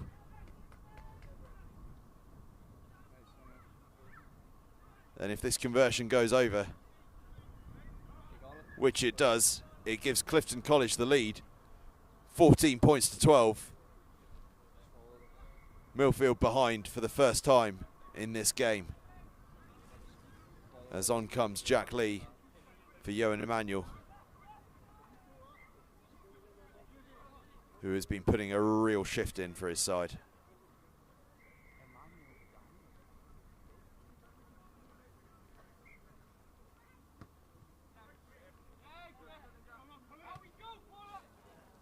Jack Lee catches the kickoff. First action from entering the field. Millfield now settle into that rhythm, stretching the play from coast to coast. David takes it into contact, and now Sultan Edwards breaks through the first line of defence. But in doing so, becomes isolated, and the penalty is won by Clifton College. A smart bit of work from Ollie Smith. Apologies, from Eamon Rogers.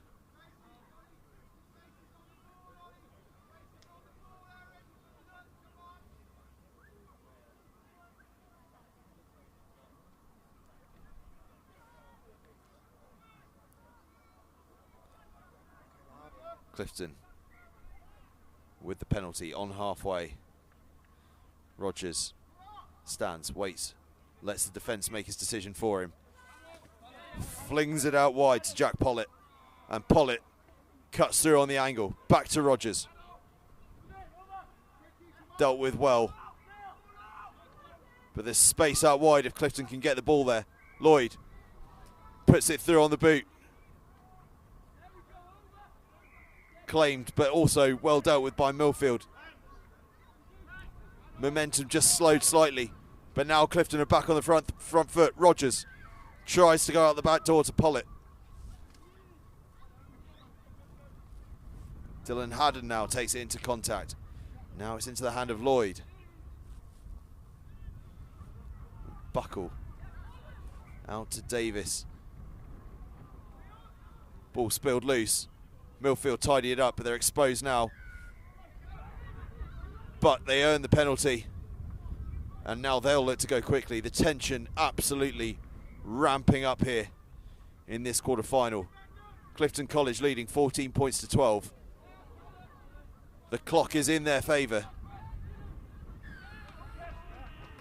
as is the penalty count currently, as Clifton earn another one for good work on the floor. And if Millfield are going to find success in this game,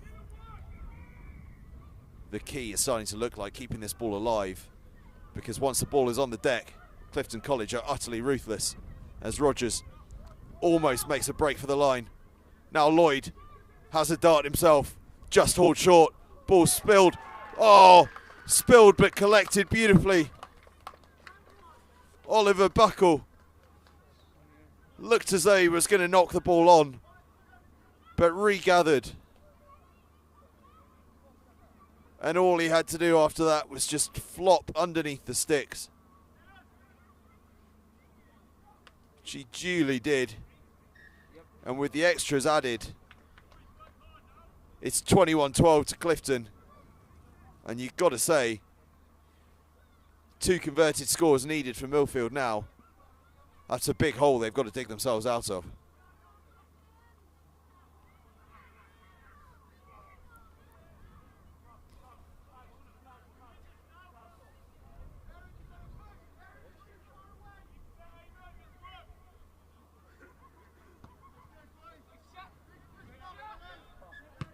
A lifeline handed to Millfield though, as Clifton boot the restart straight out. It'll be a free kick on the halfway line to Millfield.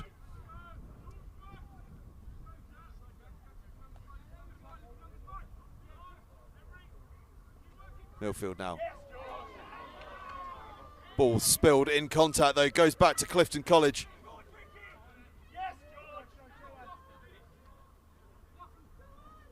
Time is ticking, but Buckle is on the charge.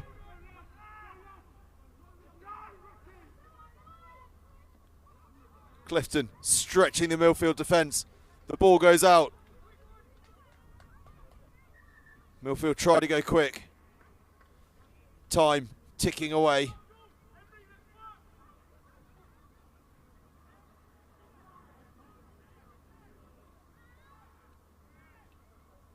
Referee hasn't touched his watch. The clock is still ticking. Scrum down Millfield ball. And they need this one to be in and out at pace.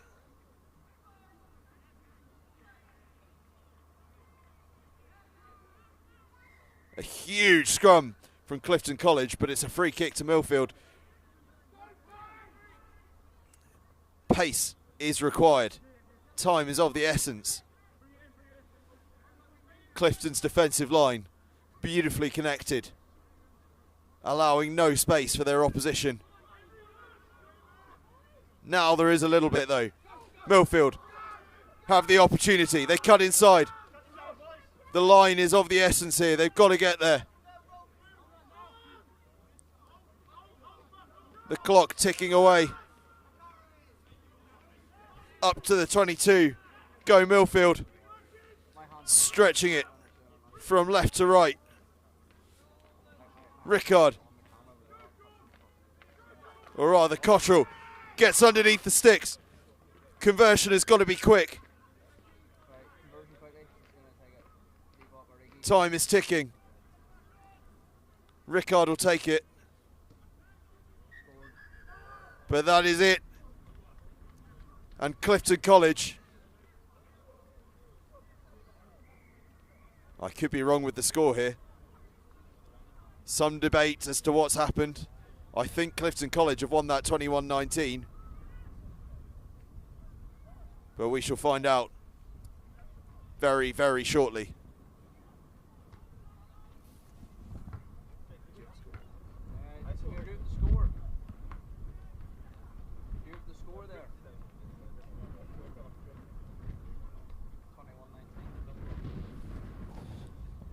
It is our belief that the scoreboard on your screen is correct, and Clifton College have won that game 21 points to 19. Clifton College will go through to the semi-finals.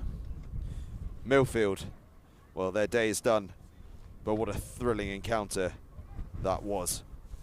Up next on the live stream, we have the first semi-final of the Cup, and it's going to be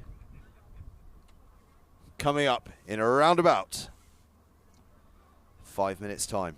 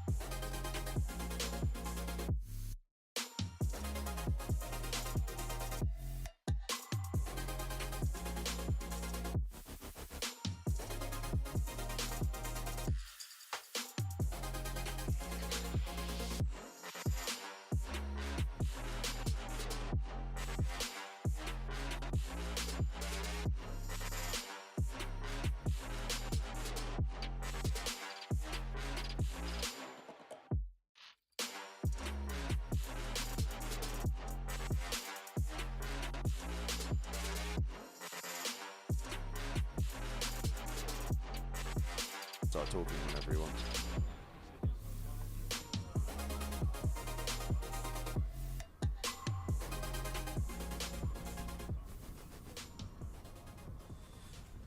Hello and welcome back to the Christ College Brecon Invitational Sevens. We are at Cup semi-final stage, and what a first semi-final we have coming up for you. We should be getting underway, well, we should have got underway a minute ago, but we're still just waiting for the teams to finish their final preparations.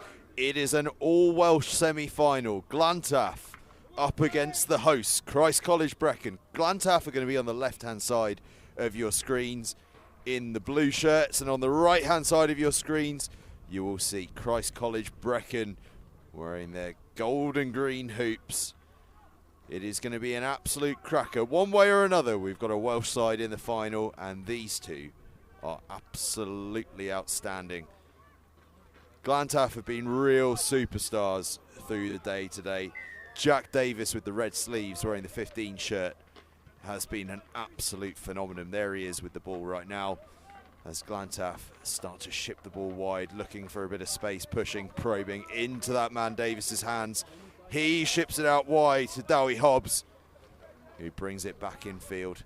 Good patience from Glantaf. Davis feeds Metcalf, who shifts it out even further. Glantaf really looking to stretch the play here, and now they release the gas in the wide channel. Well shackled by Christ College Brecon, but he's given a penalty try. The referee awarding the penalty try and a yellow card.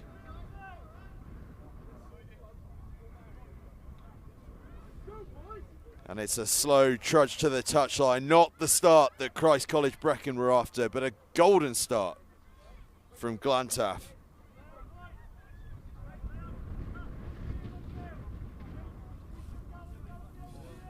It looked to me like Regan Price who burst away on the far side, but it's a 7-0 start for Glantaf. Of course, these days you don't need to convert a penalty try, you're just awarded it anyway. So Glantaf 7, Christ College Brecon 0. The game barely a minute old.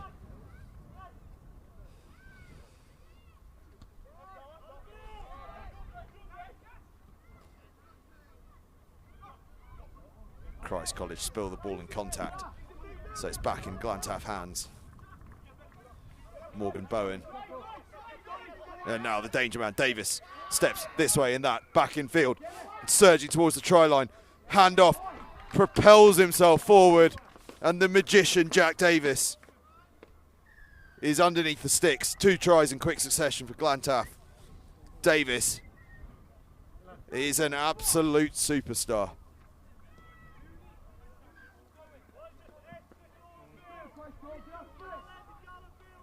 4-minute 31 Bronco does Jack Davis.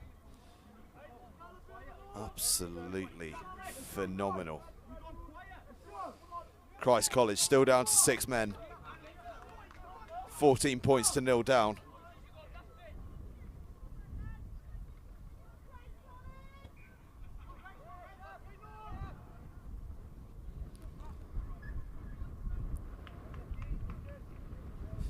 There'll be a scrum down. Christ College ball.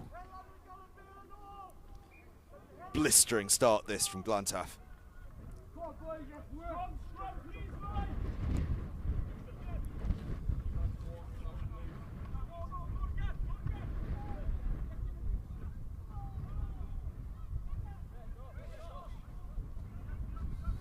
Christ College get the ball from the scrum.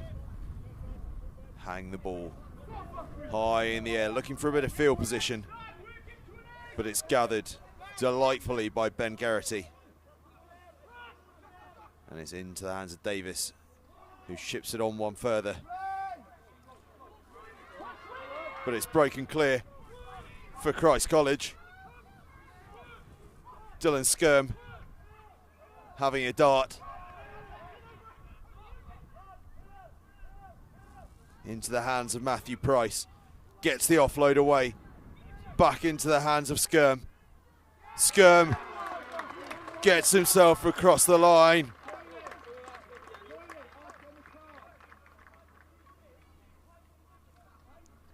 Good bit of finishing from Skirm, who's represented Crawshay's Welsh 15 this year. Playing some phenomenal rugby. And that was a delightful bit of finishing. Had to work really hard to get himself across the line. Donovan's conversion doesn't quite make it, but that's narrowed the gap. And the score stand at Glantaf 14 rather. Christ College 5.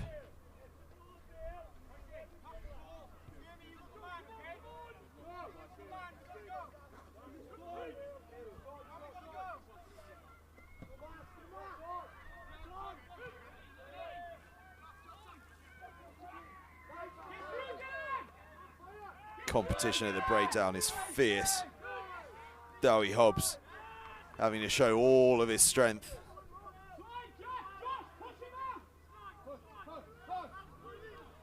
Glantaf trying to use the full width, but in the end, the ball beats them all.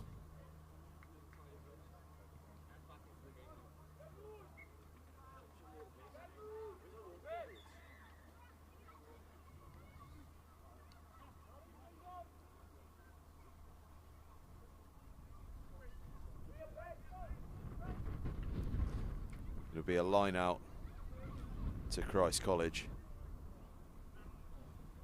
Both sides really making good use of their bench in this cup semi-final.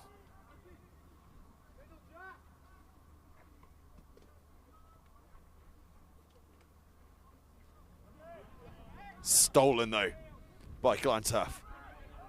They are bang up for this.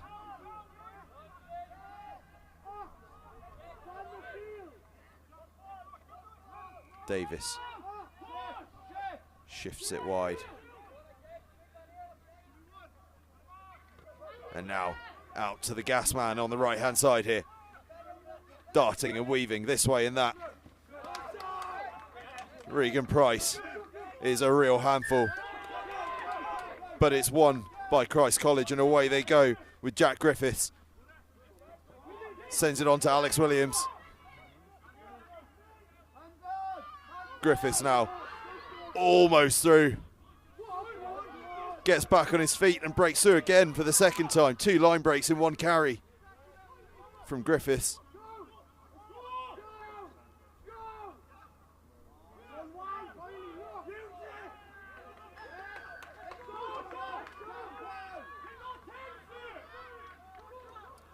Christ College desperately trying to get across the line. And they do so. The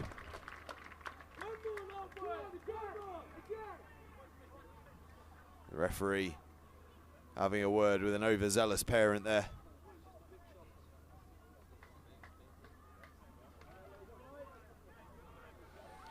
Christ College have got their second try of the game. 14-10 behind, but with the conversion to come, that may narrow.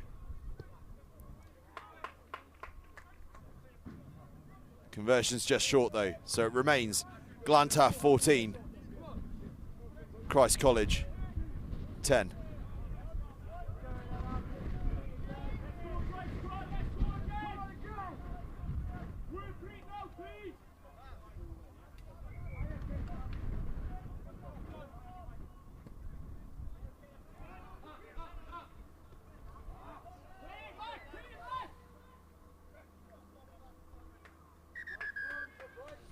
And that is half time. We go in at the break. Glantaf 14. Christ College 10. It's Glantaf that have 1 foot in the final as things stand. But in a game this tight, absolutely anything can happen. We'll be back with you very shortly.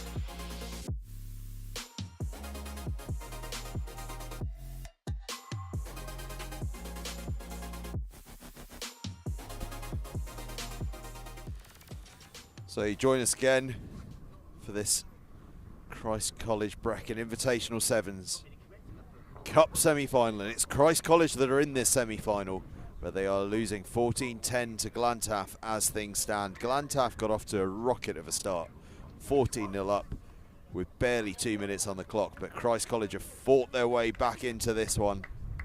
And as we begin the second half, it is anyone's guess as to who's going to be in the final. Glantaf with the advantage, but it could go any way.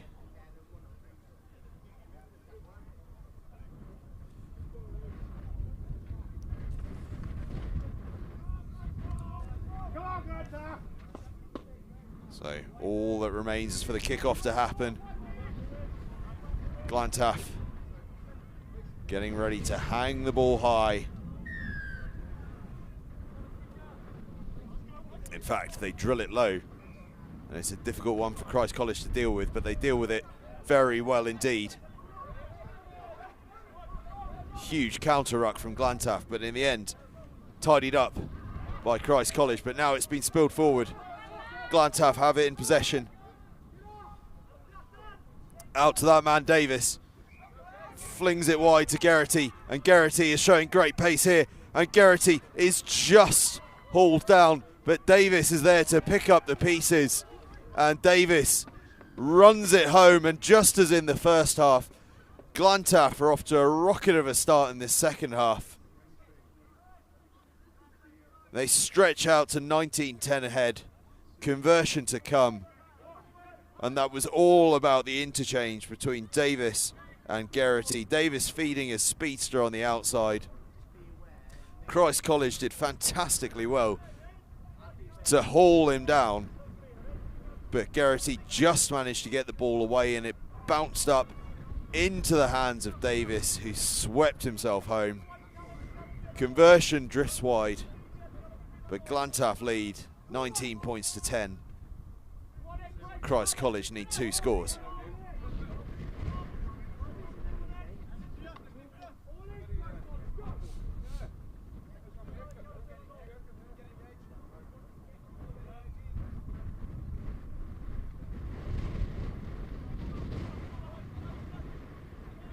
Christ College going to look to play, see if they can get their way back into this one.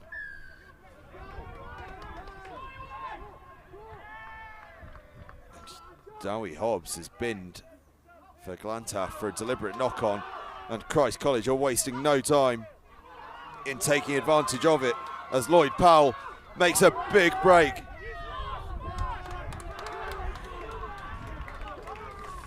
And the referee awards a penalty try for the high tackle, and it's going to be a yellow card, and Glantaf are down to 5.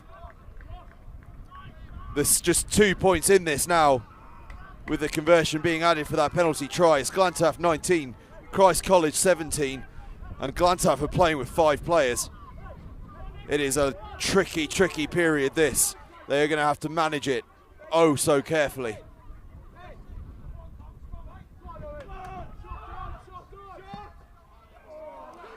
Spilled in contact though by Christ College, and there's a chance here for Glantaf. Down to 5 men to get the breakaway try. Charging away is Harry Metcalf, and Metcalf gets himself underneath the post. An opportunistic try. The ball was spilled. Metcalf gathered it, pinned his ears back, and the man who is turning into something of a 7 specialist has done his side a huge favour there. Just 5 men on the field, having just conceded a penalty try. And Glantaf get the breakaway score to take the game out with the conversion to 26 points to 17. And they're back up to 6 men now. Still 1 player in the bin.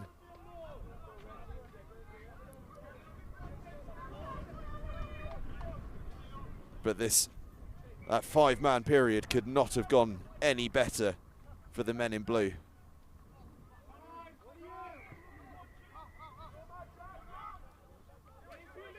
Christ College now needing to work themselves up the field. And doing so through the darting and weaving and bobbing of Matthew Price. And Price is going to go the length of the field. That is a wonderful, wonderful try from Matthew Price. He's been at the school all the way since year 7. And Price with a delightful try.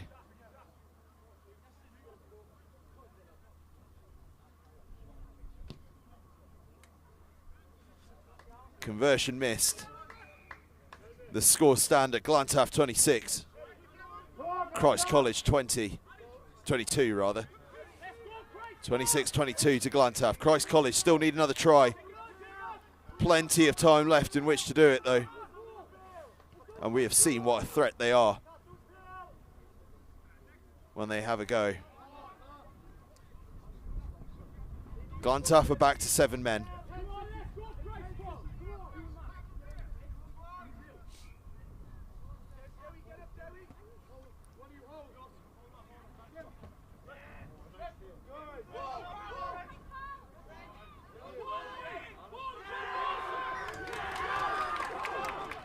And Price, superb work on the deck, and now he's on the go again.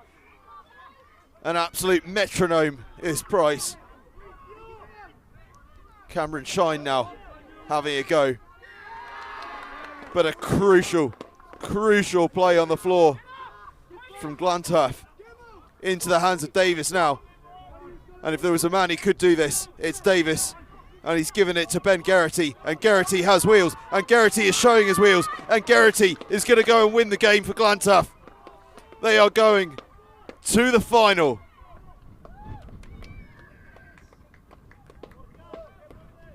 That Davis and Geraghty connection again. And Geraghty absolutely flies home, and little wonder, he runs the 40 metres in under 5 seconds, that man. He has gas to burn. 31-22, his side lead. Conversion makes it 33-22. And I don't think there's going to be enough time for Christ College to score 2 tries. And that's exactly what they're going to need.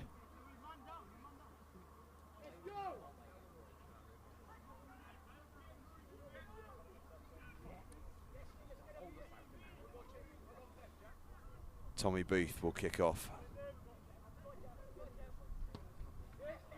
Hangs it high, it's a good kick. Dowie Hobbs off his head. A novel technique from Dowie Hobbs. But it gets the ball off the field and eats away at that clock.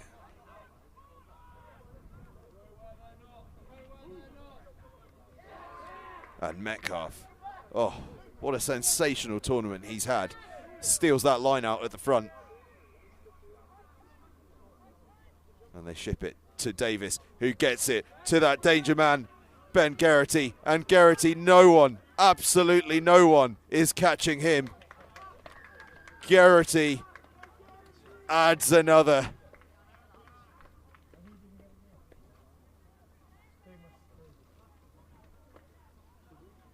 The wheels on that man are something to behold. And with that score, Geraghty makes it 38-22.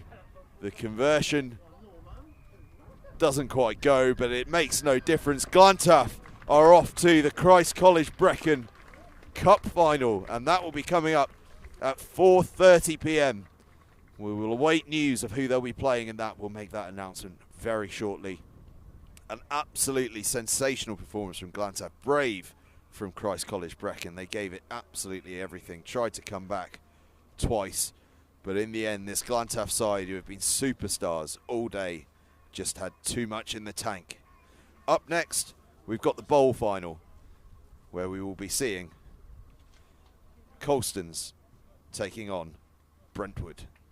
That is coming up at 3:45. We'll see you very, very shortly.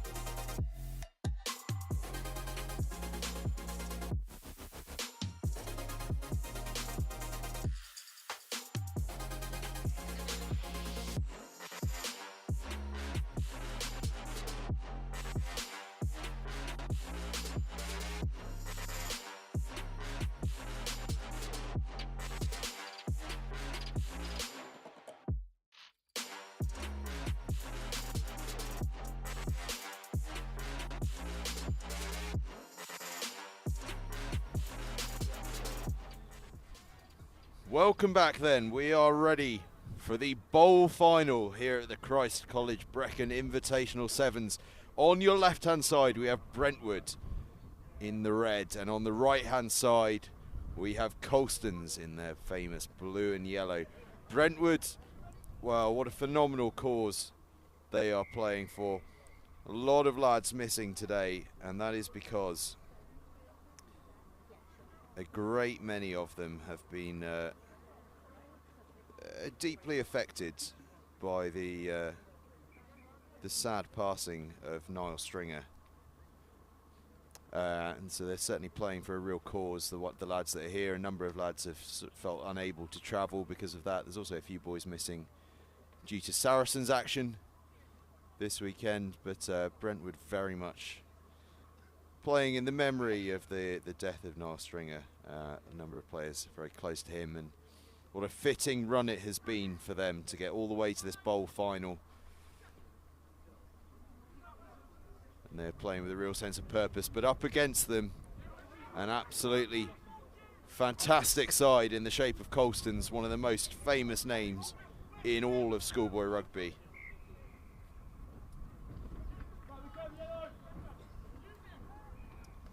Brentwood then. Ridgewell breaks through. A scything, darting line from Jack Ridgewell. The Essex under-17 back three player can play anywhere on the field really, or anywhere in the back line really. But that was a lovely bit of finishing and a good conversion as well. Makes it Brentwood 7, Colston's 0. A superb start to this bowl final from Brentwood. Brentwood, of course, the school that Frank Lampard attended, among others.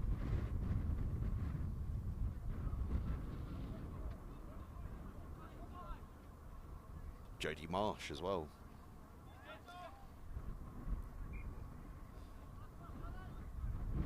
Two rather differing characters.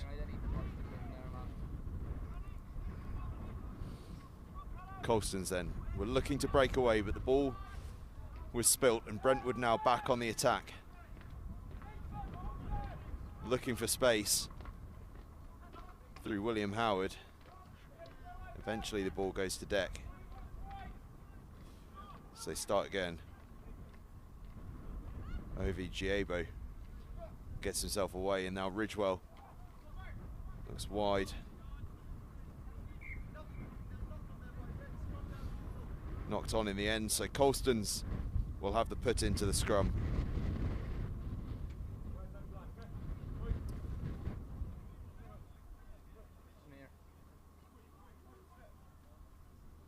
And Colston's have got some superb players. Look out in the back line for Rohan Chatterjee.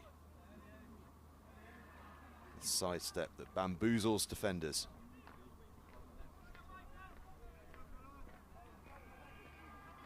Delicious, delicious offload from Colston's, and it's a foot race for the line, and it's a foot race that Colston's are going to win, and Colston's are going to level this game up with the conversion that will surely follow this try.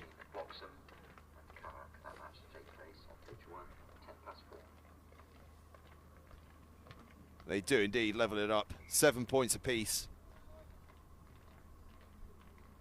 A real nip-tuck effort in this bowl final.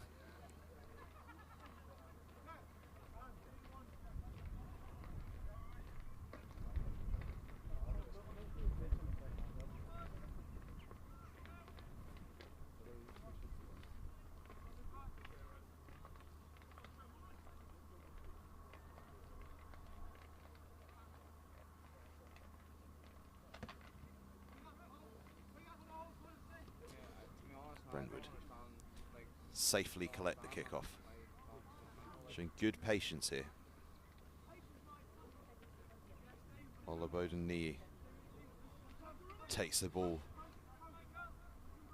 into contact. Brentwood though dancing around, playing a bit of old-fashioned sevens, and now they go the more direct route. And they break through the line in the process. And Ridgewell is going to stretch those legs and get himself all the way underneath the post, and that is brilliantly patient work from Brentwood. Well shackled.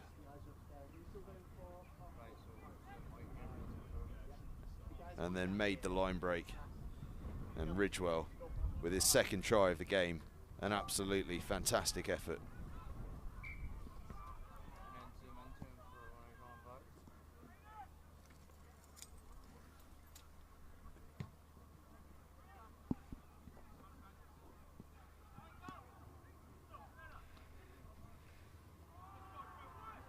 Brentwood then, 14-7 up in this bowl final. A massive, massive occasion for them.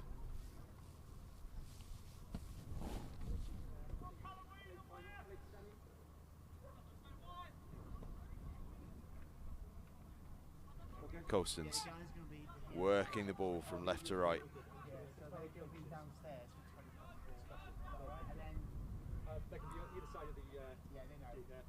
Colston's stab the ball through. Bouncing ball. You never know where it's going to go, and it's hacked through, but tidied up expertly by Callum Whedon for Brentwood. And now Ridgewell is looking to go wide, but what a hit from Colston's. And I'll tell you what, Jaibo has done unbelievably well not to concede possession. Brentwood do eventually concede possession though by kicking it long to get themselves a bit of field position, and Colston's are going to take advantage. They've worked their way through, shrugged off the tackle, can't quite shrug off the second chasing tackle. Colston's on the move, space if they need it. Brentwood defence working hard to track across, but the ball in the end does the work. It's spilled in the outside channel. Yeah, well, the only thing I can say to that, which is the final of the cup will be changed at Glantaf and Landovery College. Whenever it's not half time already. No. That match will be on pitch 1. And the referee blows for half time. Brentwood leading 14 points to 7, a cracker of a bowl final here at Christ College Brecon.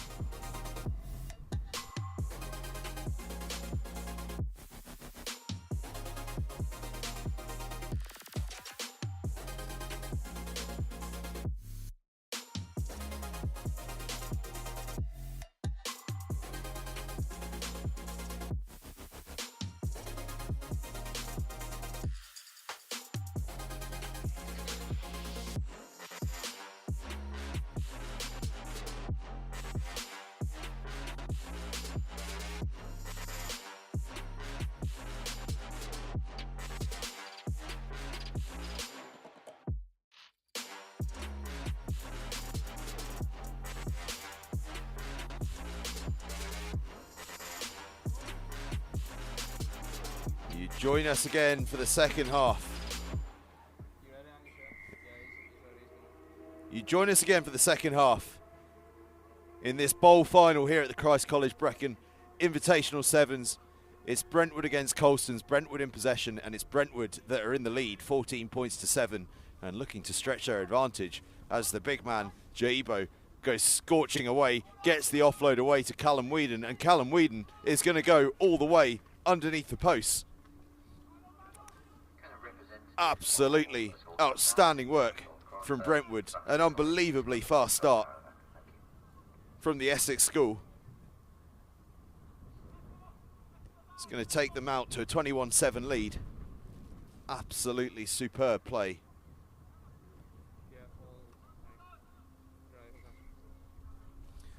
And by the way, just to update you on what's to come, things are about 5 minutes behind schedule here this afternoon at Christ College.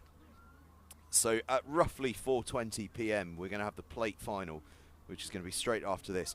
Bloxham against Cardiff and Vale College. Should be a massive game. And then at 4:30, or more likely 4:35, I suspect, we are going to have an all-Welsh final here at the Christ College Brecon Invitational Sevens as Brentwood scorched through for a fourth try of the game. Thato Kekana Geiger with the try. Oh, that was a tough one to get out there. I'll try that again. Thato Kekana Geiger with the fourth try for Brentwood. Electric start to the second half. And a 28 points to 7 lead.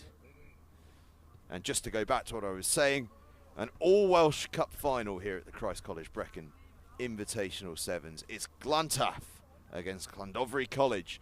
That coming up at about 4:35. Prior to that, we'll have the plate final between Bloxham and Cardiff and Vale College. A couple of absolute crackers coming your way, and all culminating in that big cup final between Glantaf and Landovery College. Two very, very famous names in Welsh schools rugby. Here in the bowl final though, Brentwood have stolen a bit of a march, 28 points to 7 ahead, although Colston's here with the stab through. Have got an opportunity, but Ridgewell does really well to tidy that one up. His gas has been a real difference maker in this final. As has the strength and contact of Jaibo, and we see it again there as Jaibo just shrugs off the tackle, and he's going to stroll home towards the try line. The slow walk, he'll dot that down at the last possible moment. Julie does that. The conversion will almost certainly be knocked over, and it's going to be looking at a 35-7 scoreline in favour of Brentwood here in this bowl final. Terrific performance from Brentwood. Conversion was made, so it is 35 points to 7. Absolutely superb from Brentwood. Colston's almost a bit shell-shocked. It's been that much of a quick start in this second half from Brentwood, and that is delightfully gathered from the previous try scorer, Thato Kekana Geiger.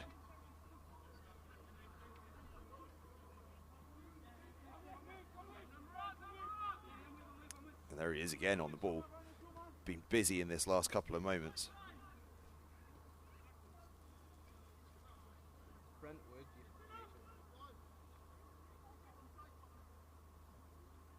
You saying Brentford are here? Brentford Football Club are here. Jaibo went for the old chip and chase. It's gathered by Colston's, who will look to counter. But this Brentwood defence is just soaking everything up at the moment. Staying really well connected is the Brentwood defence, although a few holes popping up. But brilliant cover work from Ollie Bowden-Nee. And it ends up with a Colston's knock-on. Superb covering work. His side are 35-7 up, but he is not going to allow any easy scores for Colston's. Look at that. The sun setting on our right-hand side. The clouds have all gone. The pristine playing fields here at Christ College Brecon with the hills surrounding. That is quite the setting for a schools rugby tournament, isn't it? Brentwood looking to get themselves on the front foot and doing so well. Colston's being made to work oh so hard in defence. Jaibo gets his foot on the ball again. That's a couple of kicks for him, and he's tidied possession up as well. Having a stormer of a game is Jaibo. Brentwood looking so easy in possession now. Confidence oozing from every pore. Ball bounces, but it's so calmly dealt with by Brentwood, but Colston's get their hands on the ball and get the penalty. And there are a few weary bodies out there, that is for sure. The end of a very, very long day for these boys.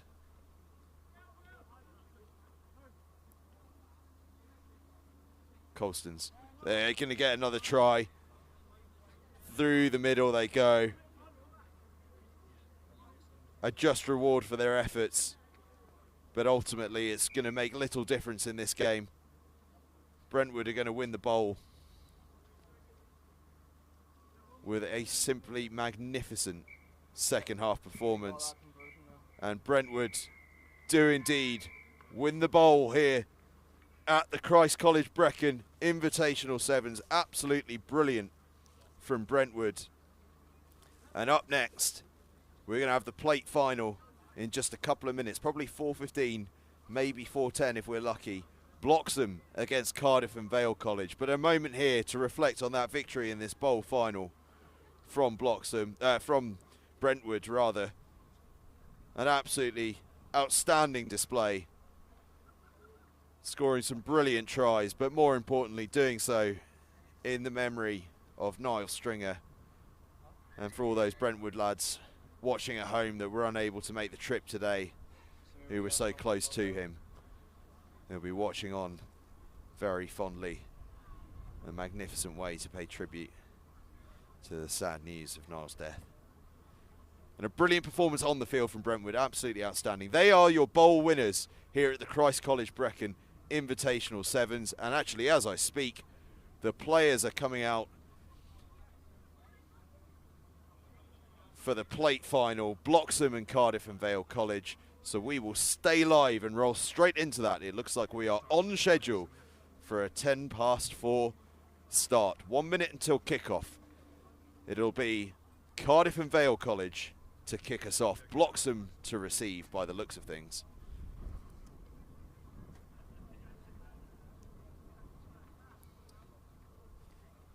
Both of these sides have performed really well today, but this is the end of a long day for both. Their 7th game of the day. But now that we're into the finals, we get a team of 3 officiating. No room for error then from anyone. And on your left-hand side, we will have Cardiff and Vale College in the blue and the dark blue hoops. And on the right-hand side of your picture, we have Bloxham, who are going to be in pink and grey with the black shorts.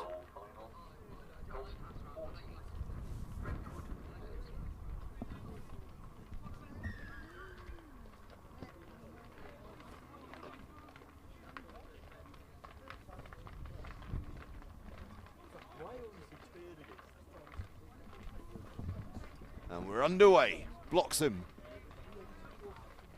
kick us off. Glantaf with the ball here, charging down. Sorry, Cardiff and Vale College rather. Charging down the left-hand side, streaking away. What a start to this plate final it is. Cardiff and Vale College take the lead. It was a gamely attempt from Callum Tarbit to chase down the try scoring. But in the end, they couldn't quite do it.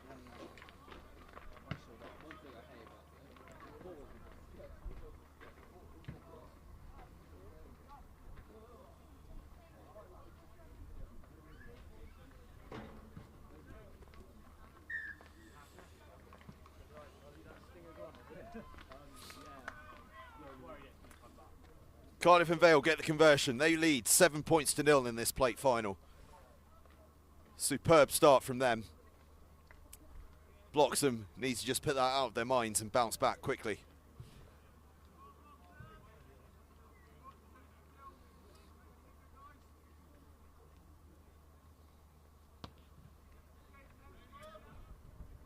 Cardiff hang it high. Bloxham look to return it. They switch it back the other way. There's a bit of space to work with for Bloxham down this right-hand side. And charging away down that right-hand side goes Johnny Seeley. Johnny Seeley with a headband that bears a passing resemblance to Hamish Watson's. Seeley shows the pace of a Darcy Graham down that right-hand touchline. In the background of your picture, you might just be able to make out Brentwood having a photo under the far posts to celebrate their bowl victory in that previous final. Here, though, we've got the plate final. It's 7 points each. Cardiff and Vale 7. Bloxham 7. A fantastic start to this game.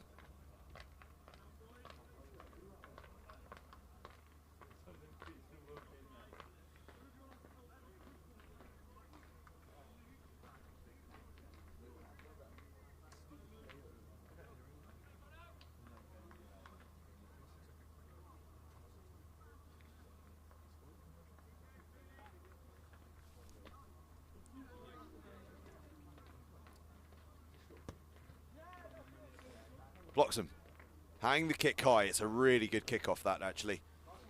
Difficult to deal with, but dealt with pretty well.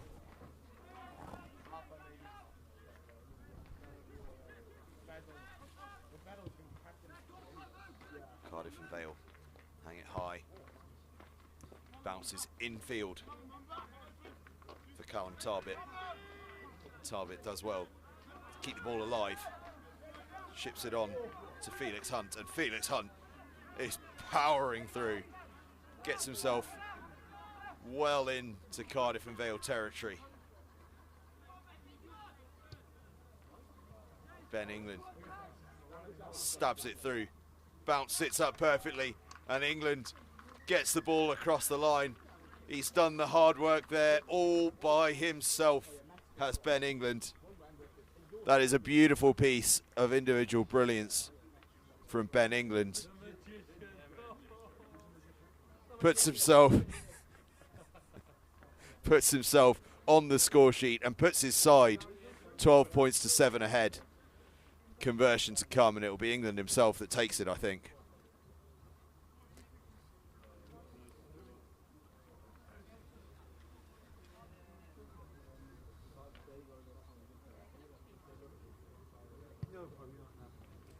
Conversion doesn't quite make it, but Bloxham, having gone behind early doors, have got themselves into the lead, 12 points to 7 in front.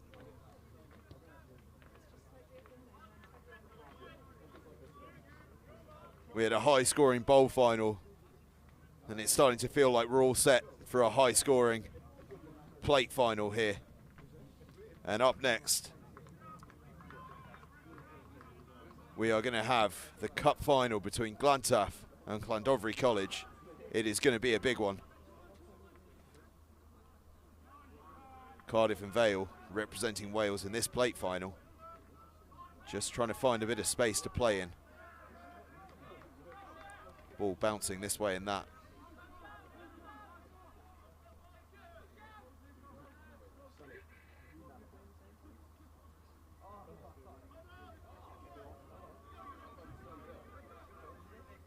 Cardiff keeping it alive.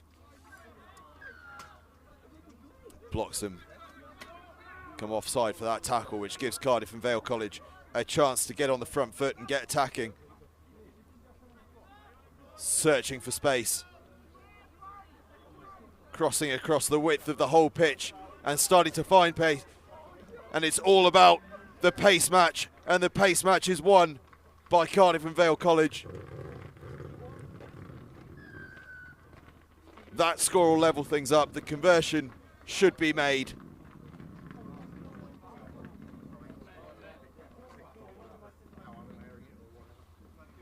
Cardiff and Vale look as though they're going to be back in the lead.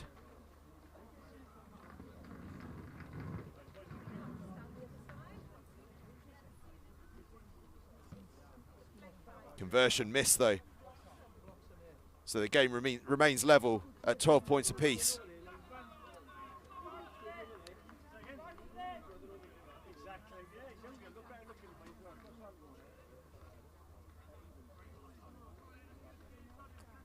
Team of 5 officials, of course, being 7s. We've got an official behind each post.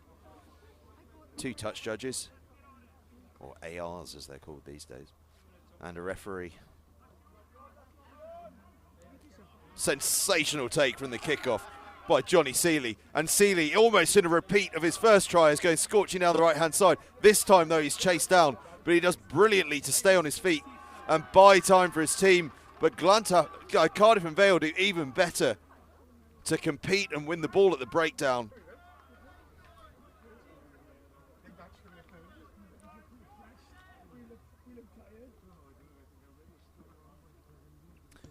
Well, I thought Seeley was away for his second try there. Looked almost like a carbon copy of his first, but he was hauled down and then turned over brilliantly by the opposition.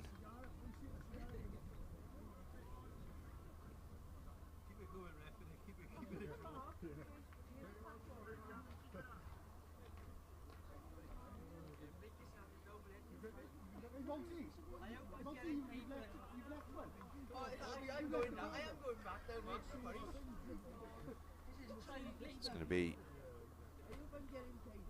Cardiff and Vale throw at this line out.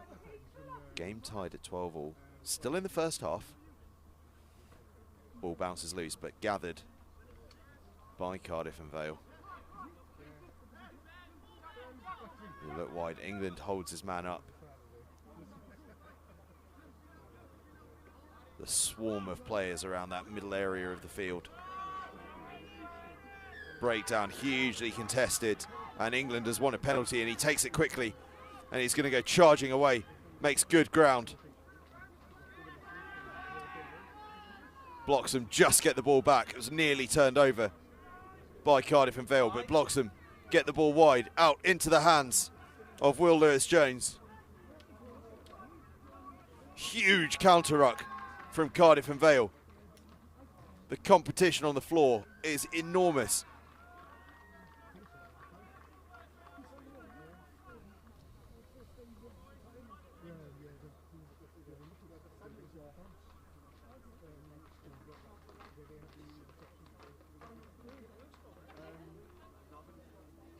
A great effort in defence that from Cardiff and Vale College to send us into half-time. 12 points apiece. It's Bloxham 12, Cardiff and Vale College 12. Second half coming shortly.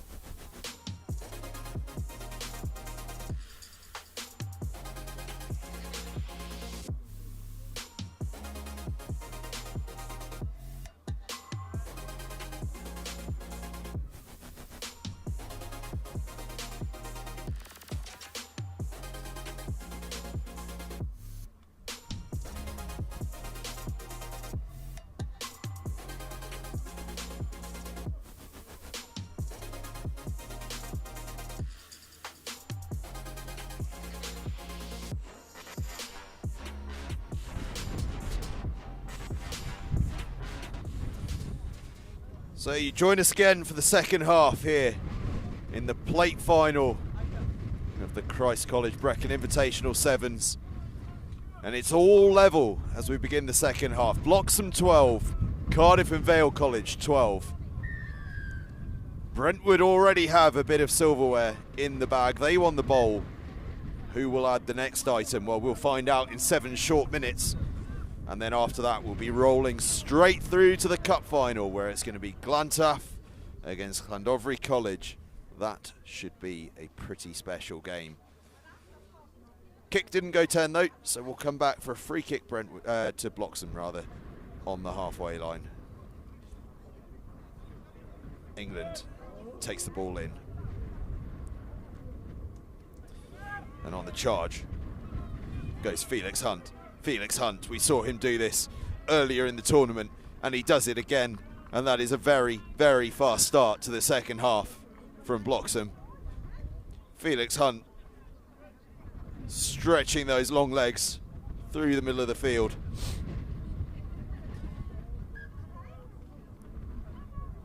Lands the conversion and puts his side 19-12 ahead.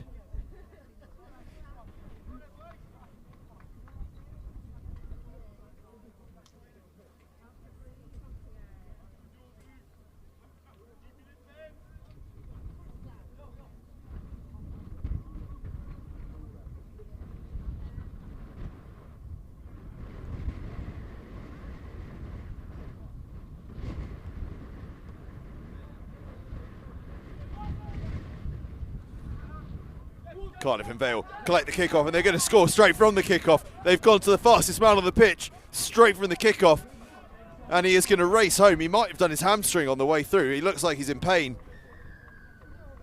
Cramped up on the way through, I think. Did well to get all the way to the try line in the end, and that shows you just what a long day it has been for some of these players. Cramping up on the way to the try line. But a crucial score for Cardiff and Vale College, having only just conceded. Bloxham scoring right off the first play of the half to go 19-12 ahead. But straight from the kickoff, Cardiff and Vale responding and converting.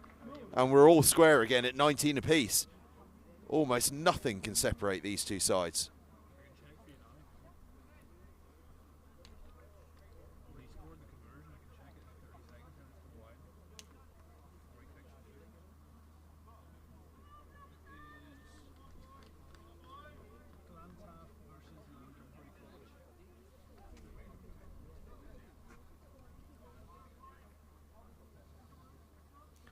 Cardiff and Vale launch the ball deep into Bloxham territory, asking Bloxham to go the length of the field. But we've seen what this Bloxham side can do. They won't be afraid of that, certainly not. And here they go, almost up to halfway already. Ball bounces loose, but they're getting the ball wide. Through the hands they go, and now they make the line break. And now it's all about who's got the pace. And at the moment, it looks very much like Luca Daniels is the one with the pace. Oh, and he's just dropped the ball before the line. We thought he was away, but the ball is spilled. Referee and his assistant referee just having a quick discussion about it. But I think we're going to be coming back for a 5-metre scrum and the knock-on.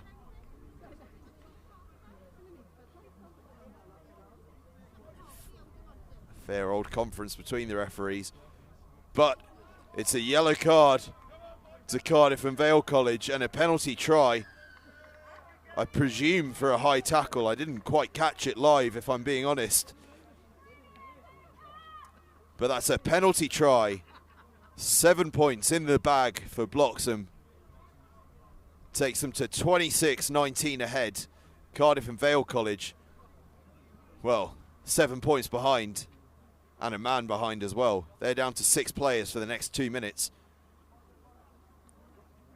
And if Bloxham are going to seize their opportunity, now is the time to do it. While their opposition are down a man.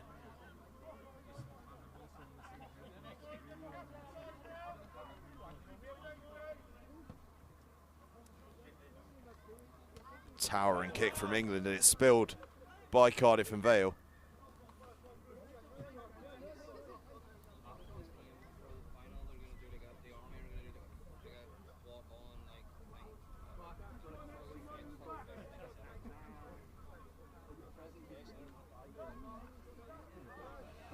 News that the Army are going to be coming on the field after the plate final and prior to the cup final to do a parade, I believe.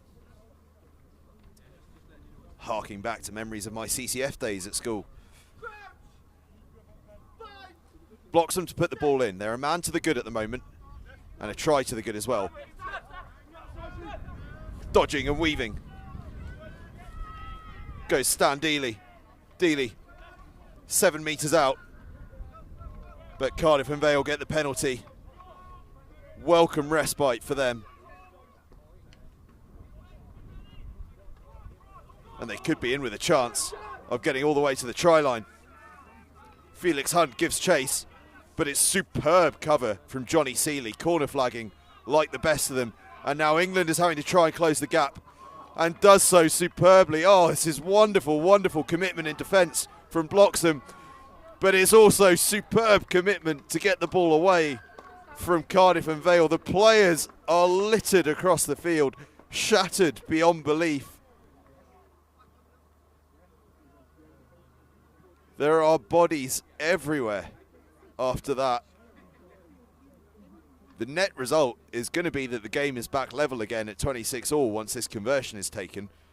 The difficulty is going to be finding a player standing who's able to take the conversion, because Cardiff and Vale players are out on their feet after that particular play.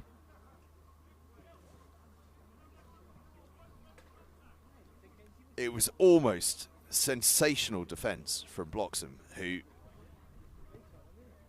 chased down the Cardiff and Vale players 3-4 times, but time and time again the offload just got away, and in the end it was that offloading support play, remember with a man down as well from Cardiff and Vale College, that saw them across the line, and the game is levelled up at 26 points apiece.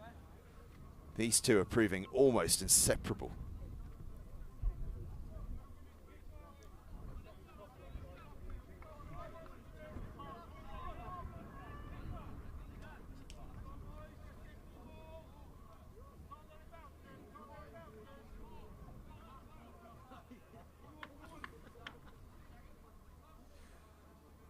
Cardiff and Vale College are back to their full complement of players. All 7 on the pitch now. And hopefully after that slight delay, with air in their lungs again. Ball spilled by Bloxham. And this is going to be a huge, huge opportunity for Cardiff and Vale College, as there's some unsavoury stuff from a couple of parents on the far side. Has to be said. Quite unnecessary for the parents on the touchline to be telling the referee how to do his job.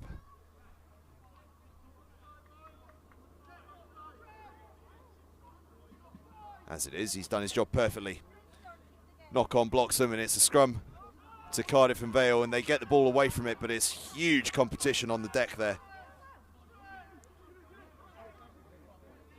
The big prop taking things on for Cardiff and Vale.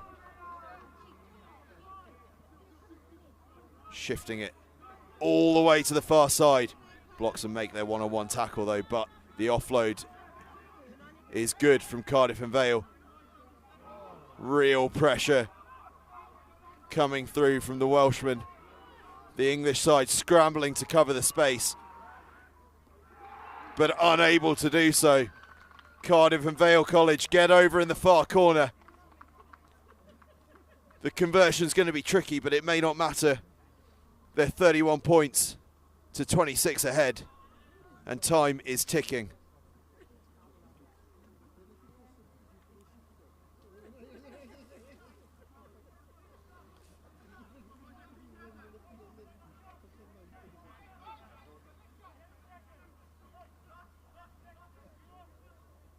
The boys are seriously tired out there. The slow trudge back for this conversion about the slowest we've seen all day. This game number 7 for these lads. And you can see it in some of those legs.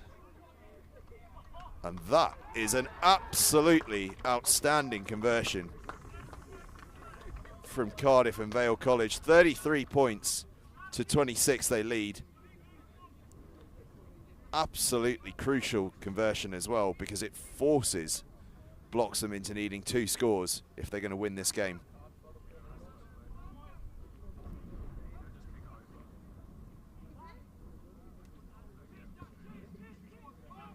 High hanging restart. Now or never for Bloxham. And it looks as though they're choosing now, keeping the ball alive. Bobbing, darting, weaving.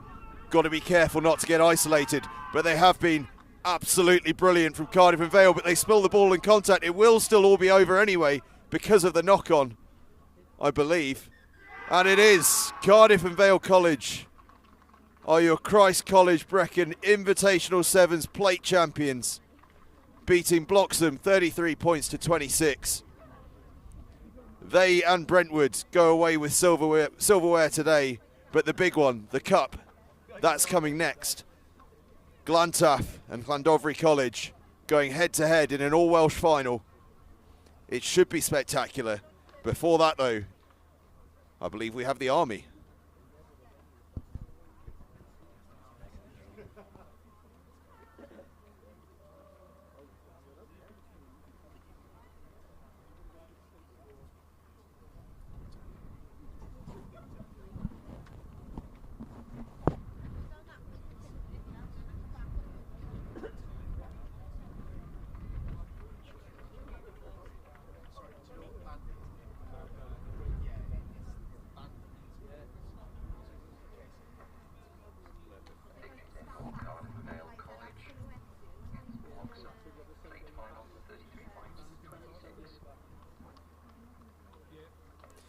And so, leading the players onto the field is going to be the band of the Prince of Wales. They're going to play the players onto the field for this very, very special occasion.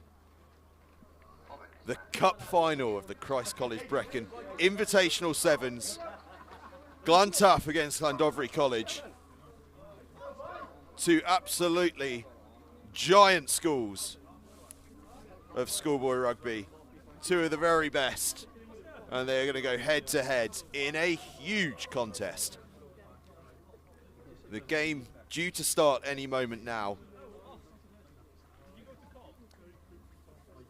as the band get themselves ready and warmed up. You can hear the drum beating inside.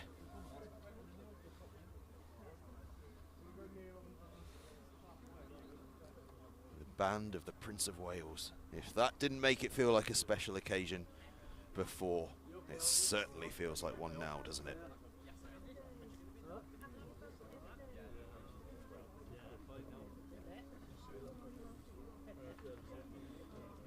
The calm before the storm as we wait for these 2 great sides to come out.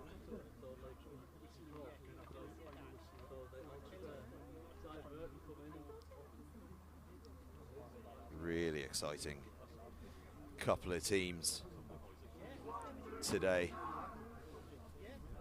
But a word first on Brentwood and on Cardiff and Vale College, who go home with silverware. Cardiff and Vale collecting the plate, Brentwood the bowl. 2 absolutely sensational finals. If they are something, or if they are a sign of what's to come in this final, well, we're going to be in for a treat. And as we wait for the players to emerge, I might as well go through the squads for you. Landovery College, Mackenzie Clayton, Diffin Thomas, Fred Lidderdale, Kai Inker, Fraser Jones, Jacob Williams, Finley Baker, James Price, Luca Justice, Reese Ferguson, Tom Davis, and Reese Stevens. They are your Landovery College players as the band starts up.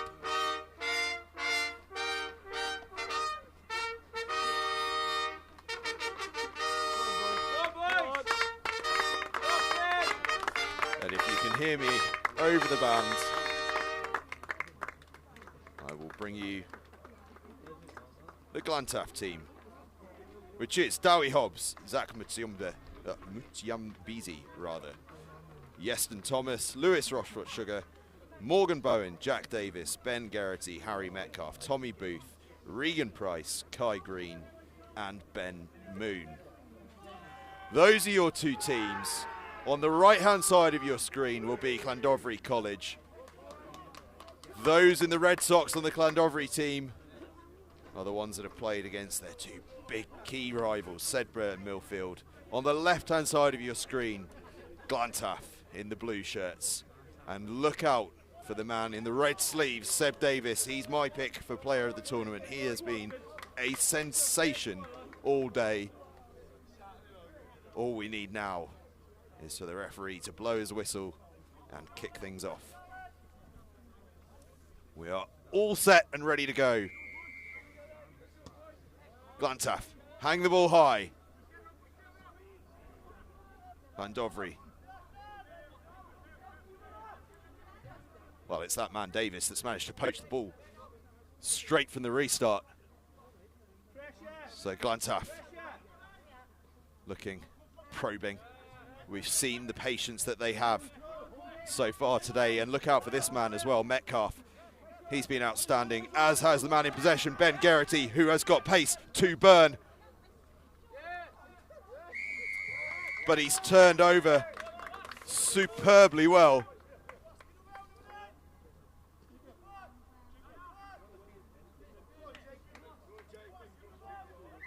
Big Mackenzie Clayton getting over the ball there.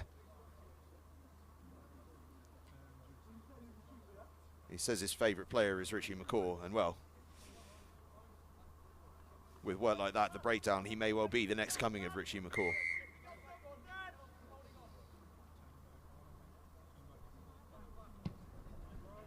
Landovery try to clear their lines, just get outside of the 22.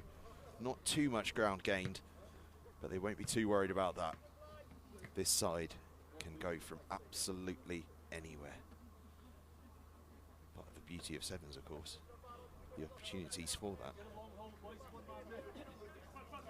Ferguson chucks it in, gets the ball back, opens things up for his team, who are looking to stretch this the full width. Now they cut back, that classic sevens play, bringing the winger back inside.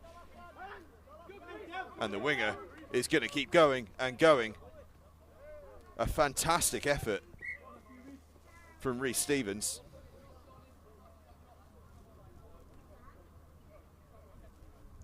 Arrived at the school as an outside centre, but has since moved to the wing. Sadly, he looks like he's caught a bit of a knock on his way down in that tackle, which does give us a chance to talk about a couple of our partners who have helped put this stream together, namely Coach Logic and Return to Play. Coach Logic, our analysis partners, player-led analysis, and they really are about player engagement as much as possible. You can go in, you can do your own analysis, you can work with your school coaching staff, you can create highlights packages, all sorts. Return to Play medical providers specialising in concussion particularly, doing some absolutely vital work in providing medical care to schools around the country. On the pitch though, we're back underway, and it's in the hands of Glantaf's Seb Davis. Davis scorching around the outside, earns his team a penalty as well because of the high tackle. And they're moving fast. Davis is down, but his teammates aren't too worried. They're sensing an opportunity here. Getting the ball through the hands. Dowie Hobbs now looks to go the other way. Davis is having some cramp sorted out. Garrity, though, takes the ball on. Davis still getting attended to. His side still in possession. Now Davis is back on his feet, operating as scrum half. Davis, scything this way and that. He's going to get across the line, is he? Yes, he is. Seb Davis opens the scoring in the cup final here at the Christ College Brecon Invitational Sevens. He's cramped up again. Players are cramping up all over the place. There's men on both sides. being stretched out. But on the scoreboard, Glantaf have a 5-0 lead. I cannot stress what a long day it's been for some of these boys. 7 games in total. And you can really see it starting to take its toll on the bodies now. Cramp setting in. Oh, the conversion just hits the post. Cramp setting in, bearing in mind, on Seb Davis, a man with a 4-minute 31 Bronco time. So it's definitely not a fitness issue. We can say that much for sure.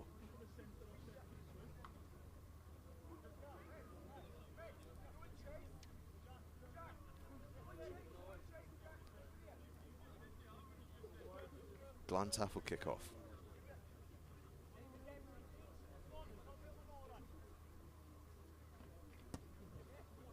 A high hanging restart, perfectly on the money and gathered perfectly by Metcalf.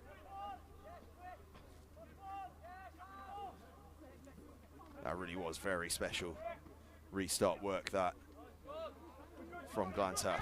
And Glantaf are racing away down this right-hand side, and it's that man, Ben Geraghty, the man with pace to burn, and Geraghty's going to get himself underneath the sticks.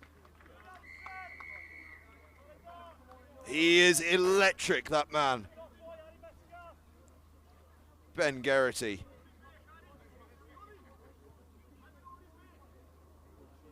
A brilliant score. And a wonderful handoff as well, just to give himself that extra half a yard. And the conversion is good. And that makes things Glantaf 12, Landovery College 0 here in this final. A long way to go yet though. Anything could happen.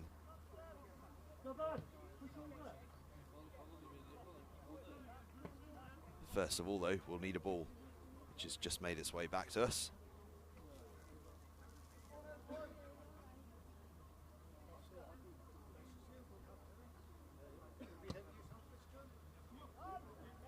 Big high thumping kick.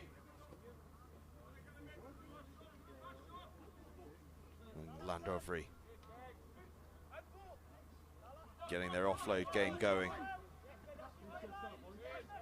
Starting to get some real possession for the first time, really, in what feels like an age in this game. As little Kai Inca goes darting and darting around. Inca, by the way, who's moved over from Dubai, he was part of that Jess squad that reached the under-14 final at Rosslyn Park just before COVID struck back in 2019, I guess that would be.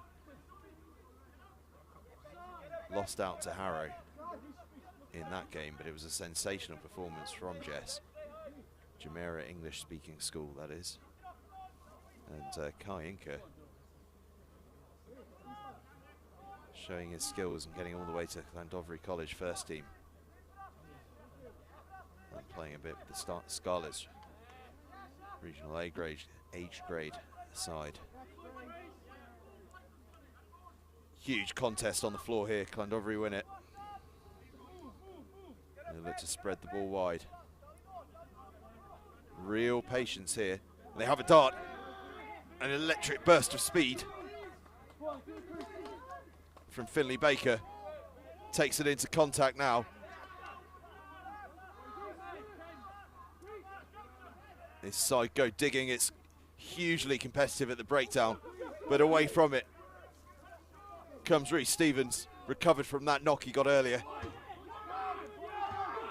Glantaf's competition on the deck is huge.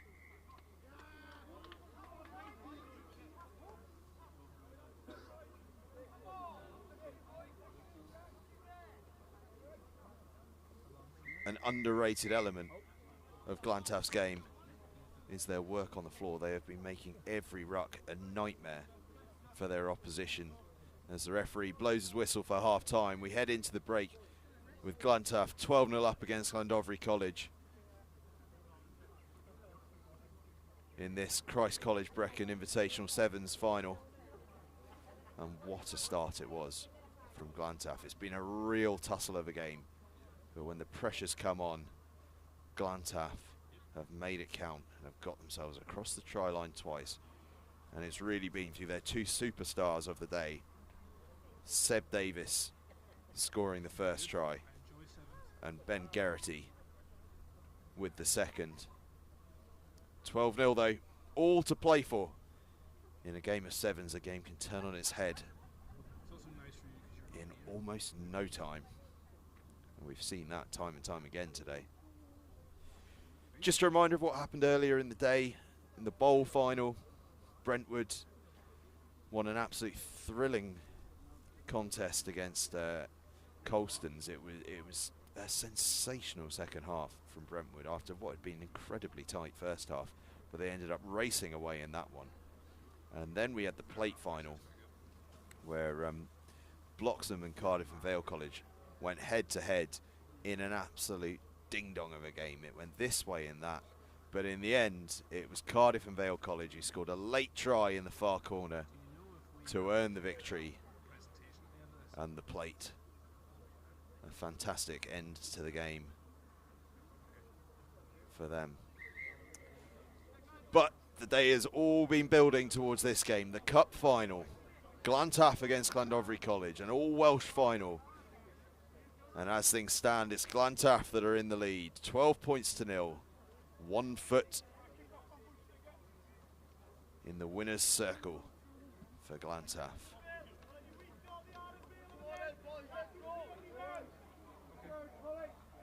We're all ready for the second half. Landovery College setting themselves up. A high hanging kick. Claimed brilliantly by Landovery and offloaded even better. Right on the attack, straight from the start of this second half for Landovery College. Forcing the ball wide now, right to the outside channel. Look at the counter-rucking though from Glantaf, making life so tough. But Landovery get the ball back. Darting, dancing, weaving.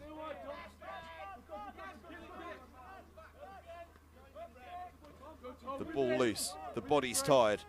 Davis trying to rip it. And now competing at the breakdown. So competitive on the floor is this Glantaf side, but Landovery doing well to keep a hold of possession.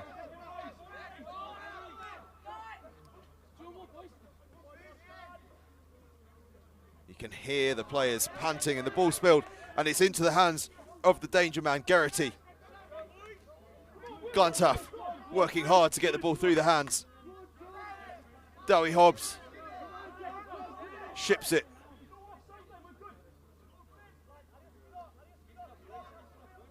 Bodies are tired. Players are having to work oh so hard to get themselves back behind the ball now. Every ounce of energy is at an absolute premium. Hobbs looking for space.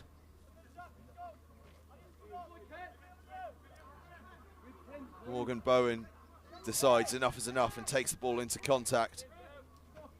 Now it's in the hands of Davis, who somehow finds a way to break through the tackle.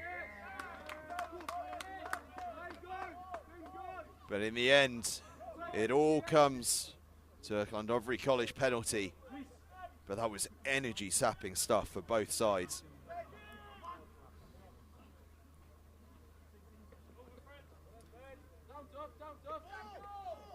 Landovery then back in possession where they started this phase of play.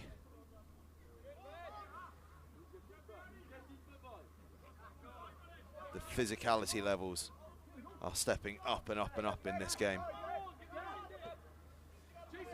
Landovery stab it in behind. It's a race for the line, an absolute foot race.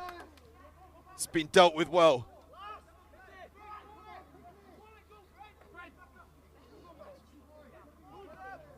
The ball bobbling, but there is space out wide. And it's space that will be taken upon by Reece Stevens. A strong finish from him. It almost looked like the chance had gone begging. It was Fraser Jones' chip ahead that opened the play up. But then the ball bouncing and bobbling around. It wasn't quite certain whether it was going to go to hand. But in the end, that man, Rhys Stevens, got himself on the end of the ball and scored the try.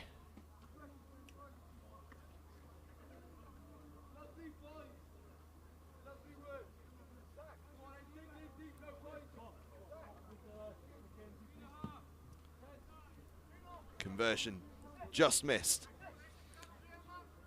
So scores stand at Glantaf 12, Landovery College 5. We have a final on our hands, that is for sure. And unsurprisingly, the changes are being rung here. Some tired bodies out there.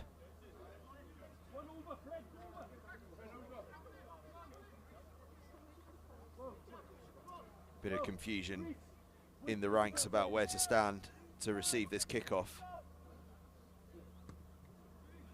But it looks as though everyone's in their rightful place. And Glantaf have found a bit of space, and bursting through into that space was Bowen, and he's given it to Davis, and Davis, oh, he's a delightful runner, and he gives it back to Bowen, and Bowen steps this way and that. He's hauled down just short. His side will get the ball back, and it's back in the hands of Davis, who ships it. Looking wide early. Glantaf use up all the space. All they've got to do is get it wide. Oh, perhaps they don't, because Regan Price, the speed merchant, gets himself underneath the posts.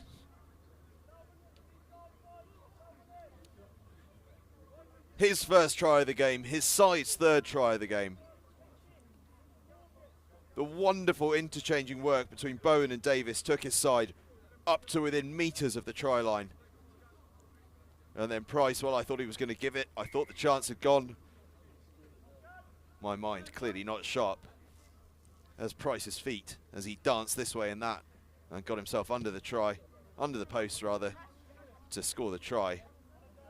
And with the conversion added, that's Glantaf 19, Landovery College 5. And with time ticking away in this second half, Glantaf really do have one hand on the trophy.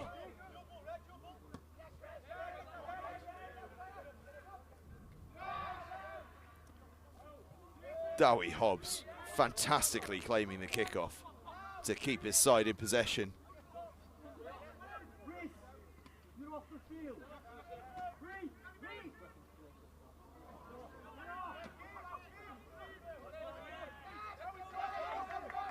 Glantaf probing now.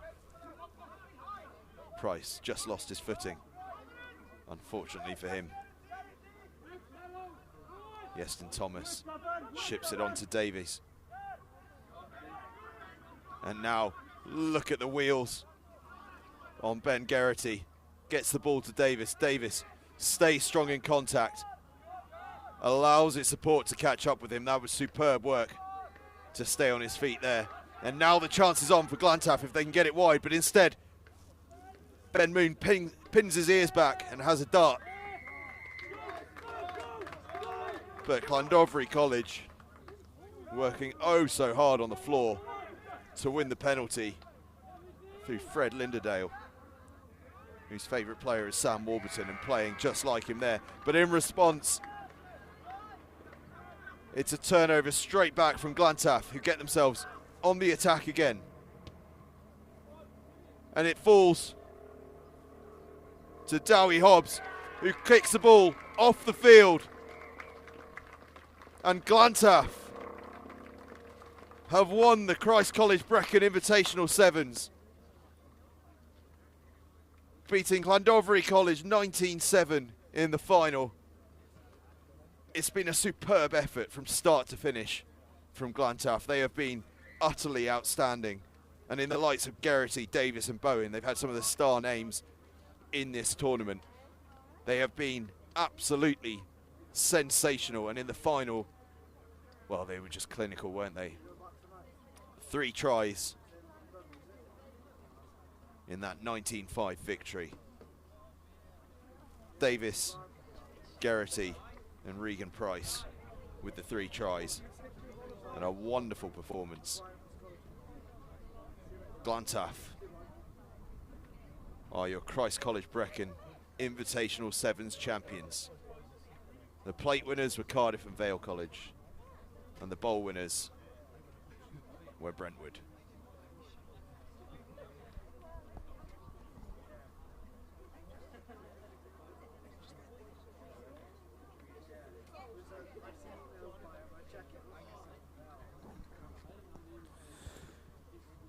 It has been an absolutely wonderful day here at the Christ College Brecon Invitational Sevens. A huge thank you to all of you for watching, but more importantly, a huge thank you to everyone here at Christ College Brecon for their hospitality and for putting on such a wonderful, wonderful display this afternoon in this magnificent setting. And a massive thank you as well, on a personal note, from our team here. Christ College Brecon put them up for the night last night, fed and watered everyone, and without that sort of generosity and help, this stream could not have gone ahead. What with the 10 o'clock start time this morning, would have been a very early start for some of these boys. They're based in North Greenwich. On the field though, and to the people that matter, it was all about the players and the schools, and in particular to Glantaf. A fantastic performance all day, sealing then the Christ College Brecon Invitational Sevens title with a 19-5 victory over Landovery College. Until the next time, goodbye. We'll see you very, very soon.